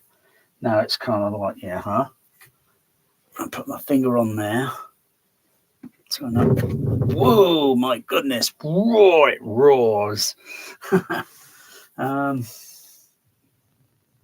just turn it up a little bit and bam, got a frequency response. So that's going above most of that signal noise. That signal, the pink noise signal there is going above most of that noise there. That's not too bad. I'll change the crossover slope. Change the crossover slope on it. It's gone down a little bit. Mostly peaking around about 30 hertz. Mostly peaking around about 30 on there. Turn that crossover slope back up. So looks like to me it looks like a 24 dB. Looks like a 24 dB slope. So up to then it's rolling off on the amplifier because the amplifier is rolling it off. Not to mention when you load it, measure it acoustically with a microphone nearby, near to it and observe the. So I could do 2 tests. Get the get the microphone near. Open up 2 REWs, so I have one for left, one for right, so I can monitor the electrical frequency response going into it from the amplifier, and then measure the acoustical to see what the trade-off is. But yeah, I can clearly see frequency rolling off once it gets up to about 30, and then it's starting to slowly go to another slope. Try and use a different slope there, different octave smoothing.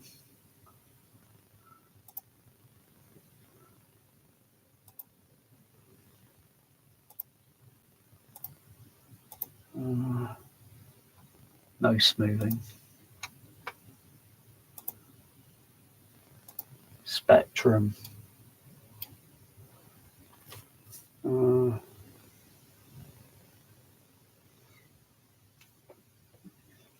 Yeah, it's got a bit of a cheat on that passive crossover. Not the passive cross. It's got a bit of a cheat on the crossover on this, where it's otherwise it'd probably go down a little lower if it didn't have this filter going on there, sort of thing. And then you just use a crossover filter for the room or whatever, tune it for the room, but I don't know.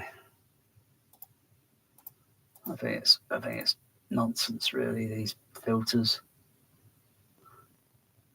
Otherwise, it's not really an active sub now, is it? Active sub.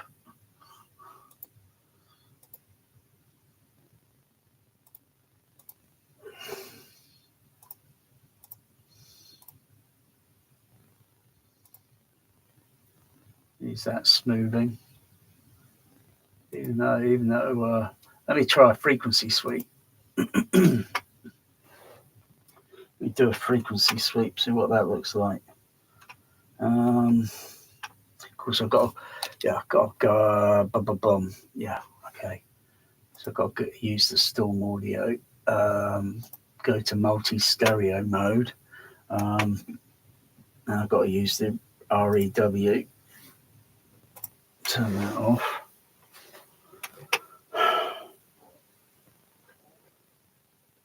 Save that. Exit. Go filter, sub filter there. Refresh. Go sub filter there. Yeah, all the other channels are turned off. Okay. Okay.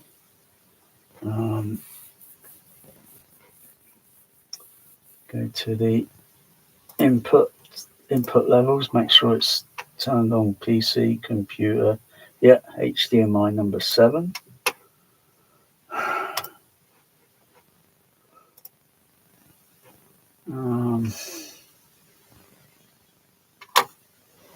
Get the keyboard. Okay.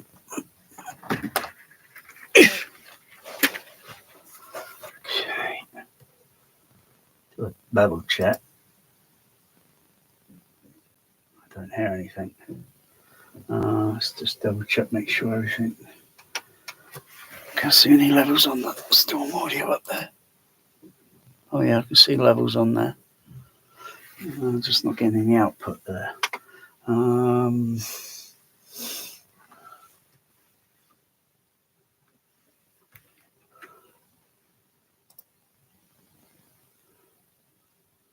it's connected.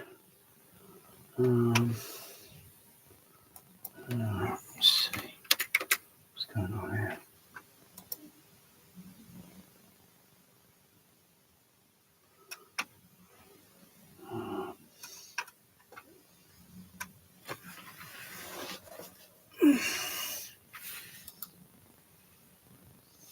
Now I can see levels on there.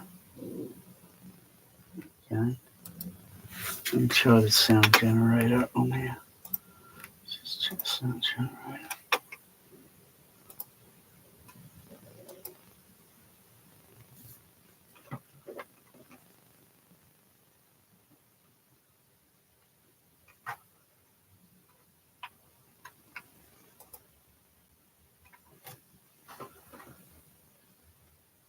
So there's definitely a bit of a ground hum there, or something that's been picked up.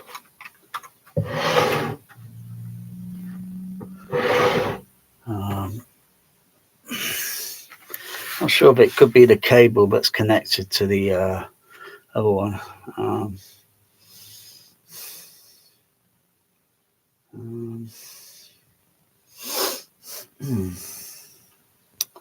It's only this long cable, got a long cable that's only connected to the other sub for the amplifier, the other amplifiers, and it's only connected to a jack extension, XLR to RCA phono.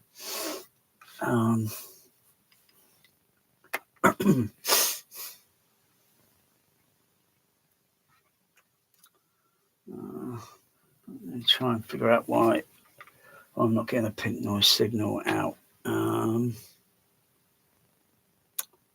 Let's get it on.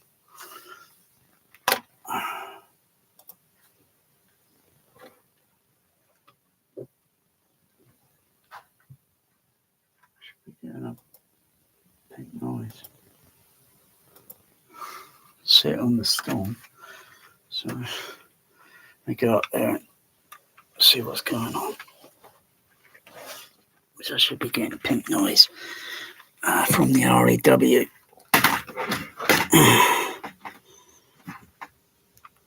Oh, yeah. Wow.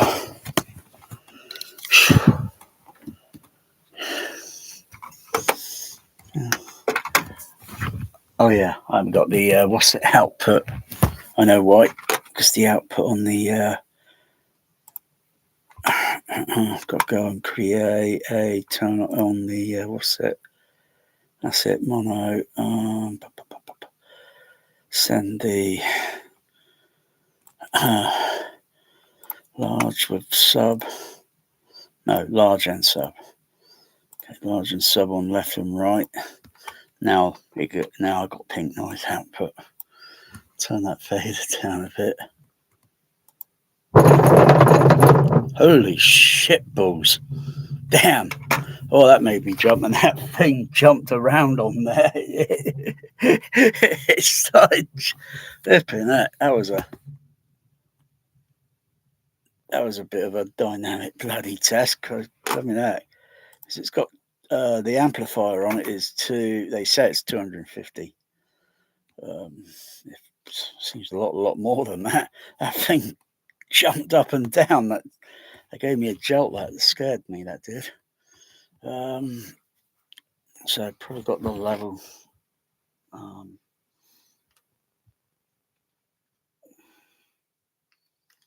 just check.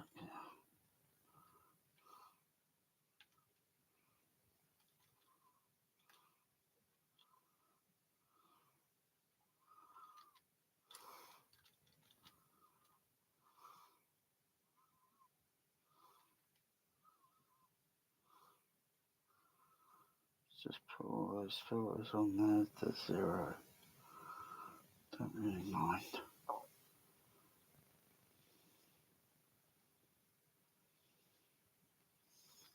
Goes to default.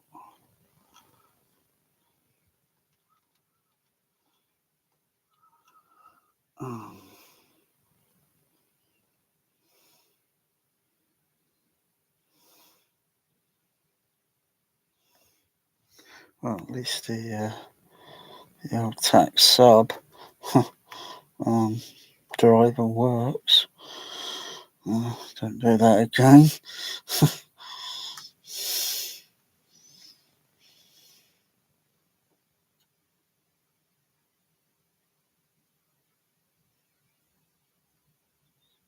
Okay. 0, 0, 0, 0. Okay. Do that again. Actually, I could do the frequency sweep from back here. I don't have to be down on the floor.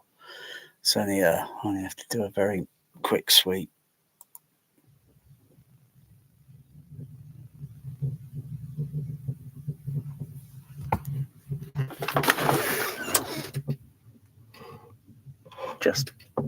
It's just jittering a little bit on there. Okay, so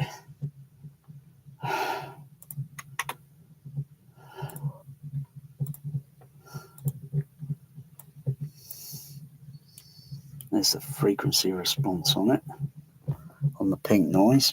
Look at it. Look at the roll off on that. Bloody hell. Ridiculous.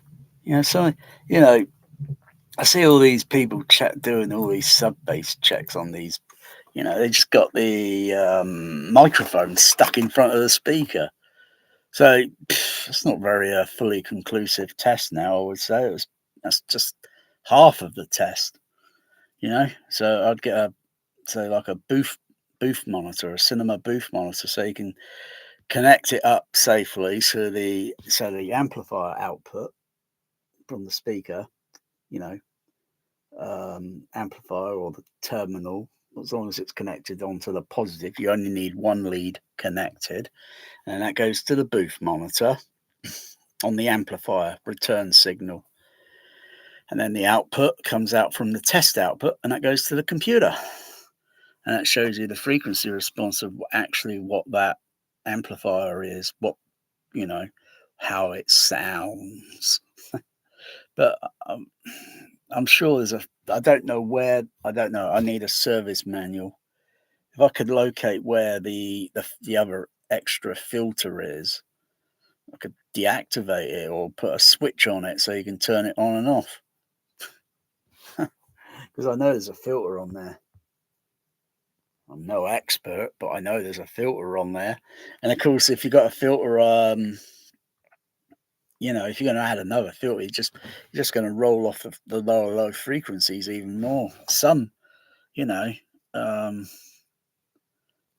have a filter that's not even there, or maybe a 6 dB roll off or something, but that looks a lot more like a 24 on that.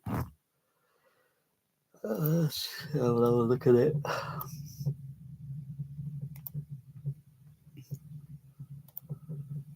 Yeah, it looks like 24. Looks like they got 24 on the high pass and 24 on the low pass. And the filter on there at the moment is set to 250 hertz on the, so it got to run up to the highest. I've got no other filters turned on the DCX. They're all turned off. But if I want to turn a filter on, I'll turn a 40. I'll make it 24 dB. 24 dB. I'll set it at 20 hertz, and then I'll roll the frequency, and I'll dial the frequency backward. It should go down. No, it's probably on the wrong term. No, that's on the wrong terminal. Sorry, that's the sub shaker. Oh, these things happen in the lab. Turn it off. It's this one here.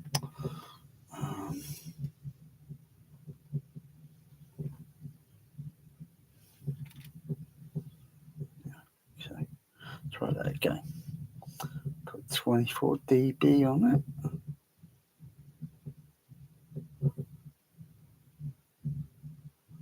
Okay, not 48. That's a bit high. 24. Is that Basil or is that Link Riley? There we go, Link Riley. Set it at 20 hertz, and I'll dial the frequency back. There it goes. Ooh, all the way down. You can't even hear it now because it's completely filtered up to about 20,000 kilohertz.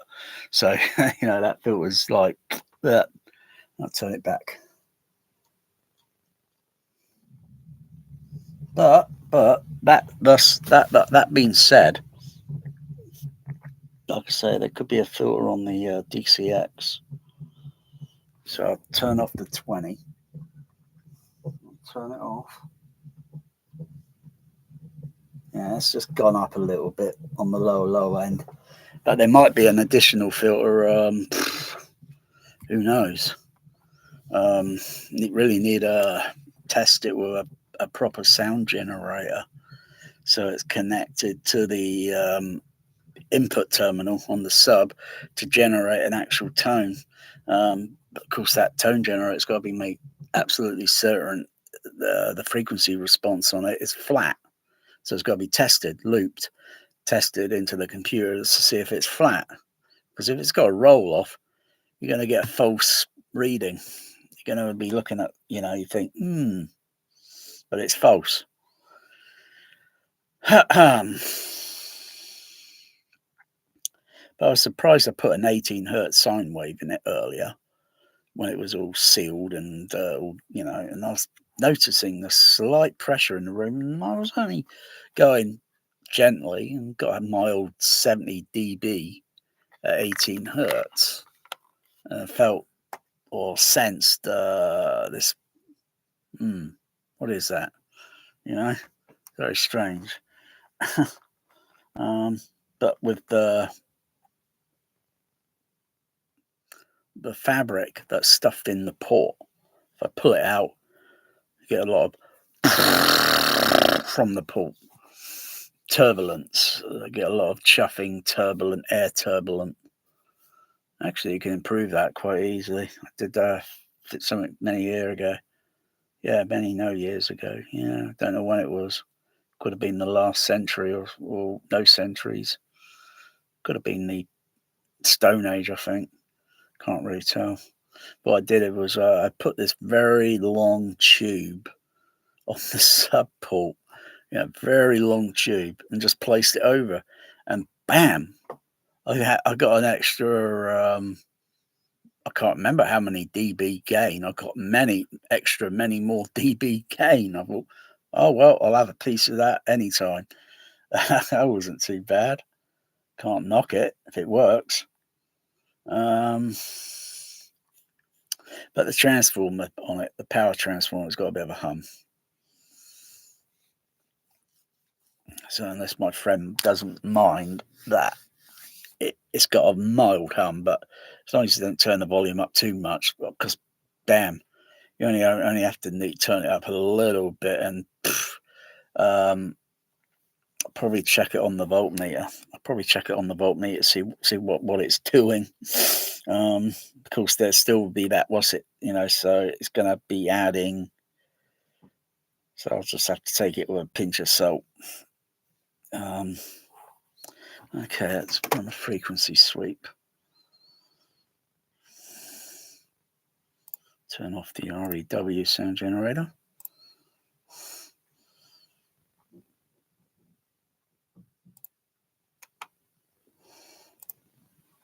Start the frequency sweep at the lowest frequency, which is 0. I'll go up to 250 hertz.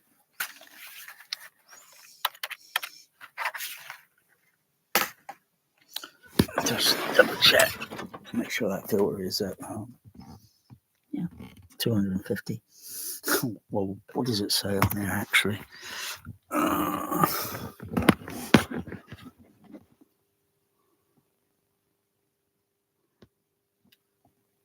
does that say? It says 150 on there. Need a torch. I might have been thinking something else is 250 and getting confused, because I've got so many things on my mind. There's so many subs and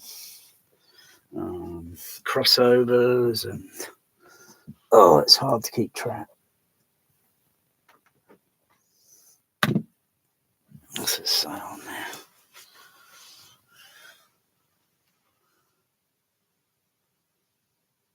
Oh, 170. 170. Okay.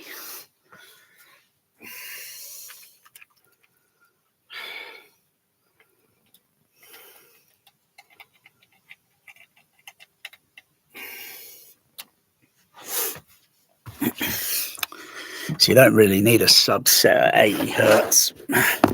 If it's only going to be playing LFE,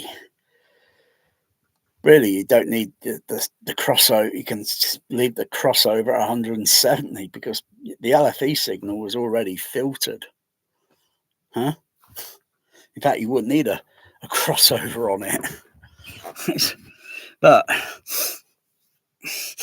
because most AVR receivers can't usually filter the do correct crossover filtering. So if you play Dolby, if you were to play, say, Dolby DSU with a laser disc signal or VHS, realistically, you probably then want that crossover only on the processor, on the AVR set to, for Dolby DSU, set at around about maybe 100 or maybe 80 hertz. That is only there so you don't hear the voice dialogue, which is going to be typically maybe around 100 hertz. So you have a filter so that, the dialogue's there, and you turn the filter down and you go past it, and you filter it off. And even though it's still there, but it's filtered off. So, but if you know what I mean, you're just filtering it off. That's why they had the 80 hertz sort of thing with the home THX thing. The cinema does it completely different. You got a crossover for the Dolby stereo, a crossover for the Dolby stereo, and there should be a crossover there for the 70mm, which could run a little bit higher. So you really need to, settings.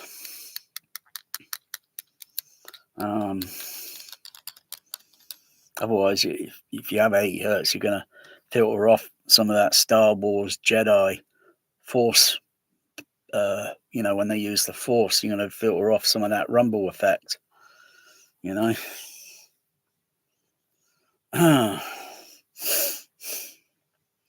course, the Storm Audio can't quite do it all. No, I don't even the bloody Trinoff can do that. Once I've got that CP200 up and fully operational again, I could have certain things all put in. Okay.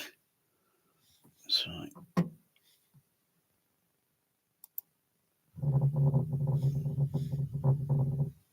Yeah, that level says it's okay, even though I think I'll go in on the level on the right out loud. So, where's my voltmeter? I want to just check first what that is on the voltmeter.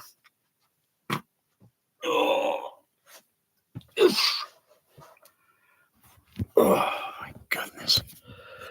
Oh.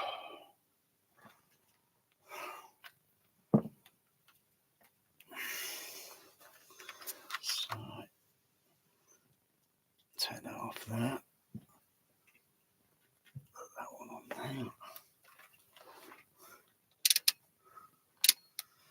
Set that to there. Oh, there.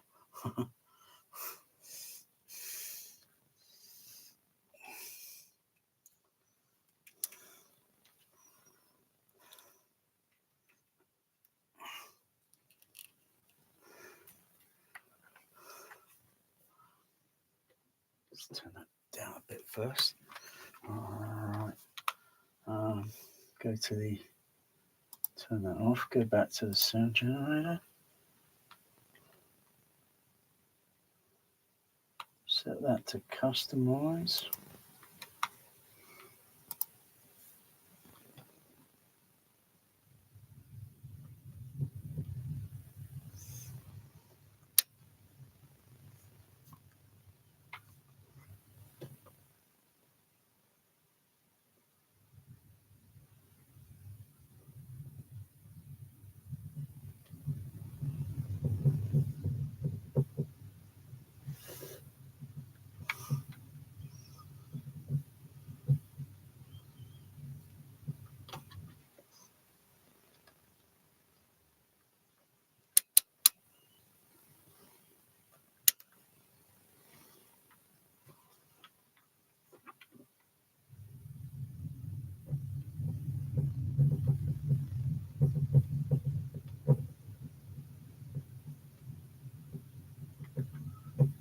You gotta be kidding.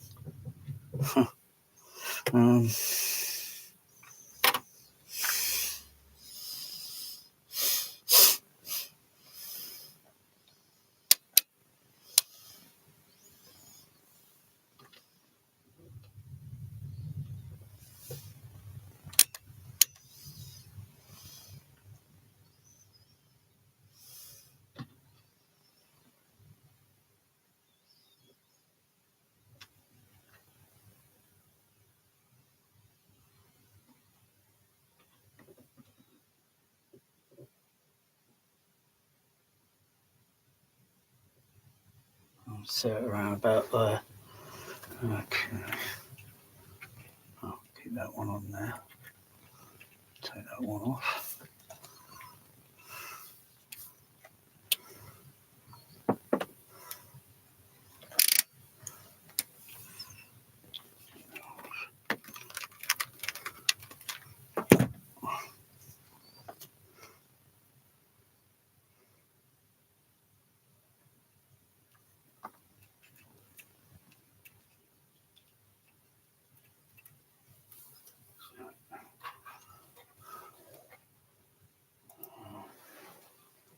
So that shows.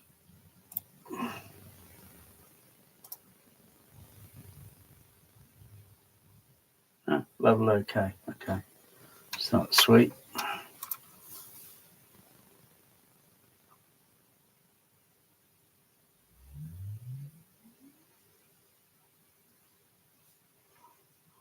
I'll have a look at it. Where is it? Oh, it's down here.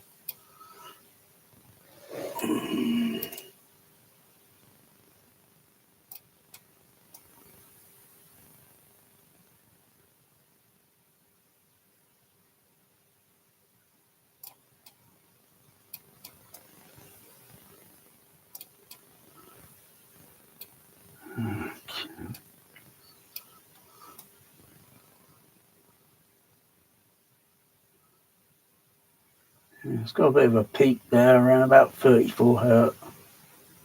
It's sloping off smoothly and then takes a little bit of a change here down at about 23 I would say, and then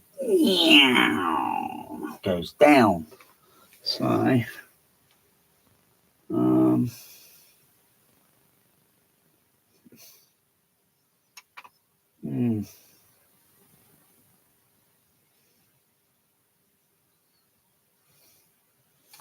bit of a wiggle round there. That's because there's a 50 hertz snag on the what's it, but I'll just ignore it because that's not legit. That isn't legit, so I'm not worried about it. I'm not bothered with that. I'd like to get that transformer thing fixed on the THX monitor, get a new power transformer, get a new transformer fitted on it. Plus it's got a bit of a ground, or there might be, but it's just a little wiggle. That's okay. So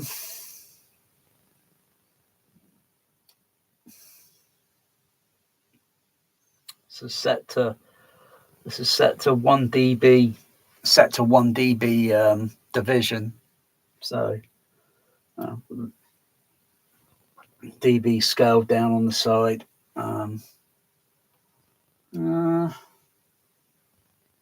Yeah, and it's going up to about, and it's dropping all the way down, going up to about 180. Raise it up a little bit higher.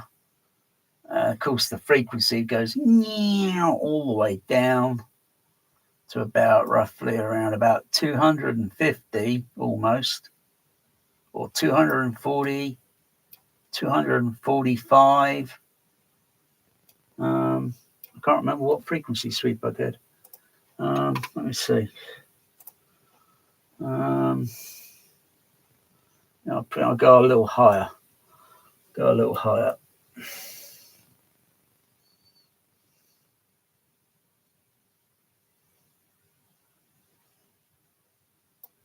up to 400. I don't think there's going to be much there. Check. Run the sweep.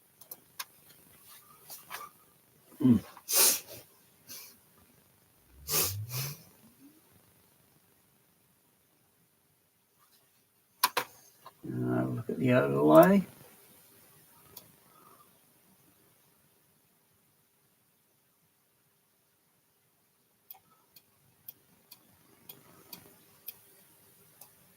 Yeah, it's going up. Still was picking up a little bit. Not a whole lot. Not sure what that spike is. It's probably nothing. It's probably a phantom acoustical hallucination. those peaks aren't real. They're acoustical phantoms. An acoustical enhanced hallucination.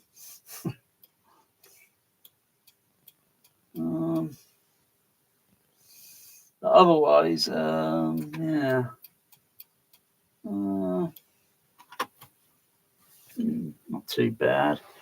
Of course, if I did the check on the Elacius amplifier, not the Elacius, the Cram, connect the amplifier return onto the onto the Behringer NX amplifier or the iNuke, and compare the frequency response. Compare the frequency response and see what I see. Does it shape off the same or is it different? I don't know. I haven't checked it.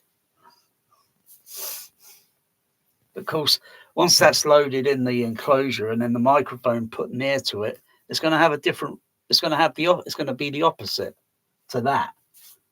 That's what it is electronically. Personally, I think this filter should be turned off. It should be. It could be anywhere on this plate amplifier. I don't know where. I need a service. I need a schematic service manual diagram to have a look around on it. And if it says, "Oh yeah, filter here," okay, locate it, and then do some soldering where you can have a switch that you can turn on and off at the back, turn the filter off, and then use. Most people is going to have one of those mini DSP, and they'll probably put their own crossover filter on it, you know.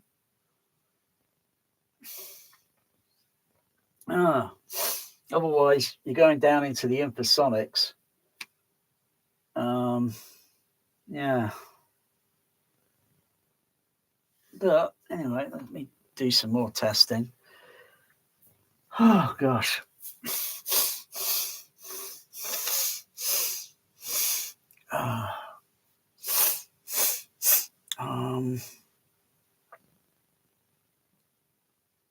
Okay, doing that level there, but that doesn't. That's neither here or there. Because the fader level on the store, I'd have to do quite a bit of level matching. Let's take a while to do. Because the Behringers, the DCXs, their output is just a little higher. That's why you got to put some other attenuation on it to lower that level down. So it's like the meters on the DCX sometimes are only idling around, maybe depending on what signal you get into it, maybe minus 20, or maybe a little lower than minus 20 dB.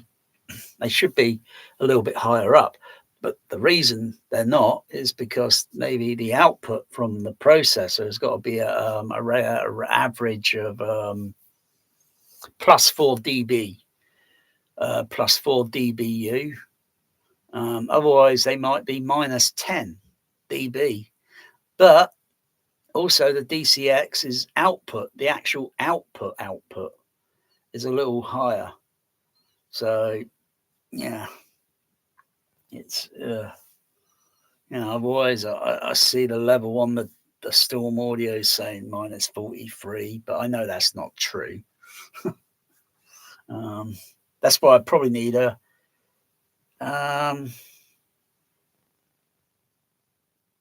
what can I do? I could connect the computer so the REW is actually connected to the amplifier.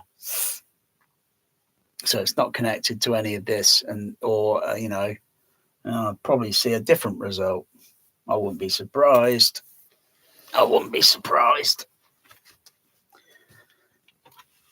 Because there's other filters there and so forth. And but if I can get it to sound and get it to work, then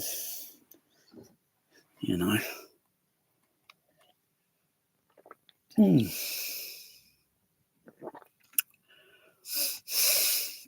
Yeah.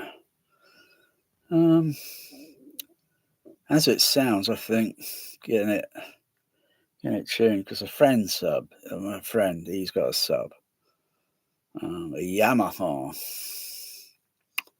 Trying to remember, it's a YST or SW150.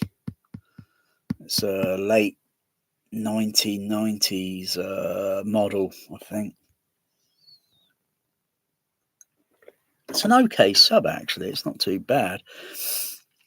Occasionally, it makes a bit of a popping sound, and that could be the amplifier is clipping on the input, or it could be the actual twin. They're two dual 8-inch drivers in it, I think, and they could be reaching their maximum limit of excursion, and they're just making a slight popping sound. But I always assume it's somewhere between 40 and could be 20. Can't be any higher up. So it seems like when it's trying to go down to a very low, there's always it's reaching its limit. But where that limit is, no idea unless put this test equipment on and see what's going on. Have I bothered to run a sine wave tone through this on the oscilloscope?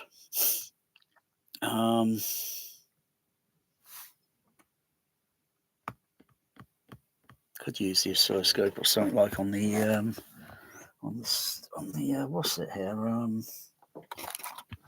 Let me see.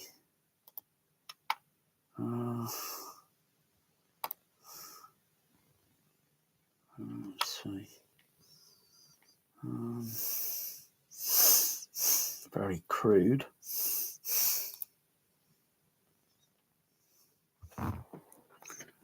Where's the generator? Oh, right, it's not that. There it is.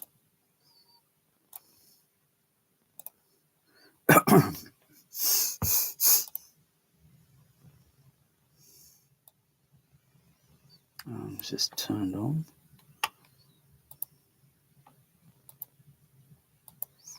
Haven't used the. Oh, it's over there.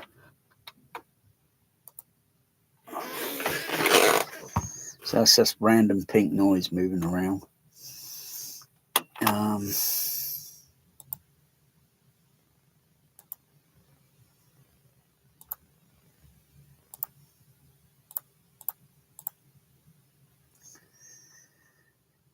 Okay.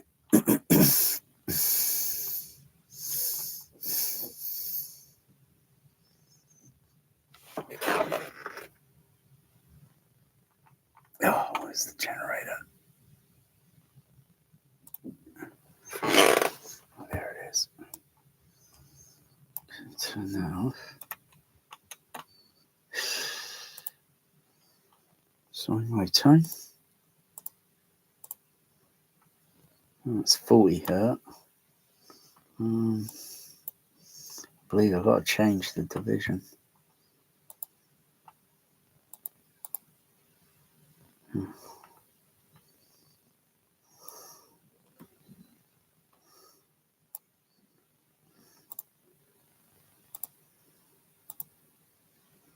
25 hertz.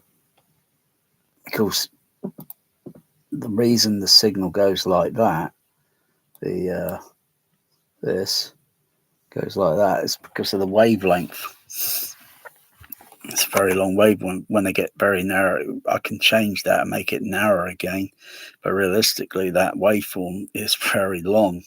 It's longer than this room, 16 hertz. Crying out loud. It'll go across the road.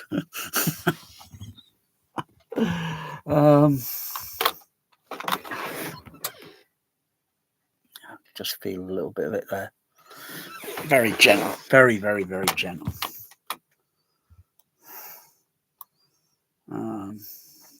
Change the what's it?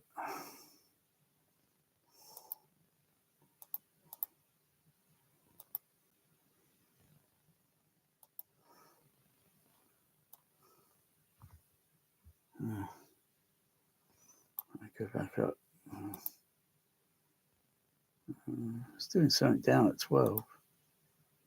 10. Not really sure.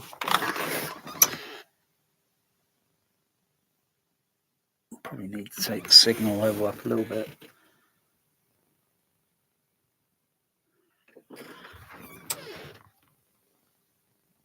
Yeah, I can feel a mild movement now. Just mute it. Ignoring the other sort of thing. Yeah, it's got a bit of a... Yeah. That's going to be a very, very low sound pressure level. And of course, when you go up to the very other frequencies, they're going to get very loud because they're audible frequencies. When you go down into the infrasonics, they go very quiet. But if you get balance of the whole thing, you should get a kind of very strange. What is this? I don't know what the heck it is. It's everywhere. You balance the other frequencies so they kind of almost match. So if there's a sine wave of 10 there, and realistically, if you suddenly go to 30 hertz, it's going to be bam, it's going to be up there, but you want to bring it so it's kind of level. That's why the crossover slopes are going down like that. So you play these infrasonics, and it'll be soft down there, The SPL levels, oh gosh, the voltage levels, oh gosh, a load of bollocks. So, just check it, keep checking it. Turn that fader down a bit. Go back up to 20 hertz, which is interesting. Change that division. Okay.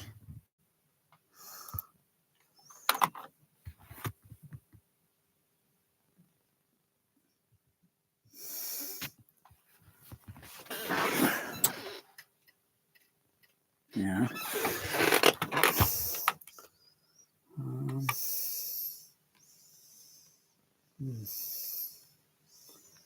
Got the next sine wave. Oh, biscuit feeder. Got the next sine wave. Where is it? There's the generator. Oh, come on, generator. It's down there.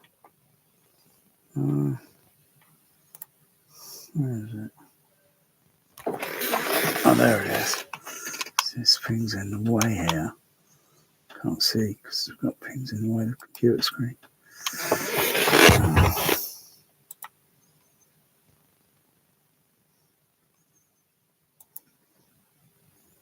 Change that division.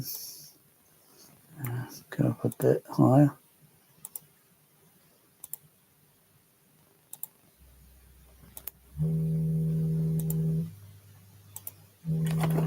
It's a buzzing sound because it's resonating on this cabinet.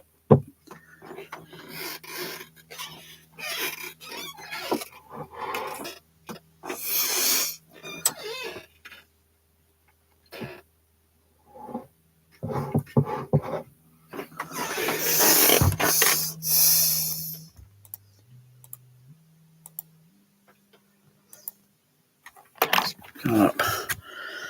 Take the fader level up a bit. 250 hertz. 400. I can have 500 in it. 630. I can have 1 kilohertz on it.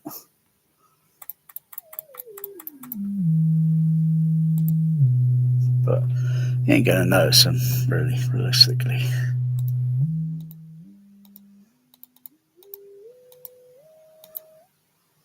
That could turn the crossover filter on there down to about. Let's have a look. Crossover filters. I put a sine wave tone or pink noise or something. 100 hertz.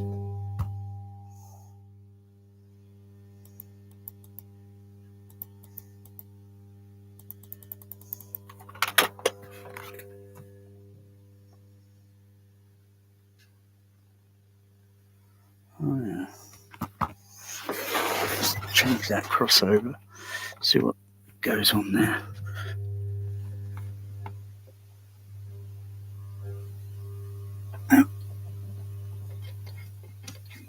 Oh yeah, it's a bit softer there. Turn it up.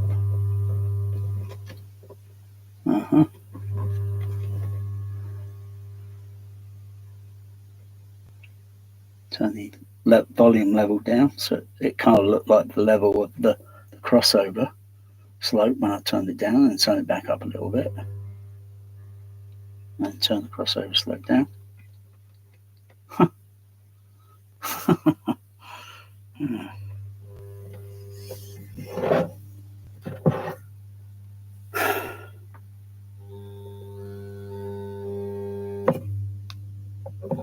It's just resonating on that. Need to place it on the floor.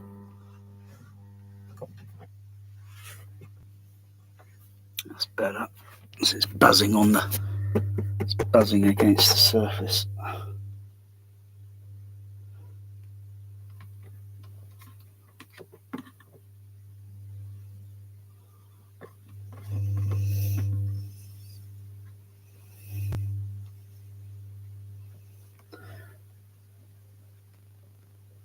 Thing with the volume dial on this, it's got to be very careful.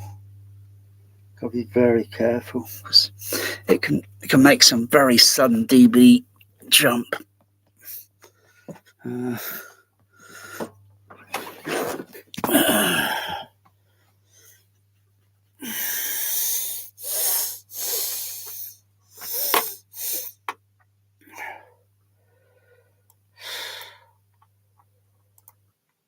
Well, I think that's okay. That I think it's okay. Could be improved. I can't. A friend wants this pretty soon. Yeah, it's next to nothing. Next to nothing. You'll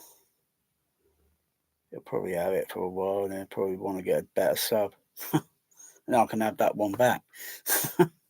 So I'm only loaning it, or sort of give it to him, or that, or and if he wants to get something better when okay, whatever. And yeah, I can have that one back. Well, he can keep it still if he wants to.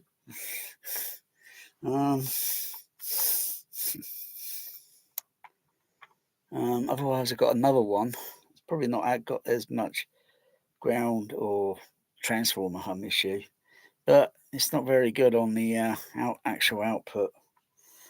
It's a little bit, yeah. It's also not as heavier, so the build on it, I think partly the enclosure, partly the plate amplifier, the weight of it and such is slightly different. So there are different ratios there in the build. Enclosure, plate amplifier, speaker bass, speaker motor, sub bass driver. Oh gosh, yeah, probably something else. Yeah. Don't know what to do now. I want to get back to testing, rewiring I've got to replug the levels on that CP200. And it's I don't know what time it is, but oh heck, it's almost could be soon midnight. I'll change into a pumpkin. Crikey. Oh, the bear's in. Hey, motherfucker, get out of there. There's voltage in there. Come on, sweetie. Come on. Not finished yet. I've got to put this all back together now. Yeah, it's all back. Bloody hell. If he'd have gone in there, fucking hell. That would have been the end of bear. Oh, fucking hell. You have to go in there and touch something wrong and then zap. So, thing is now,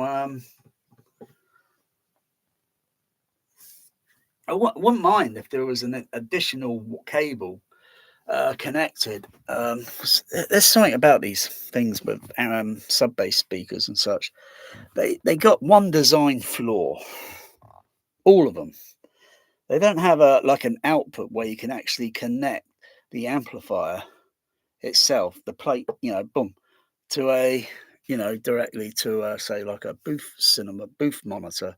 So then you can actually, otherwise you got to open it up and then just simply connect the alligator clip onto the positive cable. That's all you got to do.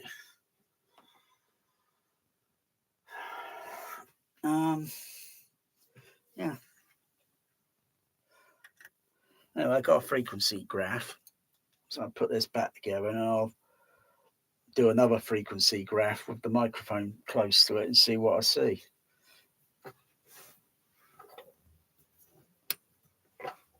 Other than that, that thing has got a bit of a hum buzz because I can hear it on the plate amplifier. When it's connected to the enclosure, it's resonating. If I take it out, I don't notice it because it's not mostly coupled, and it's making a resonant sound because of the transformer is a little bit clunky. Oh, but it is a very heavy enclosure, unlike the other one. So yeah, the actual bloody hell, because of the plate amplifier as well. Yeah, and that's got a bit of a weight, but not too heavy. Not too heavy.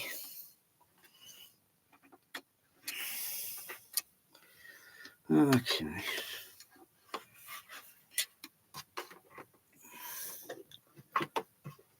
And also, I'll see what it looks like with the what's it? Does it look better with it with the port stuffed up, or better without?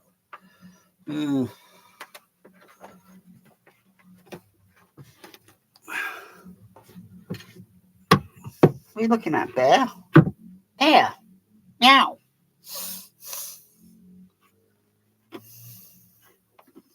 Meow.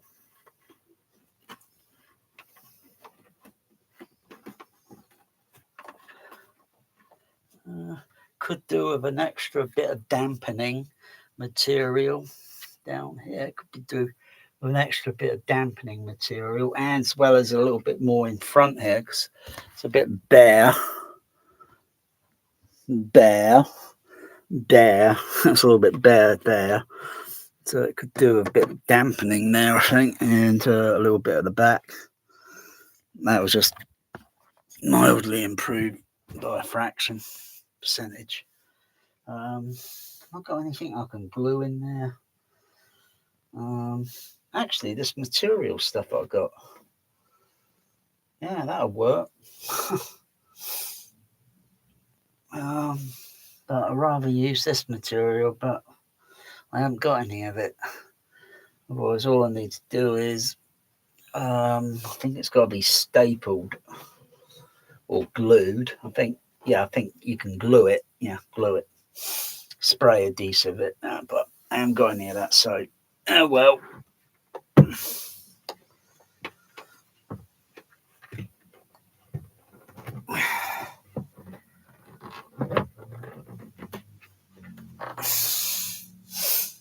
Let's put this back together.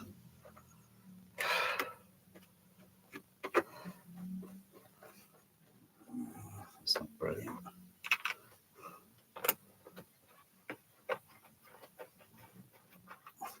What are you thinking about, Bear?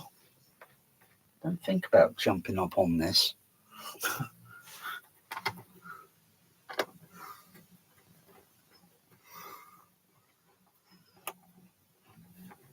You would, wouldn't you? I can't leave you. I can't, Oh, Bear, you got all that look on your face, Mr. Bear.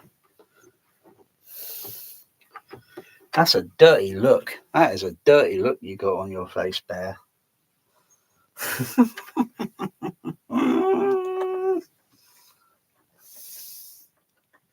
got a dirty look. You got a dirty look, you kitty, dirty looky kitty cat.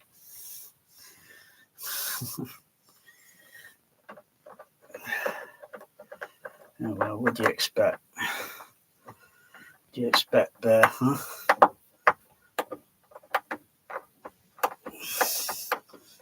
This was only I think I only paid what, £80 for this,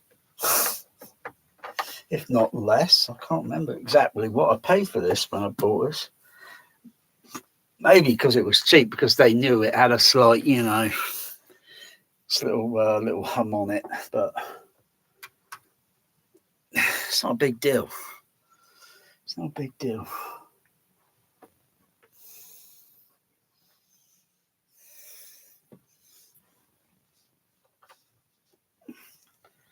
Not a big bloody deal, is it, Bear? No, it's not a big deal.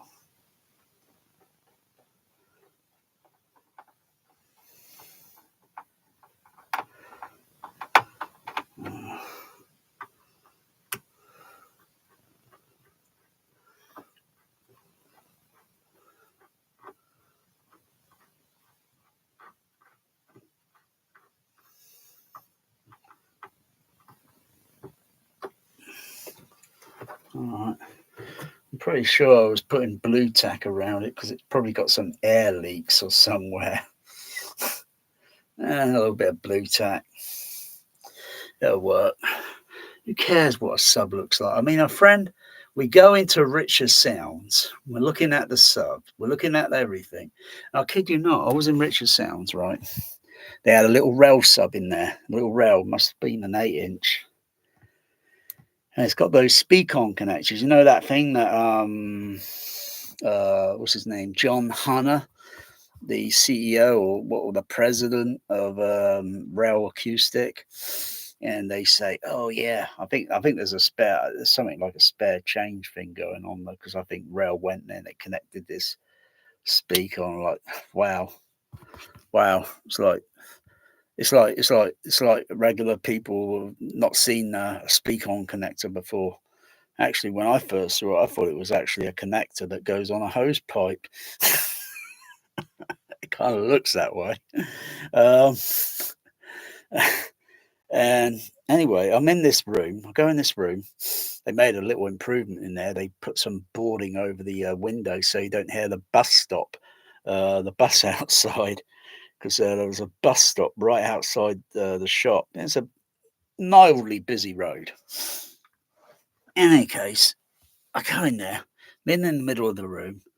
It's only a little few feet longer than my room, only just a tiny few feet more so wider, and just the ceiling height is just a fraction more higher.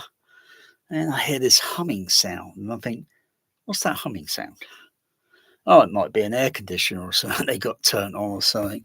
But I thought, can't be, not in the winter time. So I walk around and I see this little sub on the floor. I thought, get on my hands and knees, put my ear near it, and I hear this hum. Yeah, I had a bit of a hum on that, so possibly a connection came undone, and they're probably not aware, or they may be aware, and it seems like that special rail to put this connect, it's just not working, or it needs to be corrected, and so it doesn't make that humming sound. Yeah. Other than that, couldn't find squat in there that was decent, so we left. It's like, oh, my friend saying, I'm not paying fucking £400 for a sub.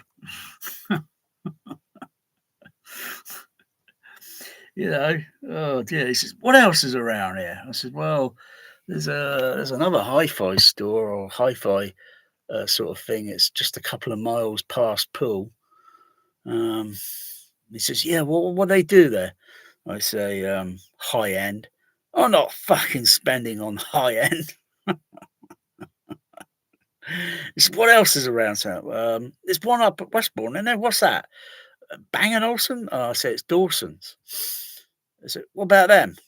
No, extremely expensive. It's all bullshit, I said, look, I've seen some rail subs cheap, like Center or Santa or Storm, from the 1990s, I think. And when they were brand new, they were about 800 or just over £1,000, I think. Now you can get them, go on eBay and pick them up for like, wow, maybe 400. Some of them have got a good frequency spec on them, on the, but the amplifier itself, that could easily be changed if you want to get in there and change it or make some modification, improve it or something. Just do an improvement.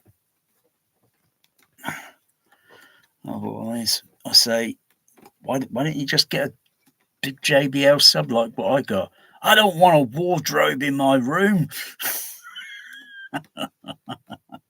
Well, it doesn't cost much, There have been quite a few wardrobes I've seen, and a few of them, wow, less than, I think some less than £250 or something. Oh dear. Actually, it's more like a chest of drawers, not a wardrobe. unless it's for a midget. Yeah.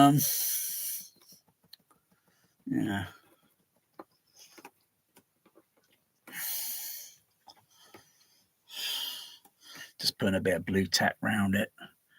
It's better than using silicone sealant, Not that it's a big deal because that stuff just peels off and it comes off clean. But you'd be surprised. Good old blue tack. Can't knock it. Can't knock it.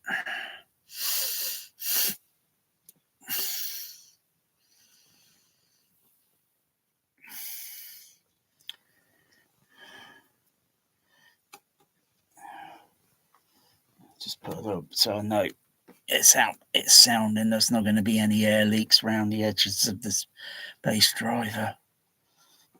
I'm surprised the edge foam surround is pretty intact for something that's just over, 2024, 24, 25, 26.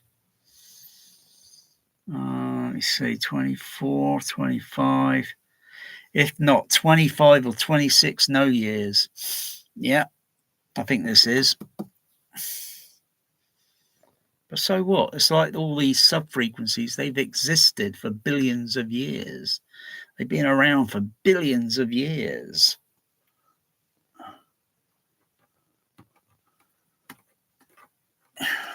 It's only us stupid we are stupid. Cats and dogs are a bit more than bats. Well, bats are a bit dumb, aren't they? Their frequency range is only good from 1 kilohertz upward. Pigeons, mind you, pigeons have got good infrasonic range. Yeah, otherwise your friendly cat, up to 90,000 kilohertz.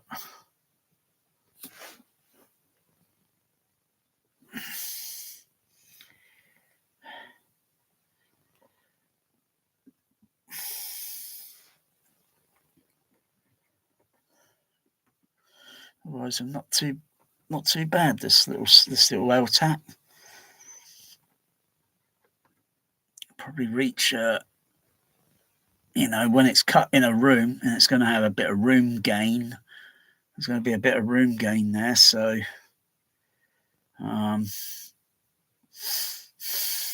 so if it's peaking at the around 34 hertz, electronically, then it depends. It depends.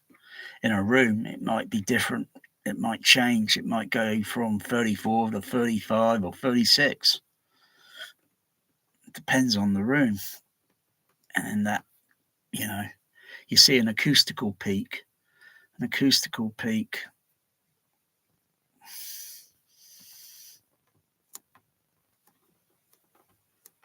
I think I've got enough blue tack on there.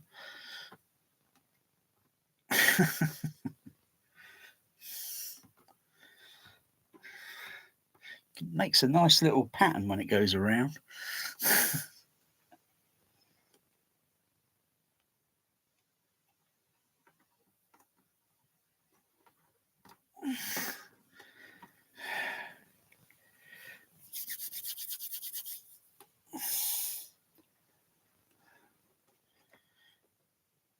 Might have to put a bit more on because I've used all that up. Okay. And I'll do is the port is plugged up, put a sine wave frequency for it. Listen for any whistly or blowing sounds, anything round on the top here. Listen for anything that might be, might need a little bit more attention. Come back.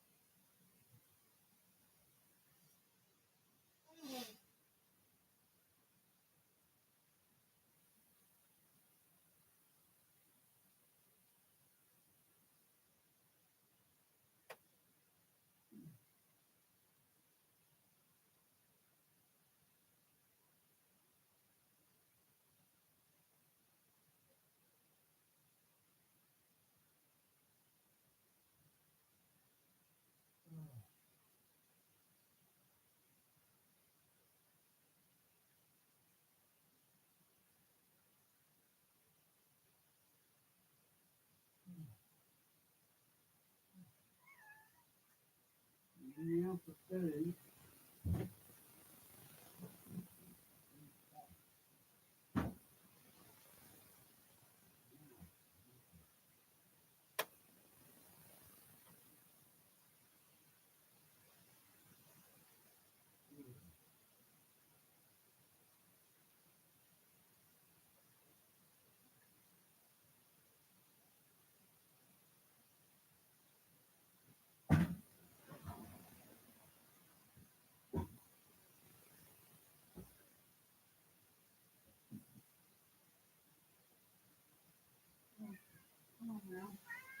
Wow. Wow. Wow.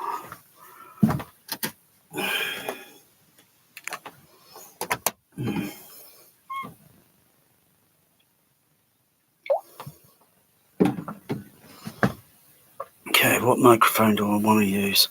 Okay, I'm going to connect the microphone up. Magic. Wow.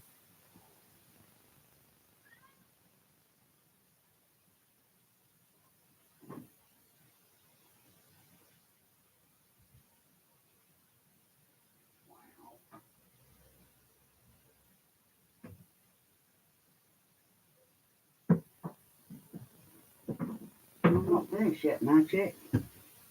Not finished yet. Crikey. Things in the lab tonight. Can't believe how many things are around in the lab tonight.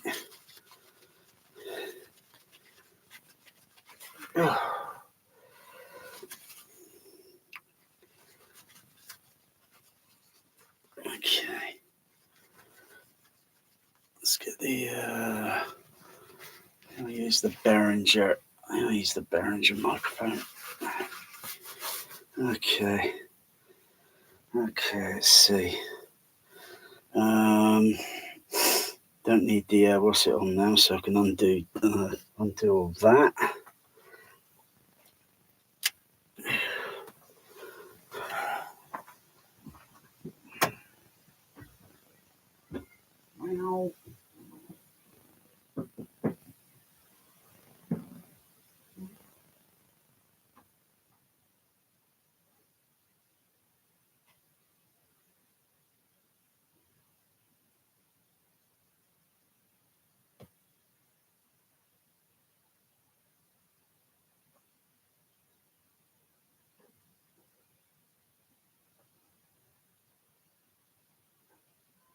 Wow.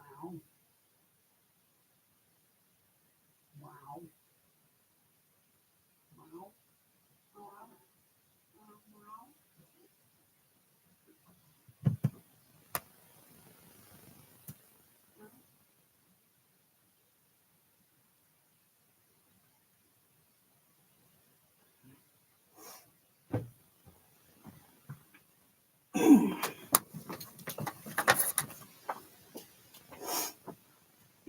That now. What's with that?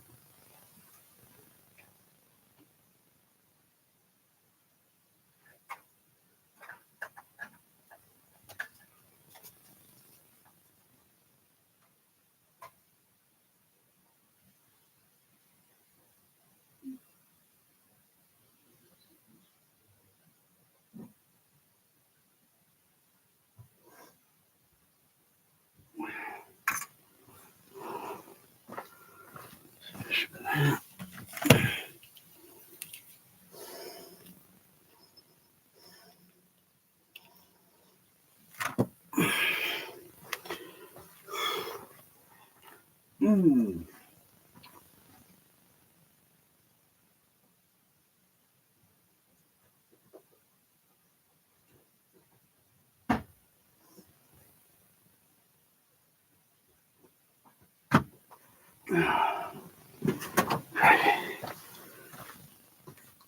Finish with the soldering on it. Solder.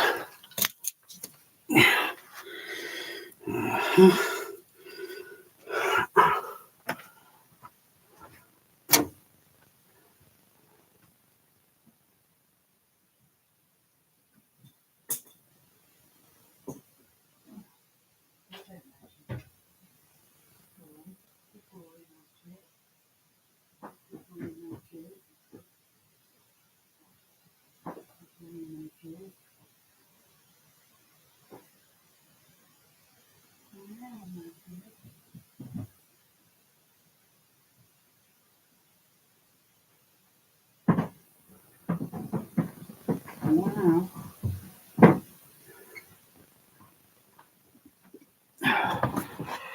Okay.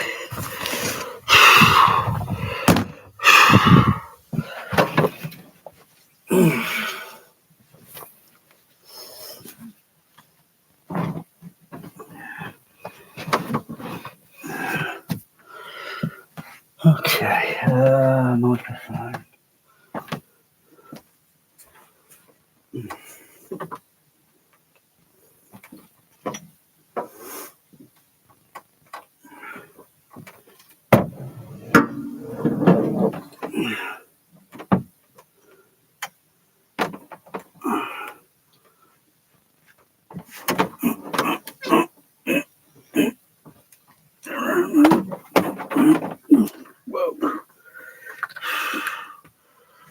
Whoa. Wow.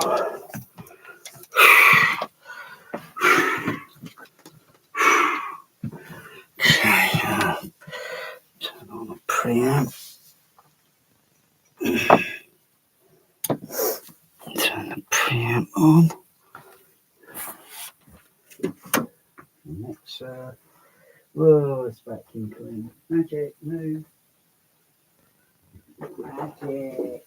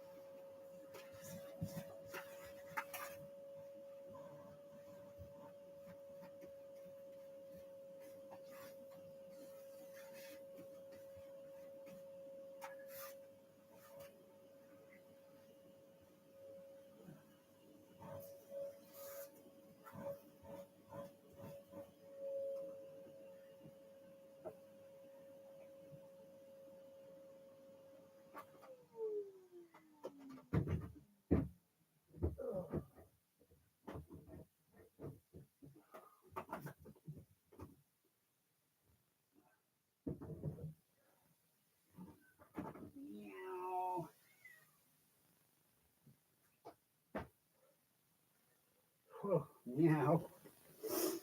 Okay.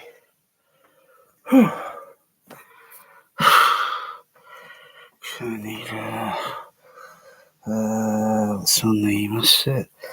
That one. Yeah, that one on. Meow. Meow. Meow. Meow. Okay. Turn that silicon here off. Yeah.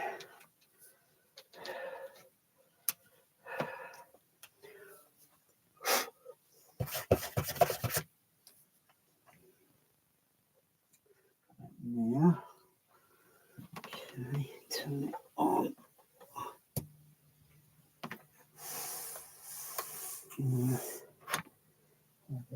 Typical there. I think I might invert that. I might take that out and invert it.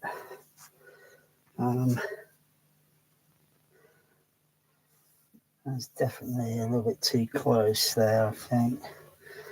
I'll invert it. Do it now. I've got to invert that.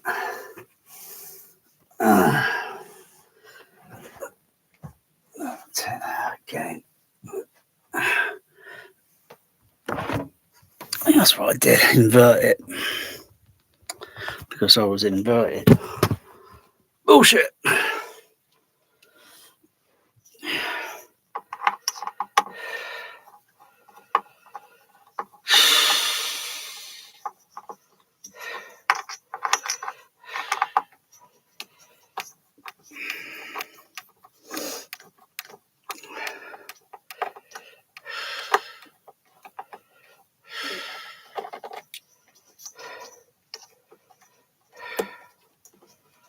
Actually, it's not really inverted. I can explain why. Magnetic field. Transformer, too near to it. They really shouldn't have plate amplifiers in these bloody things because they could be possible to pick up the transformer hum. It's possible. That acts like an antenna or something. They got to have filters in these things so they don't get, but if it breaks down or something, then yeah, that's noticeable. So I'm just going to flip the amplifier around because it's a little bit too near by probably an inch or two.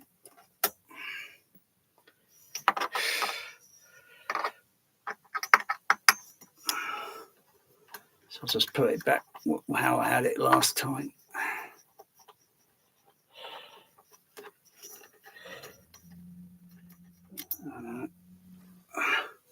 Could probably look into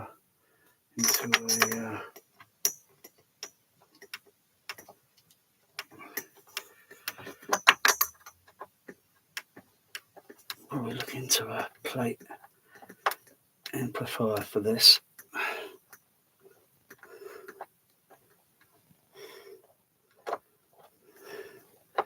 All I need to know is the type of transformer, and all I need is the part.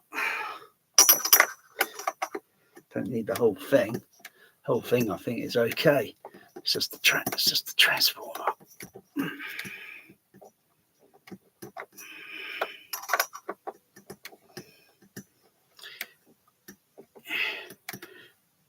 I mean, how good really is an SVS or a rail? How good are they really? Yeah.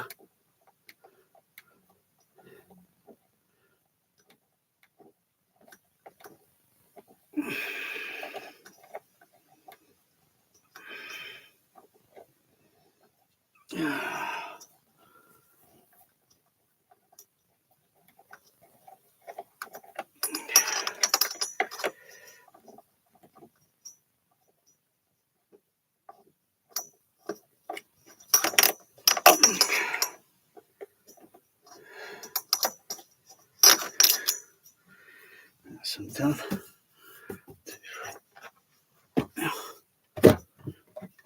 So I'll just flip it around.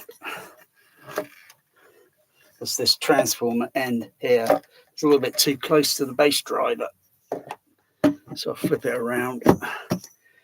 Even if it was not malfunctioning, I think they should keep the damn thing a little bit clear. In fact, I don't think they should put these things in, you know? What's the big deal? Huh? Might as well just be the enclosure itself, and it's just a small sub. You know? Is it a sub? It's the crossover. You know, it's part of a design that goes into an enclosure. Otherwise, the driver itself, it'll probably make maybe. I wouldn't be surprised if it makes 1 kilohertz, if not 2 kilohertz. And then the frequency starts rolling off. And that's where you use another driver to take over.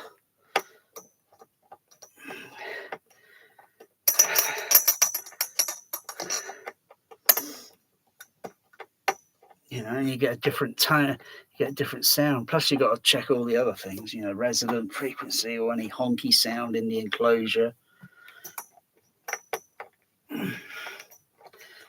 How the enclosure is dampened, you know,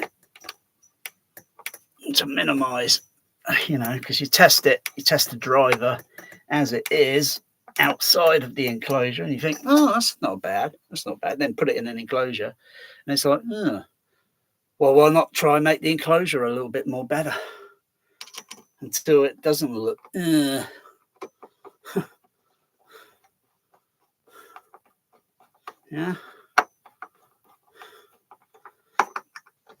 I think anyone that makes DIY stuff, you know, probably make it better than REL, cheaper than SBS. If someone can make a proper immersive sound format, it'll probably be cheaper than Dolby Atmos and way better.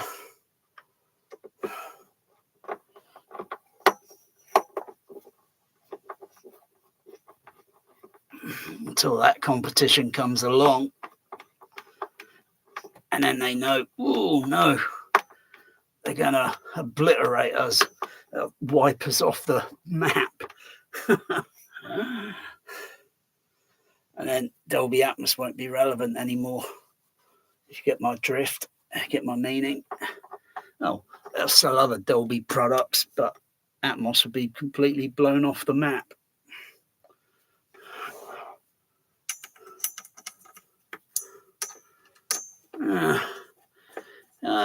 That movie I listened to this afternoon.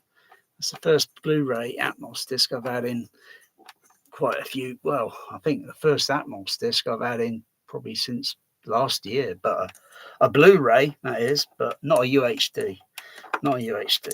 I haven't brought a UHD disc since last year. I can't even remember what it was, but it was a rubbish film, I think. Well, it could have been early this year. Could have been that Twister. Yeah, it could have been that Twister rubbish on Blu-ray. Yeah. That was rubbish. That was just a bloody up mix. That was absolutely ghastly. And there were these bullshitters on YouTube. What are they called? Bright Side Home Theatre. And there was these guys say, "Oh yeah, the Twister. Oh yeah, that's brilliant. That's brilliant. Oh, it's bullshit." It's a bloody up mix, and it was absolutely appalling. Put the AC3 laser disc on, and it was like, wow, theatrical mix. I don't need immersive Atmos. Epic dynamics on that AC3 laser disc were like very powerful, very dynamic.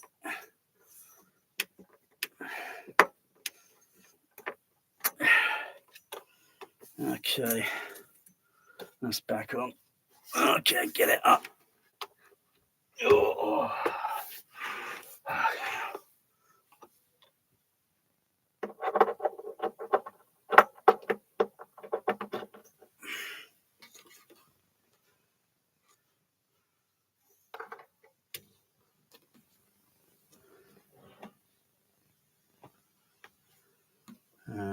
Still a little bit more the same.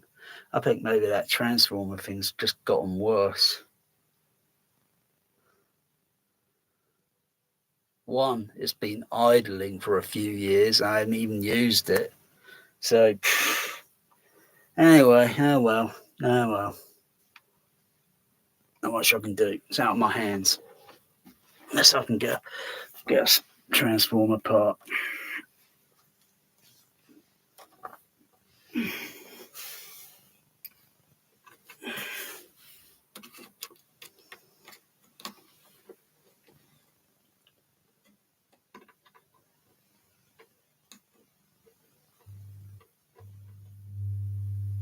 But that doesn't sound good.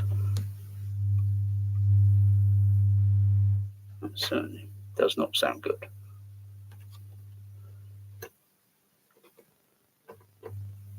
And just check this cable. Just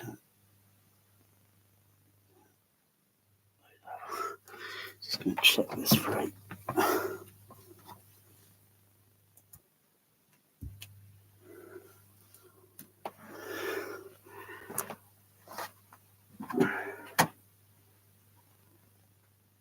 What are you doing now, Jake? What are you doing out? What are you doing out?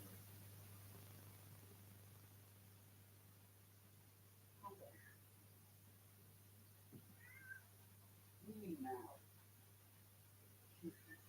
No, you now.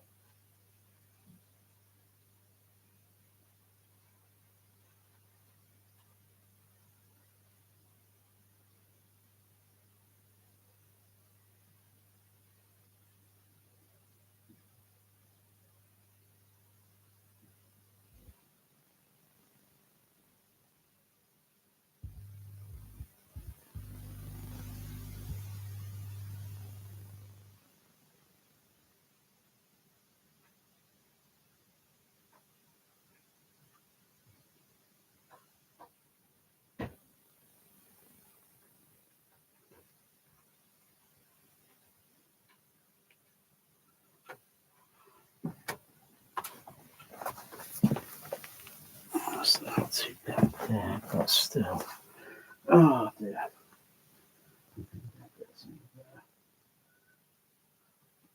Well, I'll take the plate. I can't now. How about that? Oh, okay.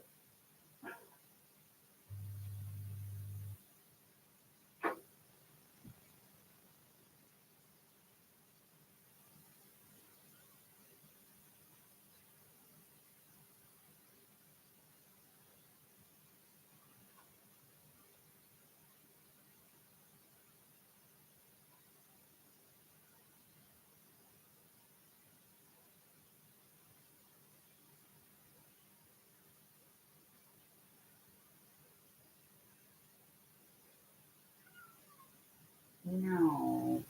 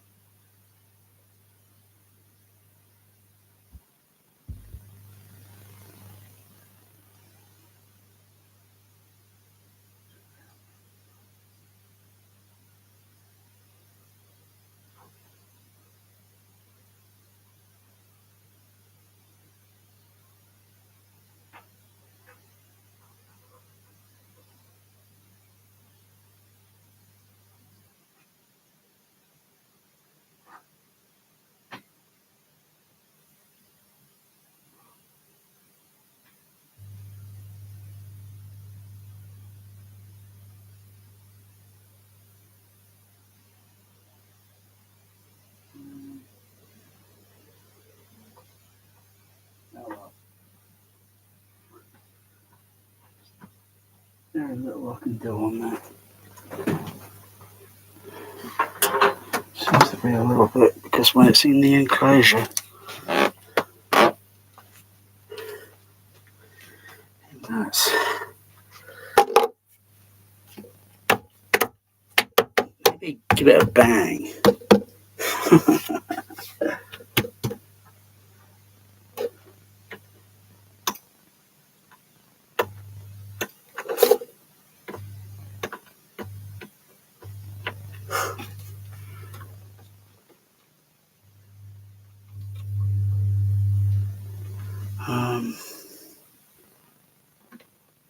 Oh, well, that's interesting.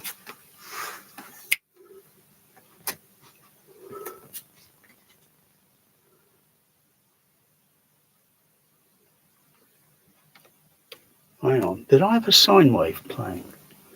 Was that a low-level sine wave that I might have had playing on the REW? Hang on, let's see what's going on there.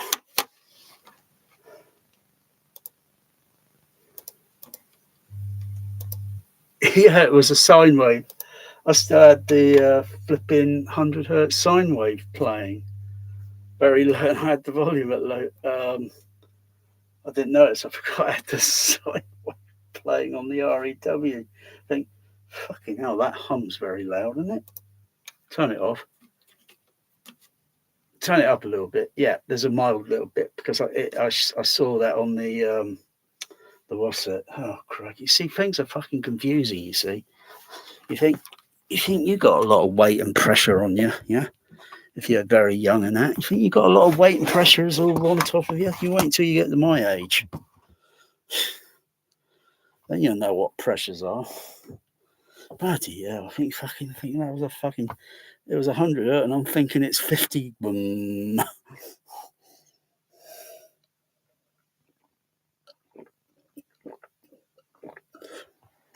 Okay, do a frequency sweep on it now. God's sakes. Oh, getting a headache.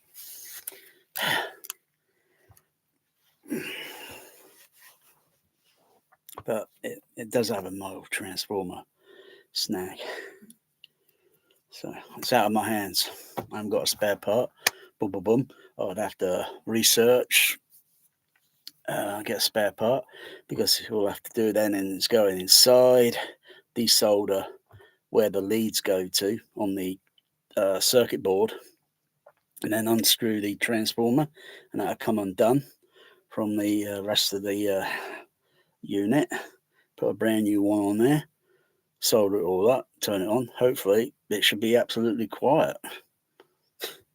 If it's not, then it could be down to a faulty maybe capacitor, or a series of a few capacitors that are just, over the years they've just simply gone faulty. But they're cheap parts. They're cheap. Otherwise, it's probably, okay, fucking hell. So I'm going back and forth in the kitchen. I'm doing the other cable where it's connected to this RCA is connected to an RCA adapter, XLR female connected to a male. So the male is connecting into the female, and so that's, fucking hell, I need to relax. Get this thing turned over and do a frequency sweep. Oh.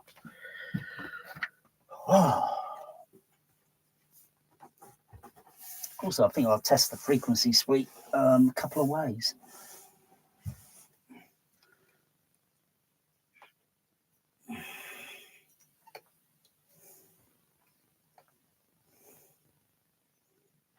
Okay, that's near to the sub. So I'll test. They say it's a downward firing sub. Hey, it could be upward firing if you want to. It could be forward firing if you want to. It could be downward. It could be, hey, put it on its angle. Put it on the side. It could be sideward angle. I mean, does it matter? Maybe other certain frequencies, it depends. You observe what goes on. Observe. Ah, crikey.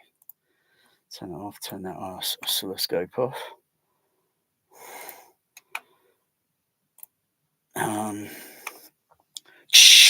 Yeah, okay, let me, oh, of course I've got to adjust the level. I've got to adjust the level on this.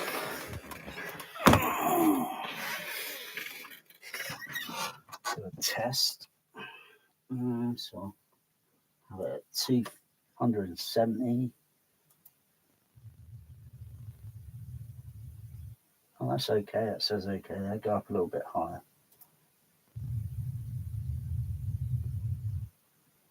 A little higher. About -20. Okay. Wow. It's a sweep out. Start.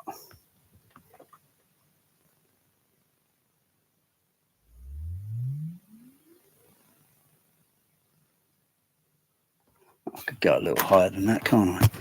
Anyway, see what that looks like.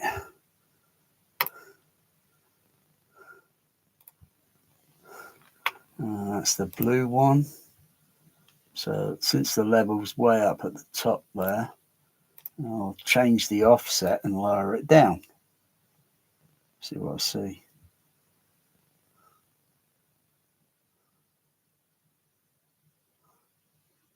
That can't be right. Surely.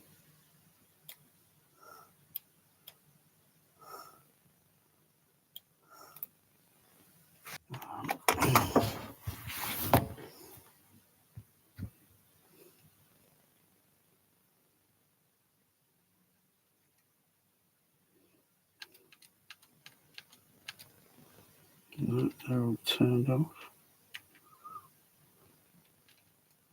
It's all default. So I'm seeing something opposite on the. I'm seeing something opposite compared to where the microphone's located.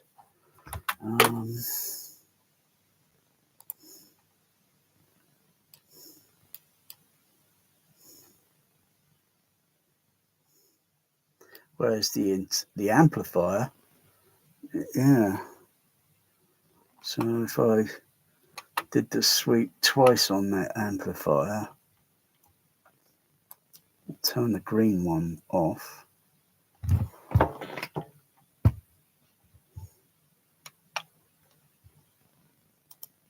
Turn that green one off.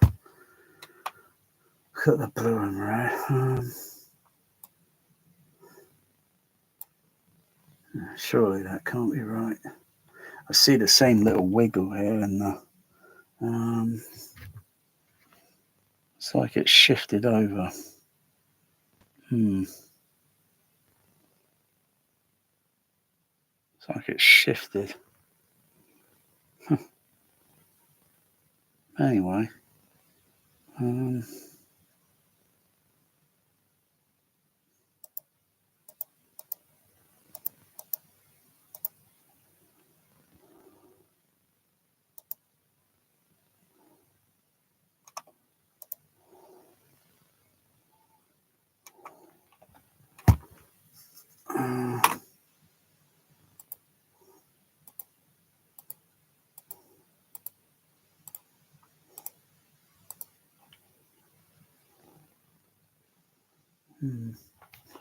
do that sweep again. It's something. Maybe there's some gremlins.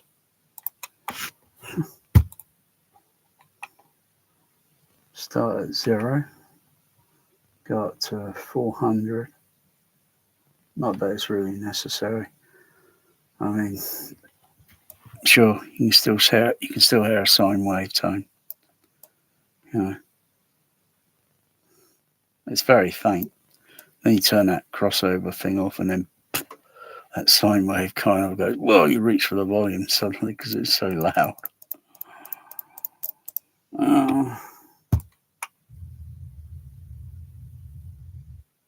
That's okay.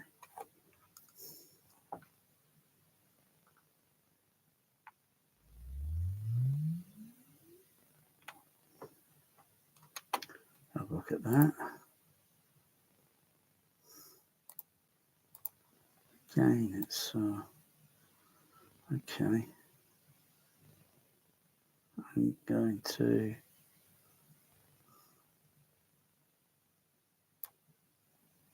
it's coming down again, more or less the same. Transparently pull the Rosset out. Change the tuning. See what that does.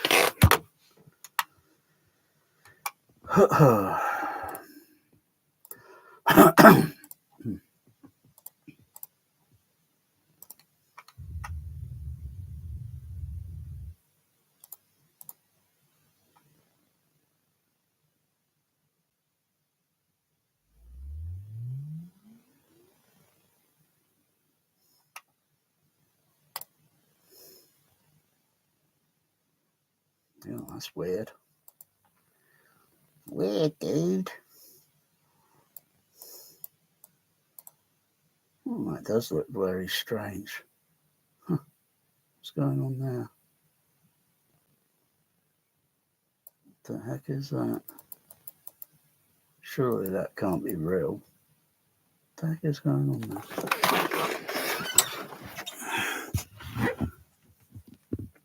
Crossover set at 170.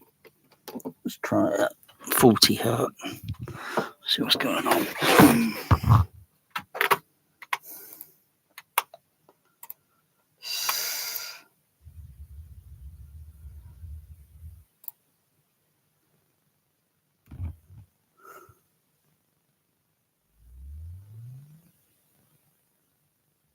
Same thing again.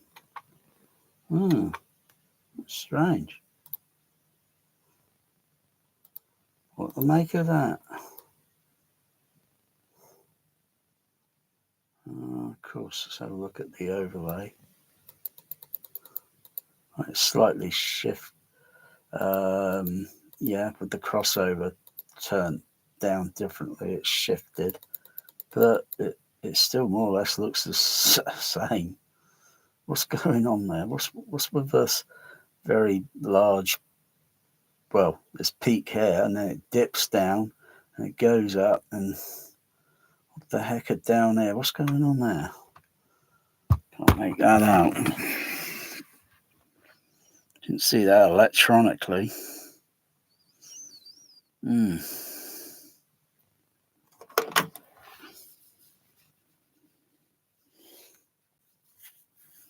I think I need a Mars bar or a packet of crisps. That's weird, that.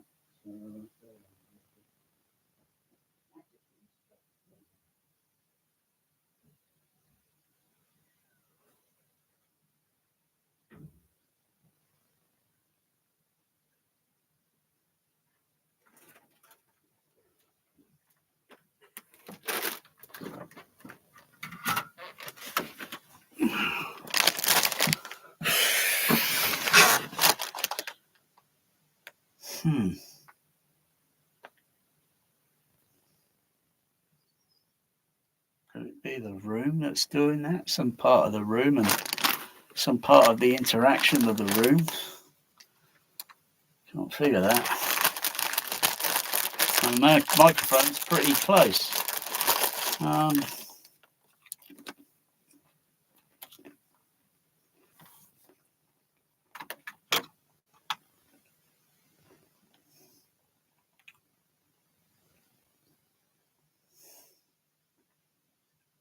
Can't figure that.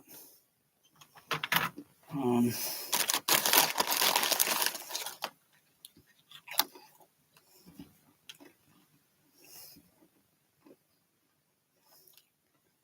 wonder if it's anything to do with inverting turning the. Even though I know it's going to be a little bit near to that transformer, it's not good.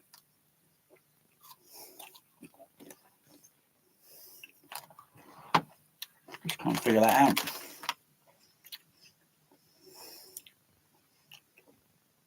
From looking at it, let's try the microphone at a different range. Try a little bit higher up.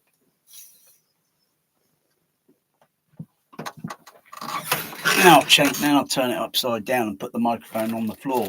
So it's laying on the floor and the thing is turned upside down. I'll do another frequency sweep.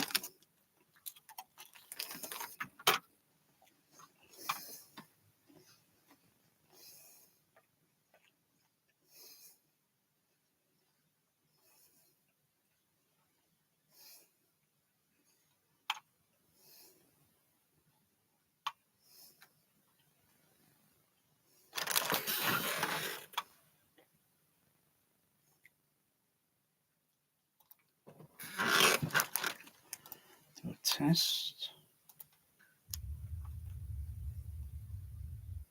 That's okay, run the sweep.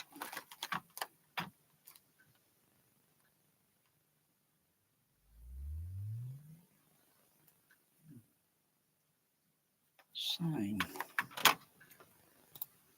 So, not as high level. Don't have to lower any level down because the microphone's moved away a little bit. But same sort of. What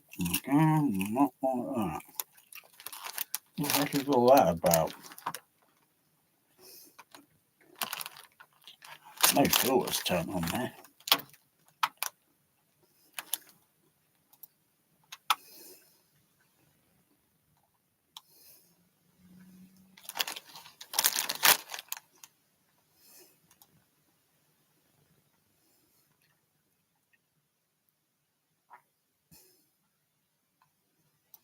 Let's change these crossover filters on the Storm Audio. Put those up to 200. They were set there down at. Okay, let's do that again. Check the. There's no filters on there. That's what I thought. Okay.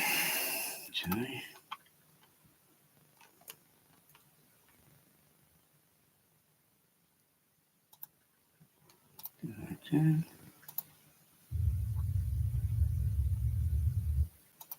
This might be better.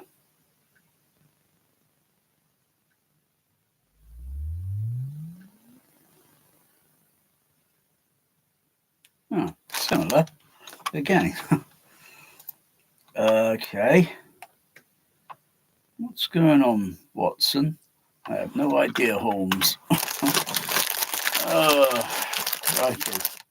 I'm puzzled with that. I'm a little bit puzzled.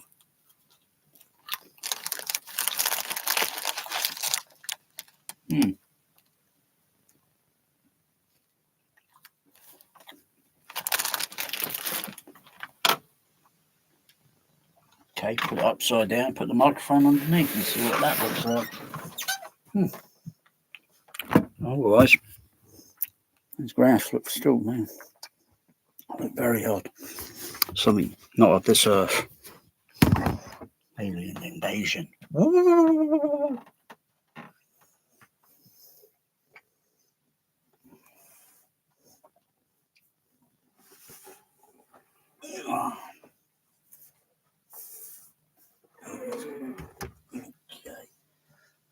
There. To the microphone.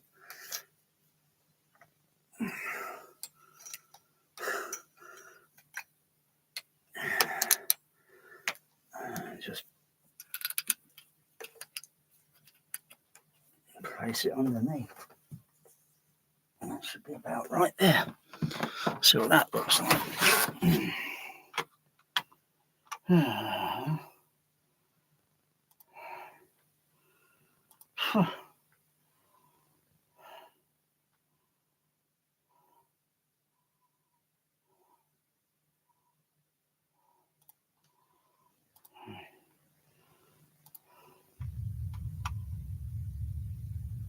Okay.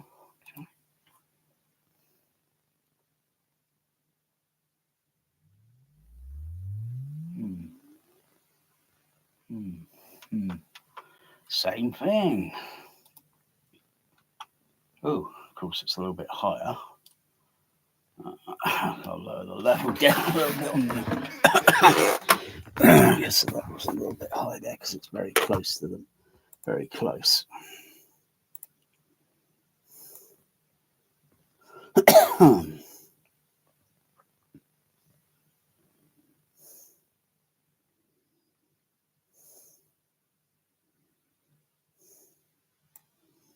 Yeah, let's try it with sine wave turn, see what's going on.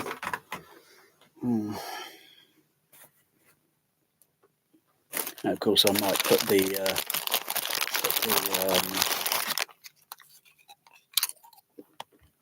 put that in, so they get a chuffing sound.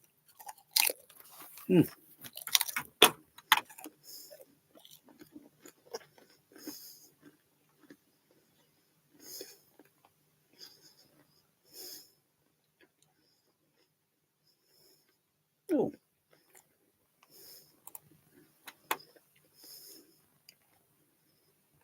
Generator.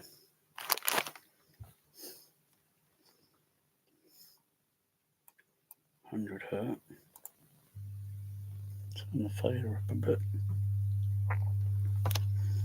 Okay, go down.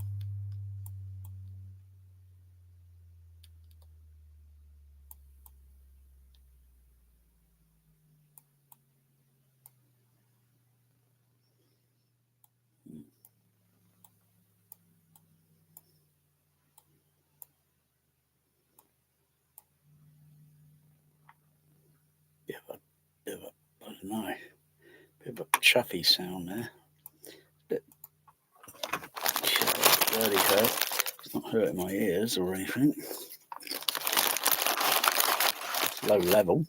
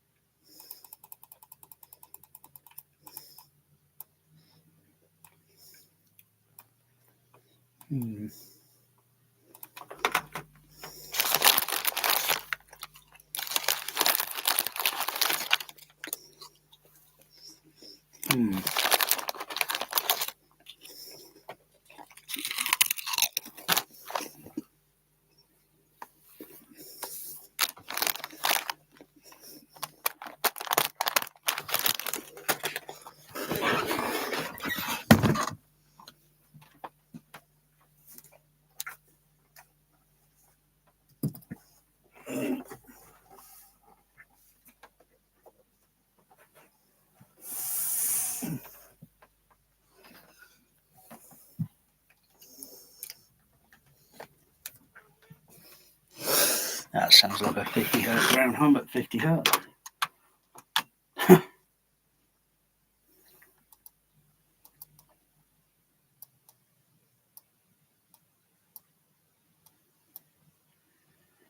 It's better that way.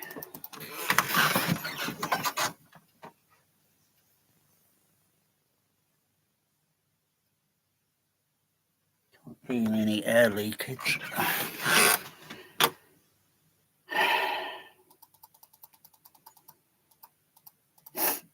That's 27, 25, 24. Oh, turn that off. I can notice a mild, kind of very mild, kind of shimmering, but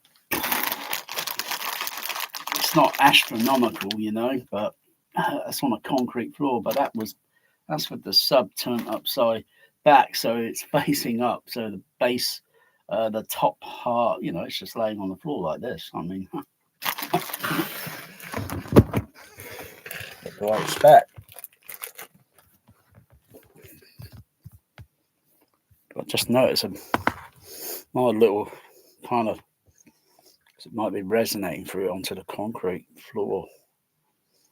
It's not solid concrete, it's, you know, it's only about that, probably about that thick, I think, the concrete floor. It's about that thick. Not maybe that. Oh.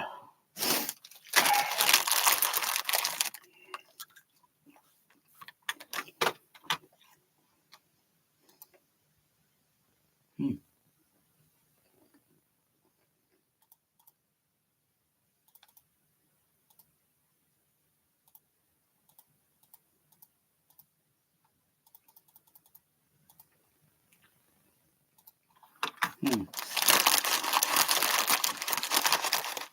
Because if I notice that a little bit, but turning the level up, it's not going to make it improve because other things will get a little bit, yeah, like I can hear the driver, the sub bass driver thing, but it's the actual, that sort of,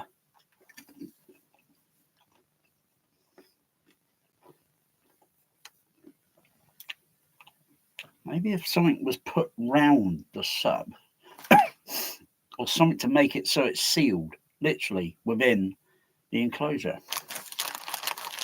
Hmm.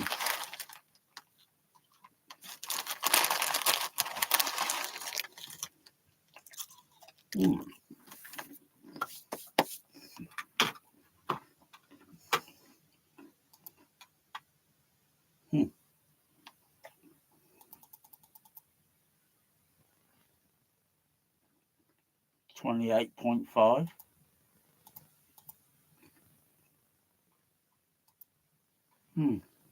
No, it's very mild, but it's not high sound pressure level.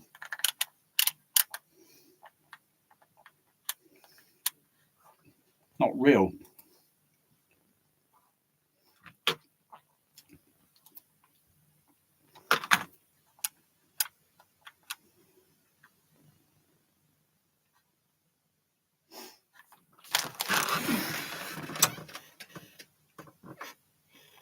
Move it near, within just a few inches, not too far away. Oh, yeah, just a little nad, that sort of nudge, about 70 dB. It's probably about 14 inches away from it.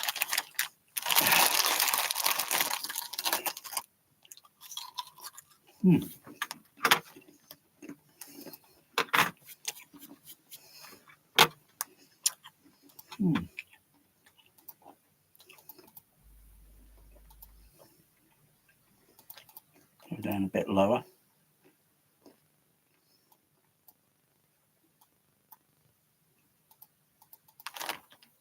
Okay, turn the level up because it's gradually going to roll off.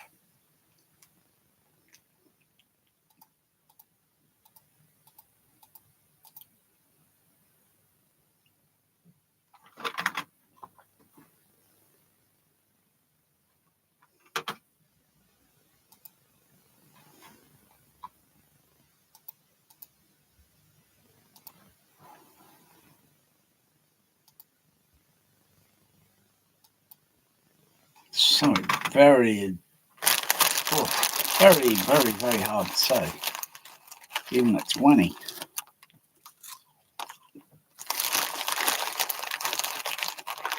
Very,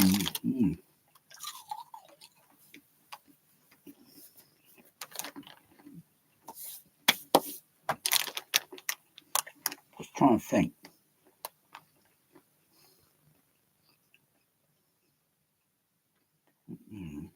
I'll raise it up and put some underneath so it'll be up there. And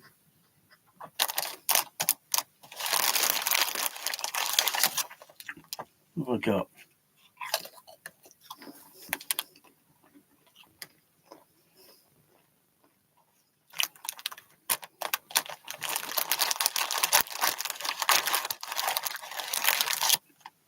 I've got to put it up high. Put it on top of the, no, it'll rattle if I put it on top of the air conditioner.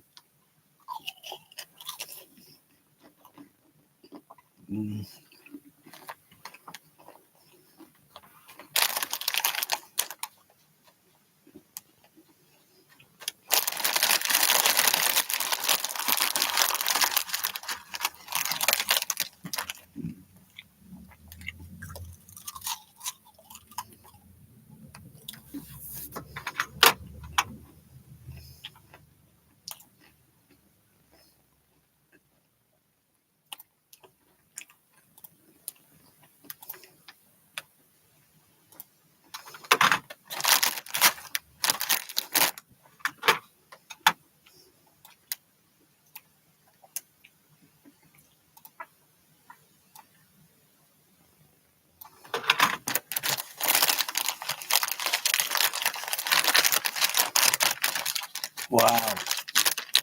Wow.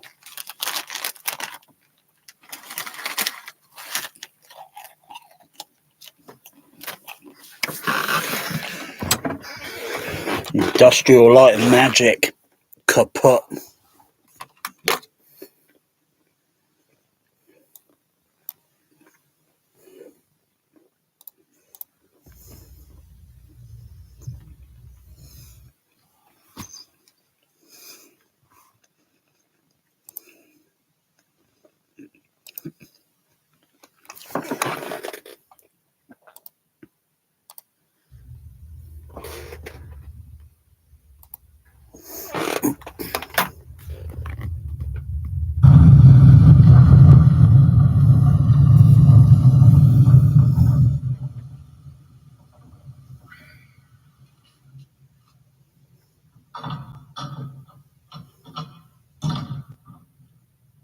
Empty. That's it.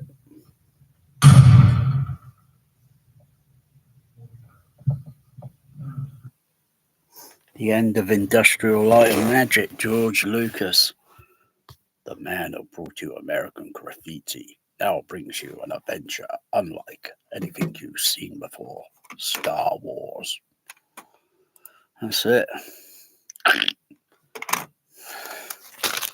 Have you ever heard the story about George Lucas and the ILM? It's a myth. It's a legend. Yeah, even George couldn't save ILM. How ironic. He had billions, but he wouldn't even...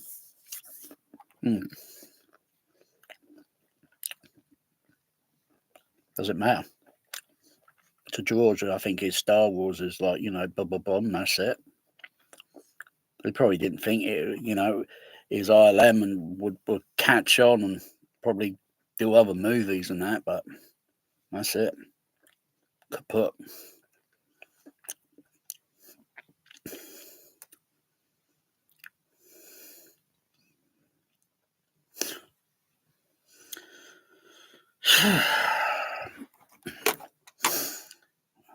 I think Kathleen Kennedy's behind all that. Oh my goodness.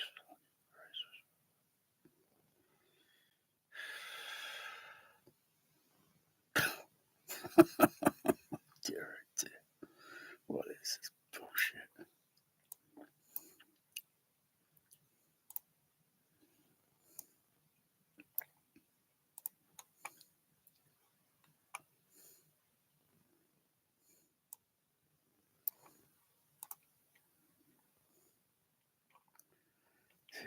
Dear, a bunch of bloody losers. Fake t-shirts. But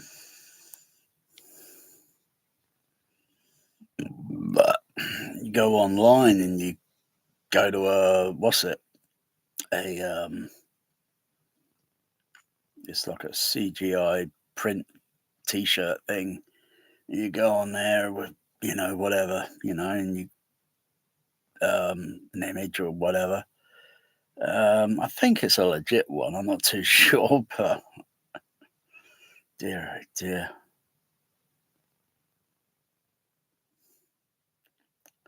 I'll go to somewhere where you know it's absolutely legit.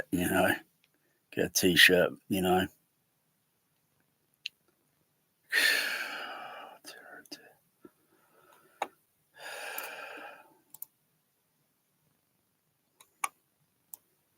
Crikey, they got their nerve.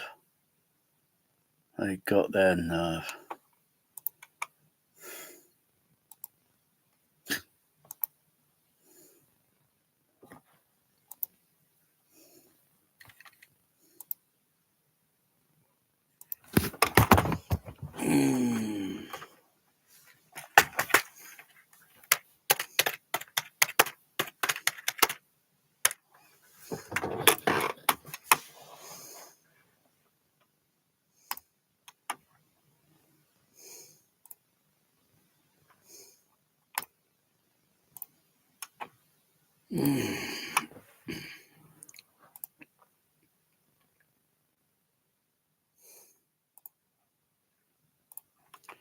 Ugh.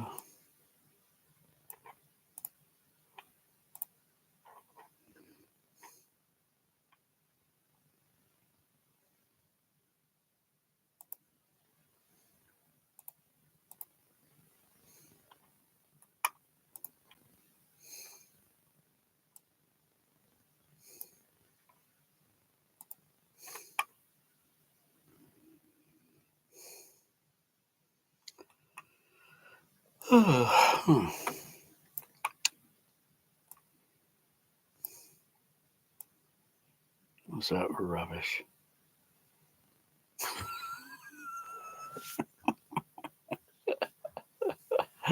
Oh God! Oh, they got this crappy, the original Exorcist now in Dolby Atmos. Crying out loud! That's a nut mix, you know. It's going to be a load of rubbish. Oh dear. Oh dear.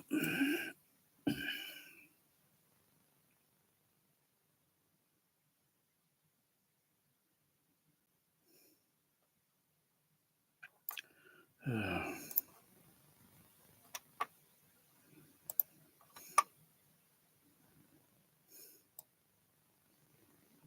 Hmm. Hmm. Hmm.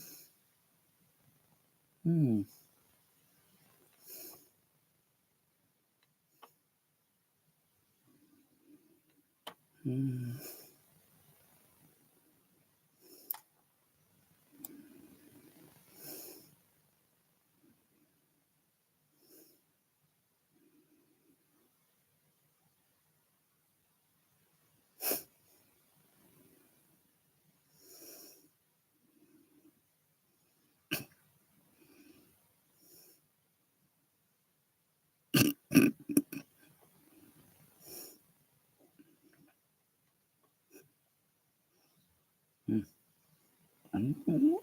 Hmm. Crikey. Hmm. Hmm. Hmm. That's not bad. Hmm. Hmm. Hmm.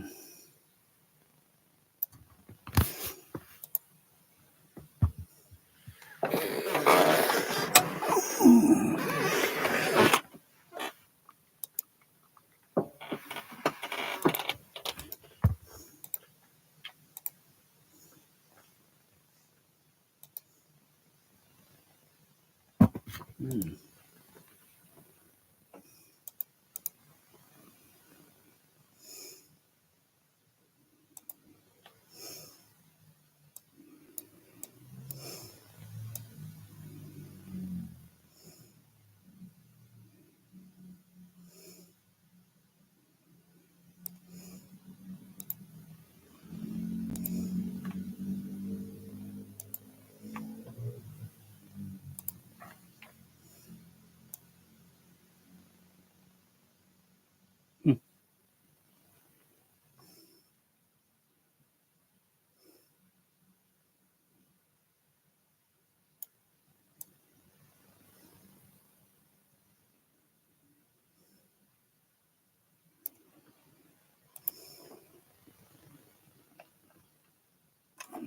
going to do some more tests with this.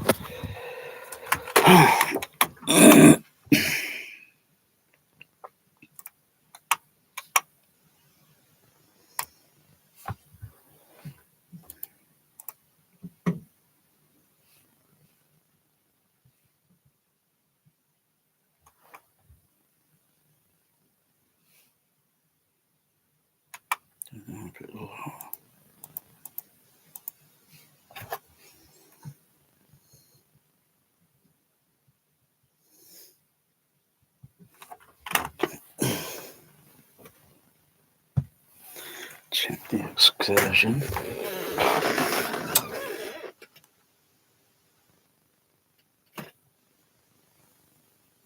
Oh, hang on. I think I'm noticing something.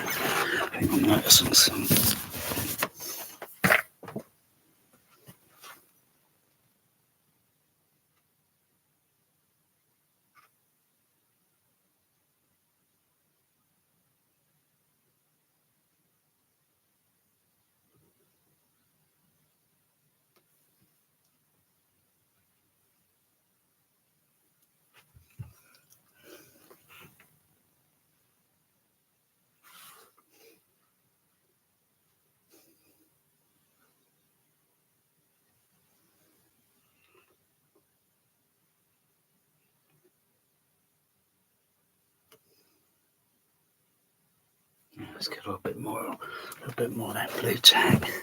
Put that on pause.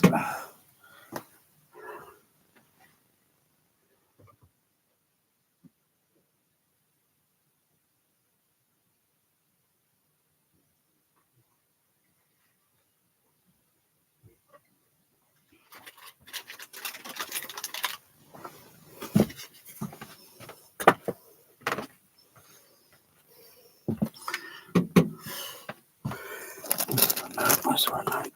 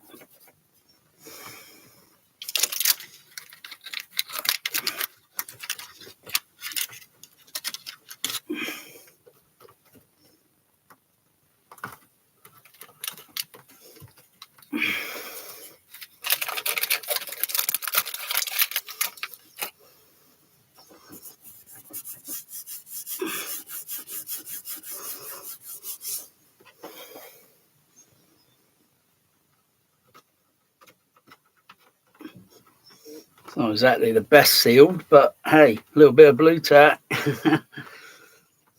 can improve.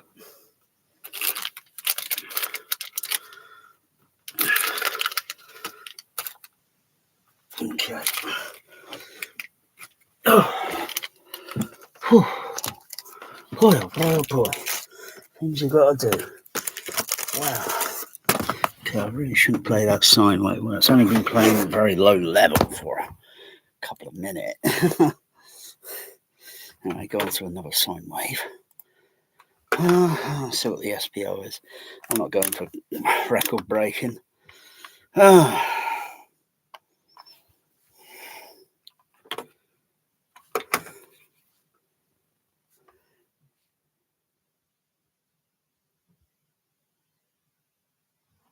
Crikey, that thing can even make 16 hertz. Low level, sound pressure level, but either way, it's better than a Bose speaker. I'm surprised that can make 16. Oh dear.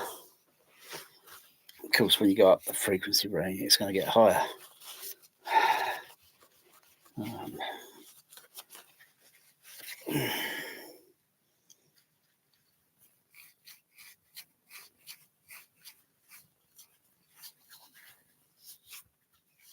Oh.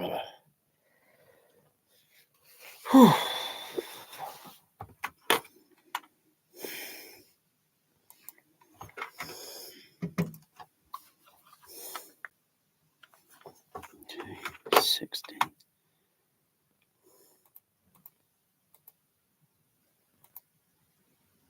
I can feel something 18 hertz. SPO's up to almost 70. I can feel something kind of, I don't know. If it was sealed or something, or I could modify something around it, so then you wouldn't hear particularly the driver itself. It's pretty almost because of the way it's the enclosure, the way it's laying on the floor. Of course, if I suspend it, lift it off from the floor, it'd be the opposite. I wonder if it increases if I open the window. I wonder if I get an increase. Put it on the RTA. Put it on the RTA. Turn the RTA on.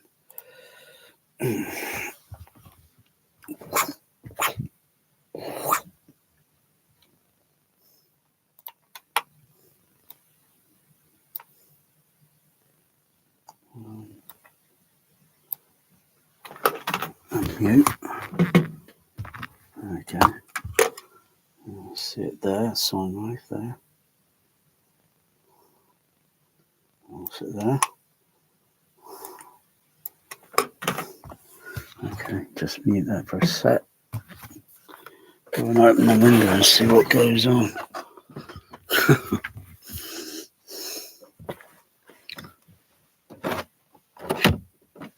Just open a little tiny little bit. See what goes on.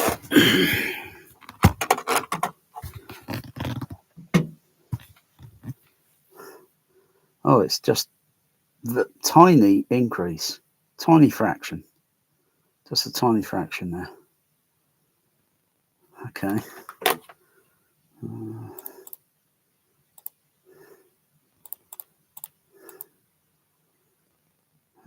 Just a tiny fraction. I noticed when using the other JBL subs, I noticed about a 3 or 4 dB increase. That's just opening the window just a tiny little bit. But I could feel that 18 hertz. I could feel something round here. It's like bumping. But I can't hear any mechanical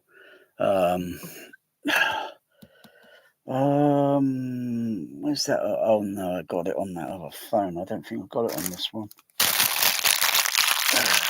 Lousy phone. No, I don't. I've got that vibrometer. I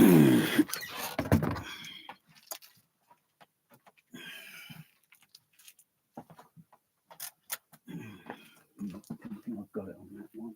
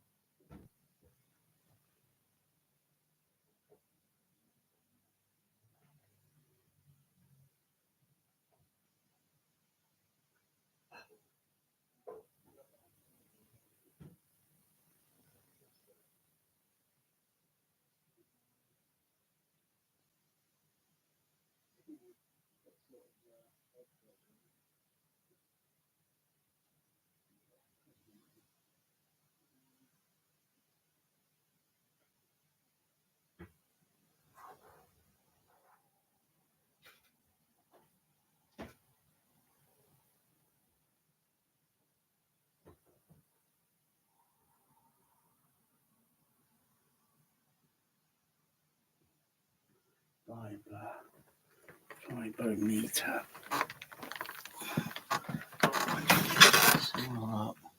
See if I have got vibrometer.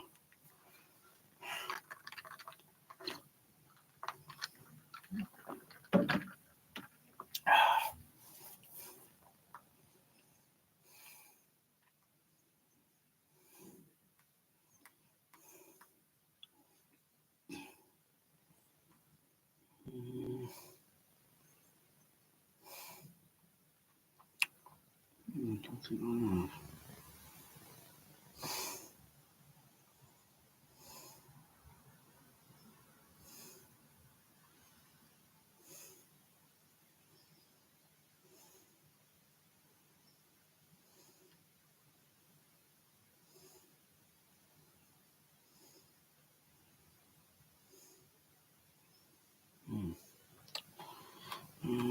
Got it, okay. It's not a big deal. It's not a big deal, it's just a gimmick.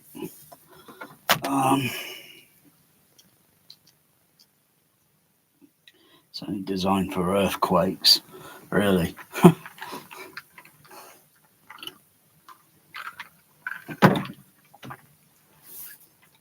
I could sense that in any case.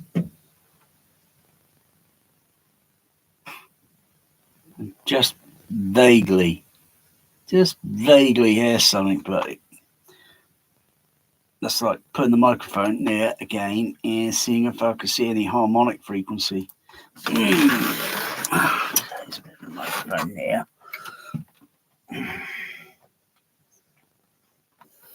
Put it near there.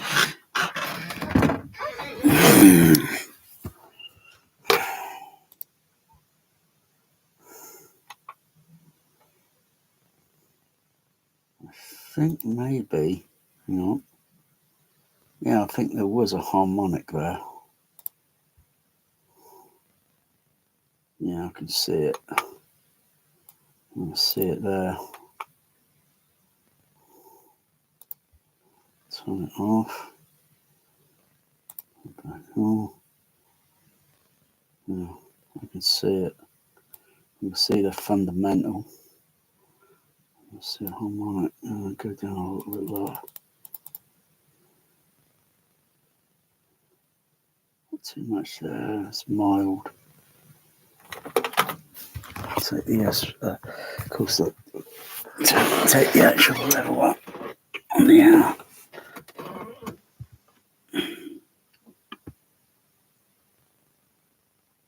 Yeah. It's like you see the excursion moving, so keep it there. It's not too much.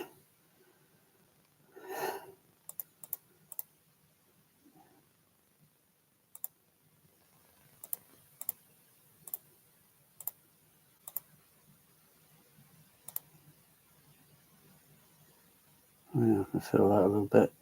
And it's not as loud. It's not as loud there. Interesting.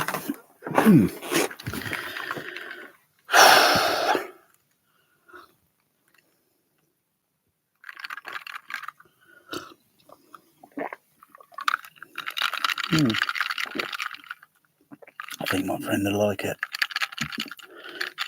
Compare it to that Yamaha.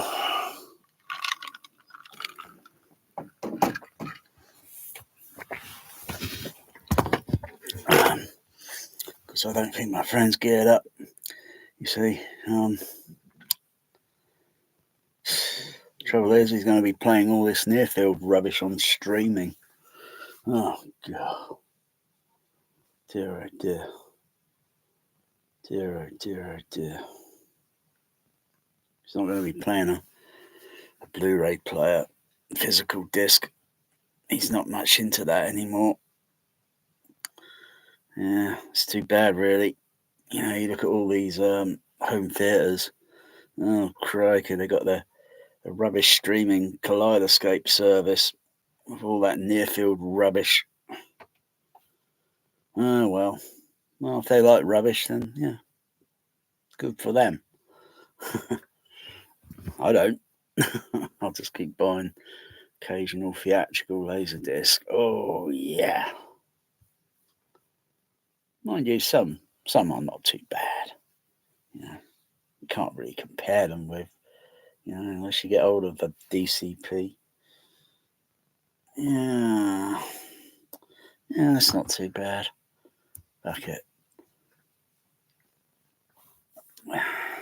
Just trying to remember what movies we played before where I noticed this popping sound.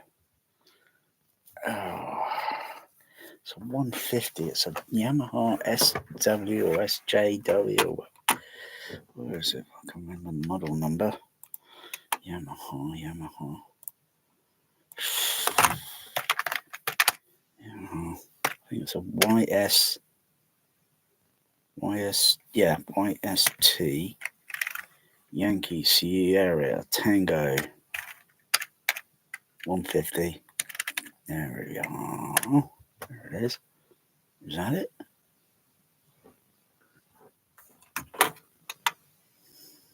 Images. There it is. I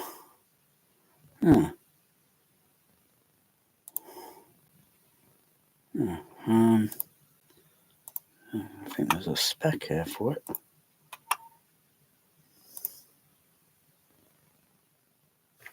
think that's a spec for it.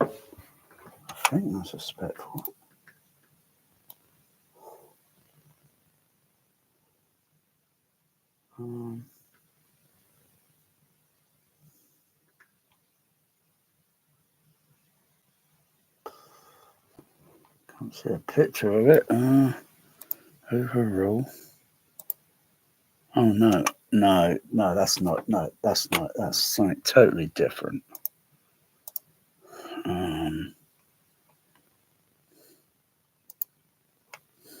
No, that's not it. Let's go back. Where was it? There was a picture.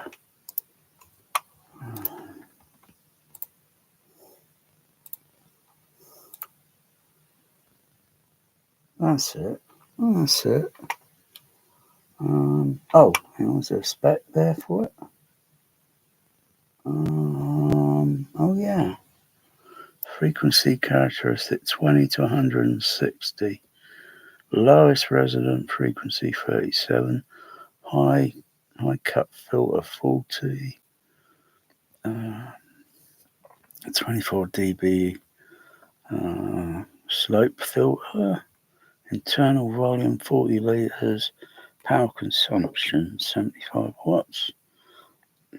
Weight of it 18 kilogram.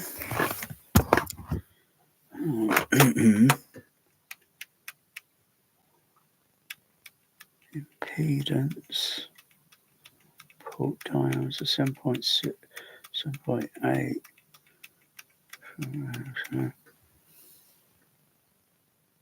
10 dB plus minus 20 minus 160.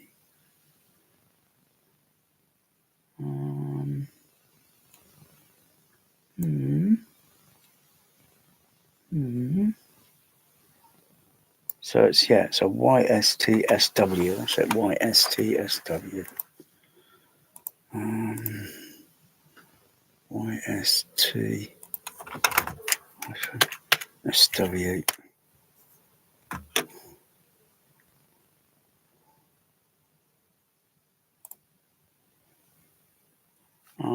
There's the service manual. Oh, there's the manual for it. And they explain in there the base, the placement.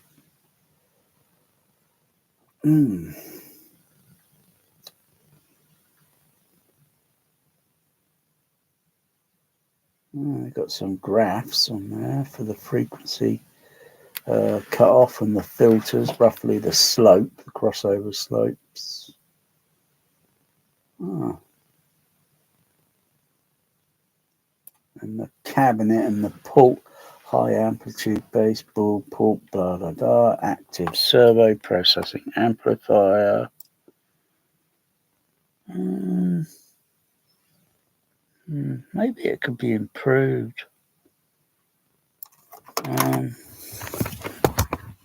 Maybe it can actually be improved. Frequency response 23 to 170. So why is it always making a chuffing? So it's got to be to where it's placed in the room, where it's very poorly placed, and the level is, it's just. Otherwise, it should do it.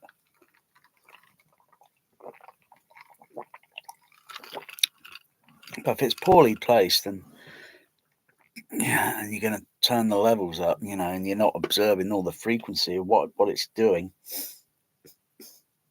you could overdo it, and then it's going to make strange sound noises, like a popping sound.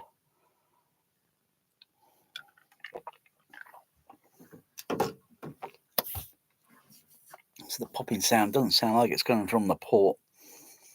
Sounds like it's actually coming from the bass drivers, the sub little, well, whatever they are. Sounds like it's coming from them. That's what it sounded like. Wait.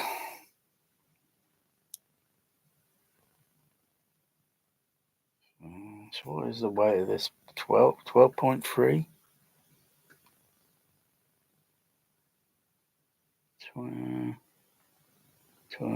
27 pound. 27 pound. Okay, 27. Okay. I'll look up the spec for this little sub I've got.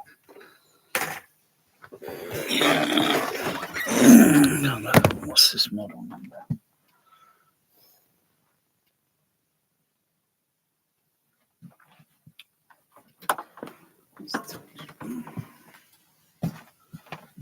On this.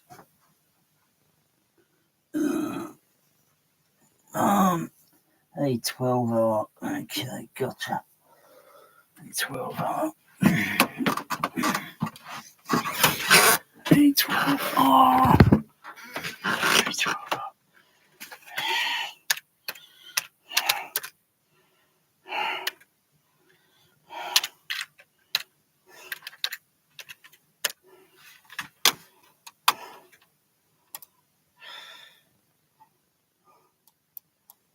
Wow. Even got a manual. Surprised. Huh. Okay.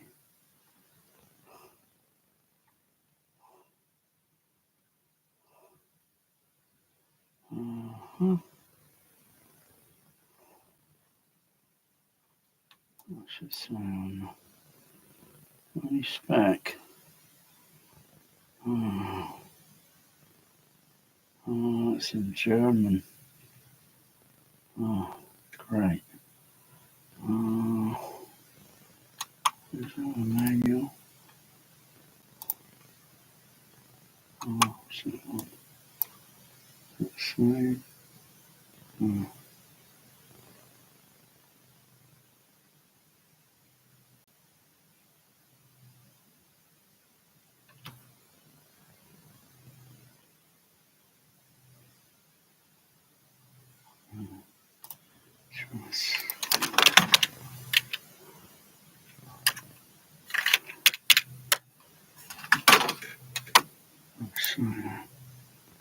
Oh, hang on.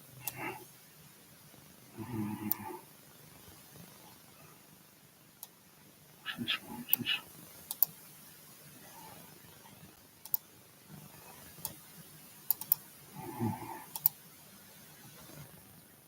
Ah,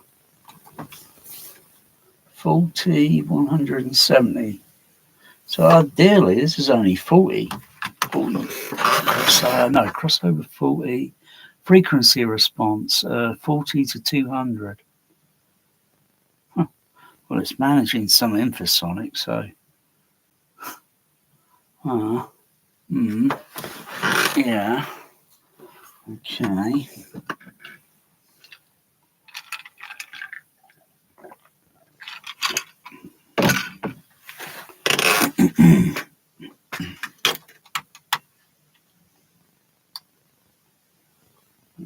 Let's see what I can do here. What's the power on it?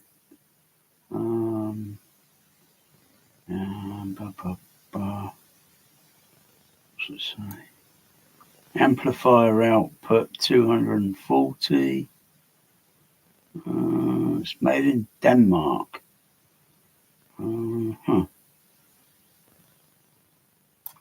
Okay. Very cautious.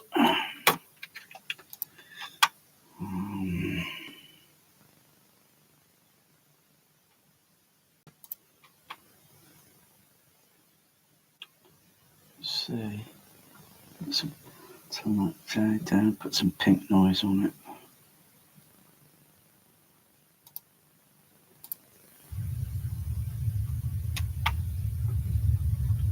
RTA.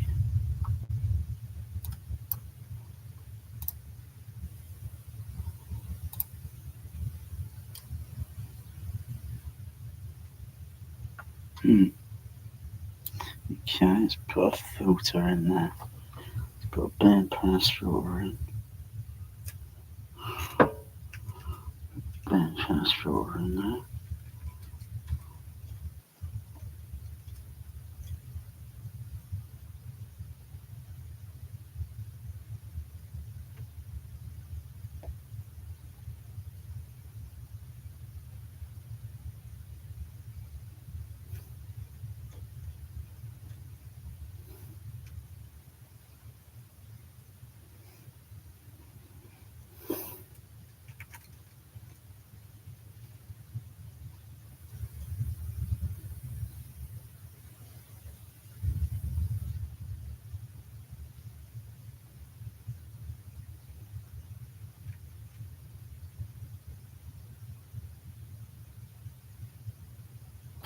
Turn the level up.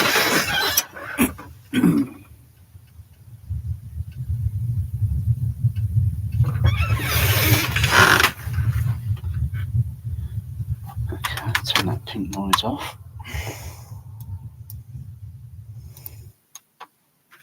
Go back to silent in my tone.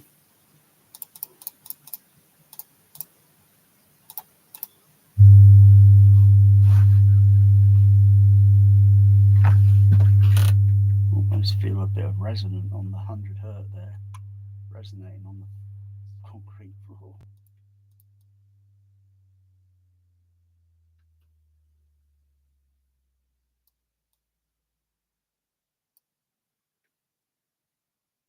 Much there at 40. Oh, 39, 35, 31, 32, 30, 29, 27, 25, 22.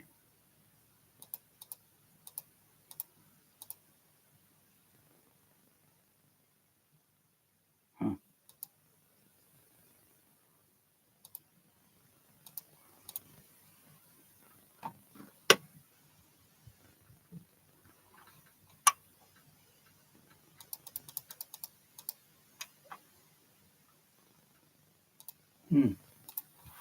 No, that's not too bad.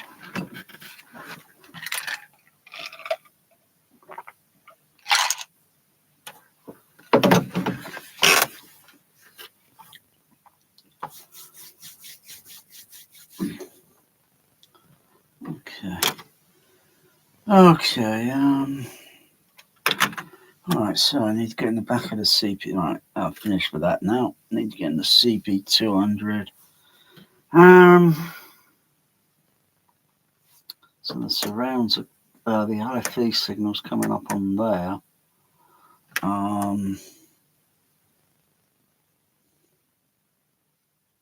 Surround outputs. Where are they going? On the back. I have to check the outputs where they're connecting. The surround and the leave the LCR where they are. They're okay. That's okay.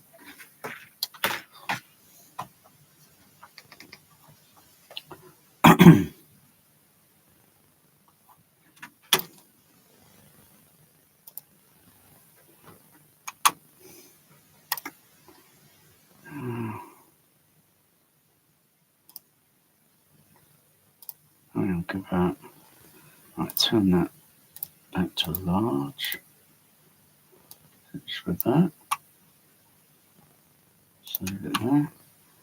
And go to theatre 4. So, turn those back on. Save it.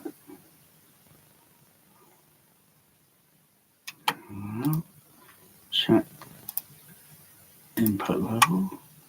Okay. Go to theatre. Go to Panasonic.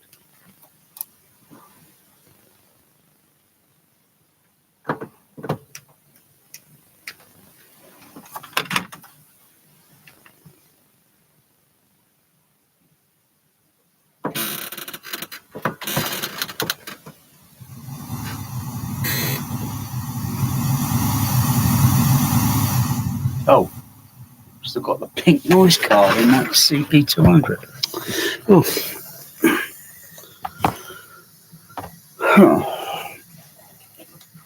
crikey! For fuck's sake! Turn it off.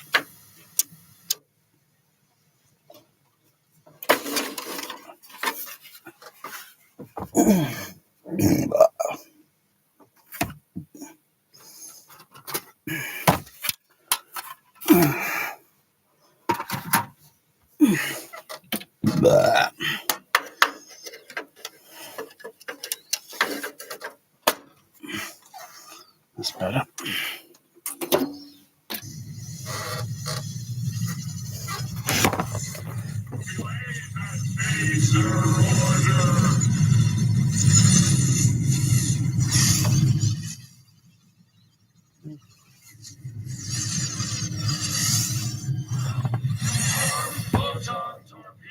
Turn that CP500 off.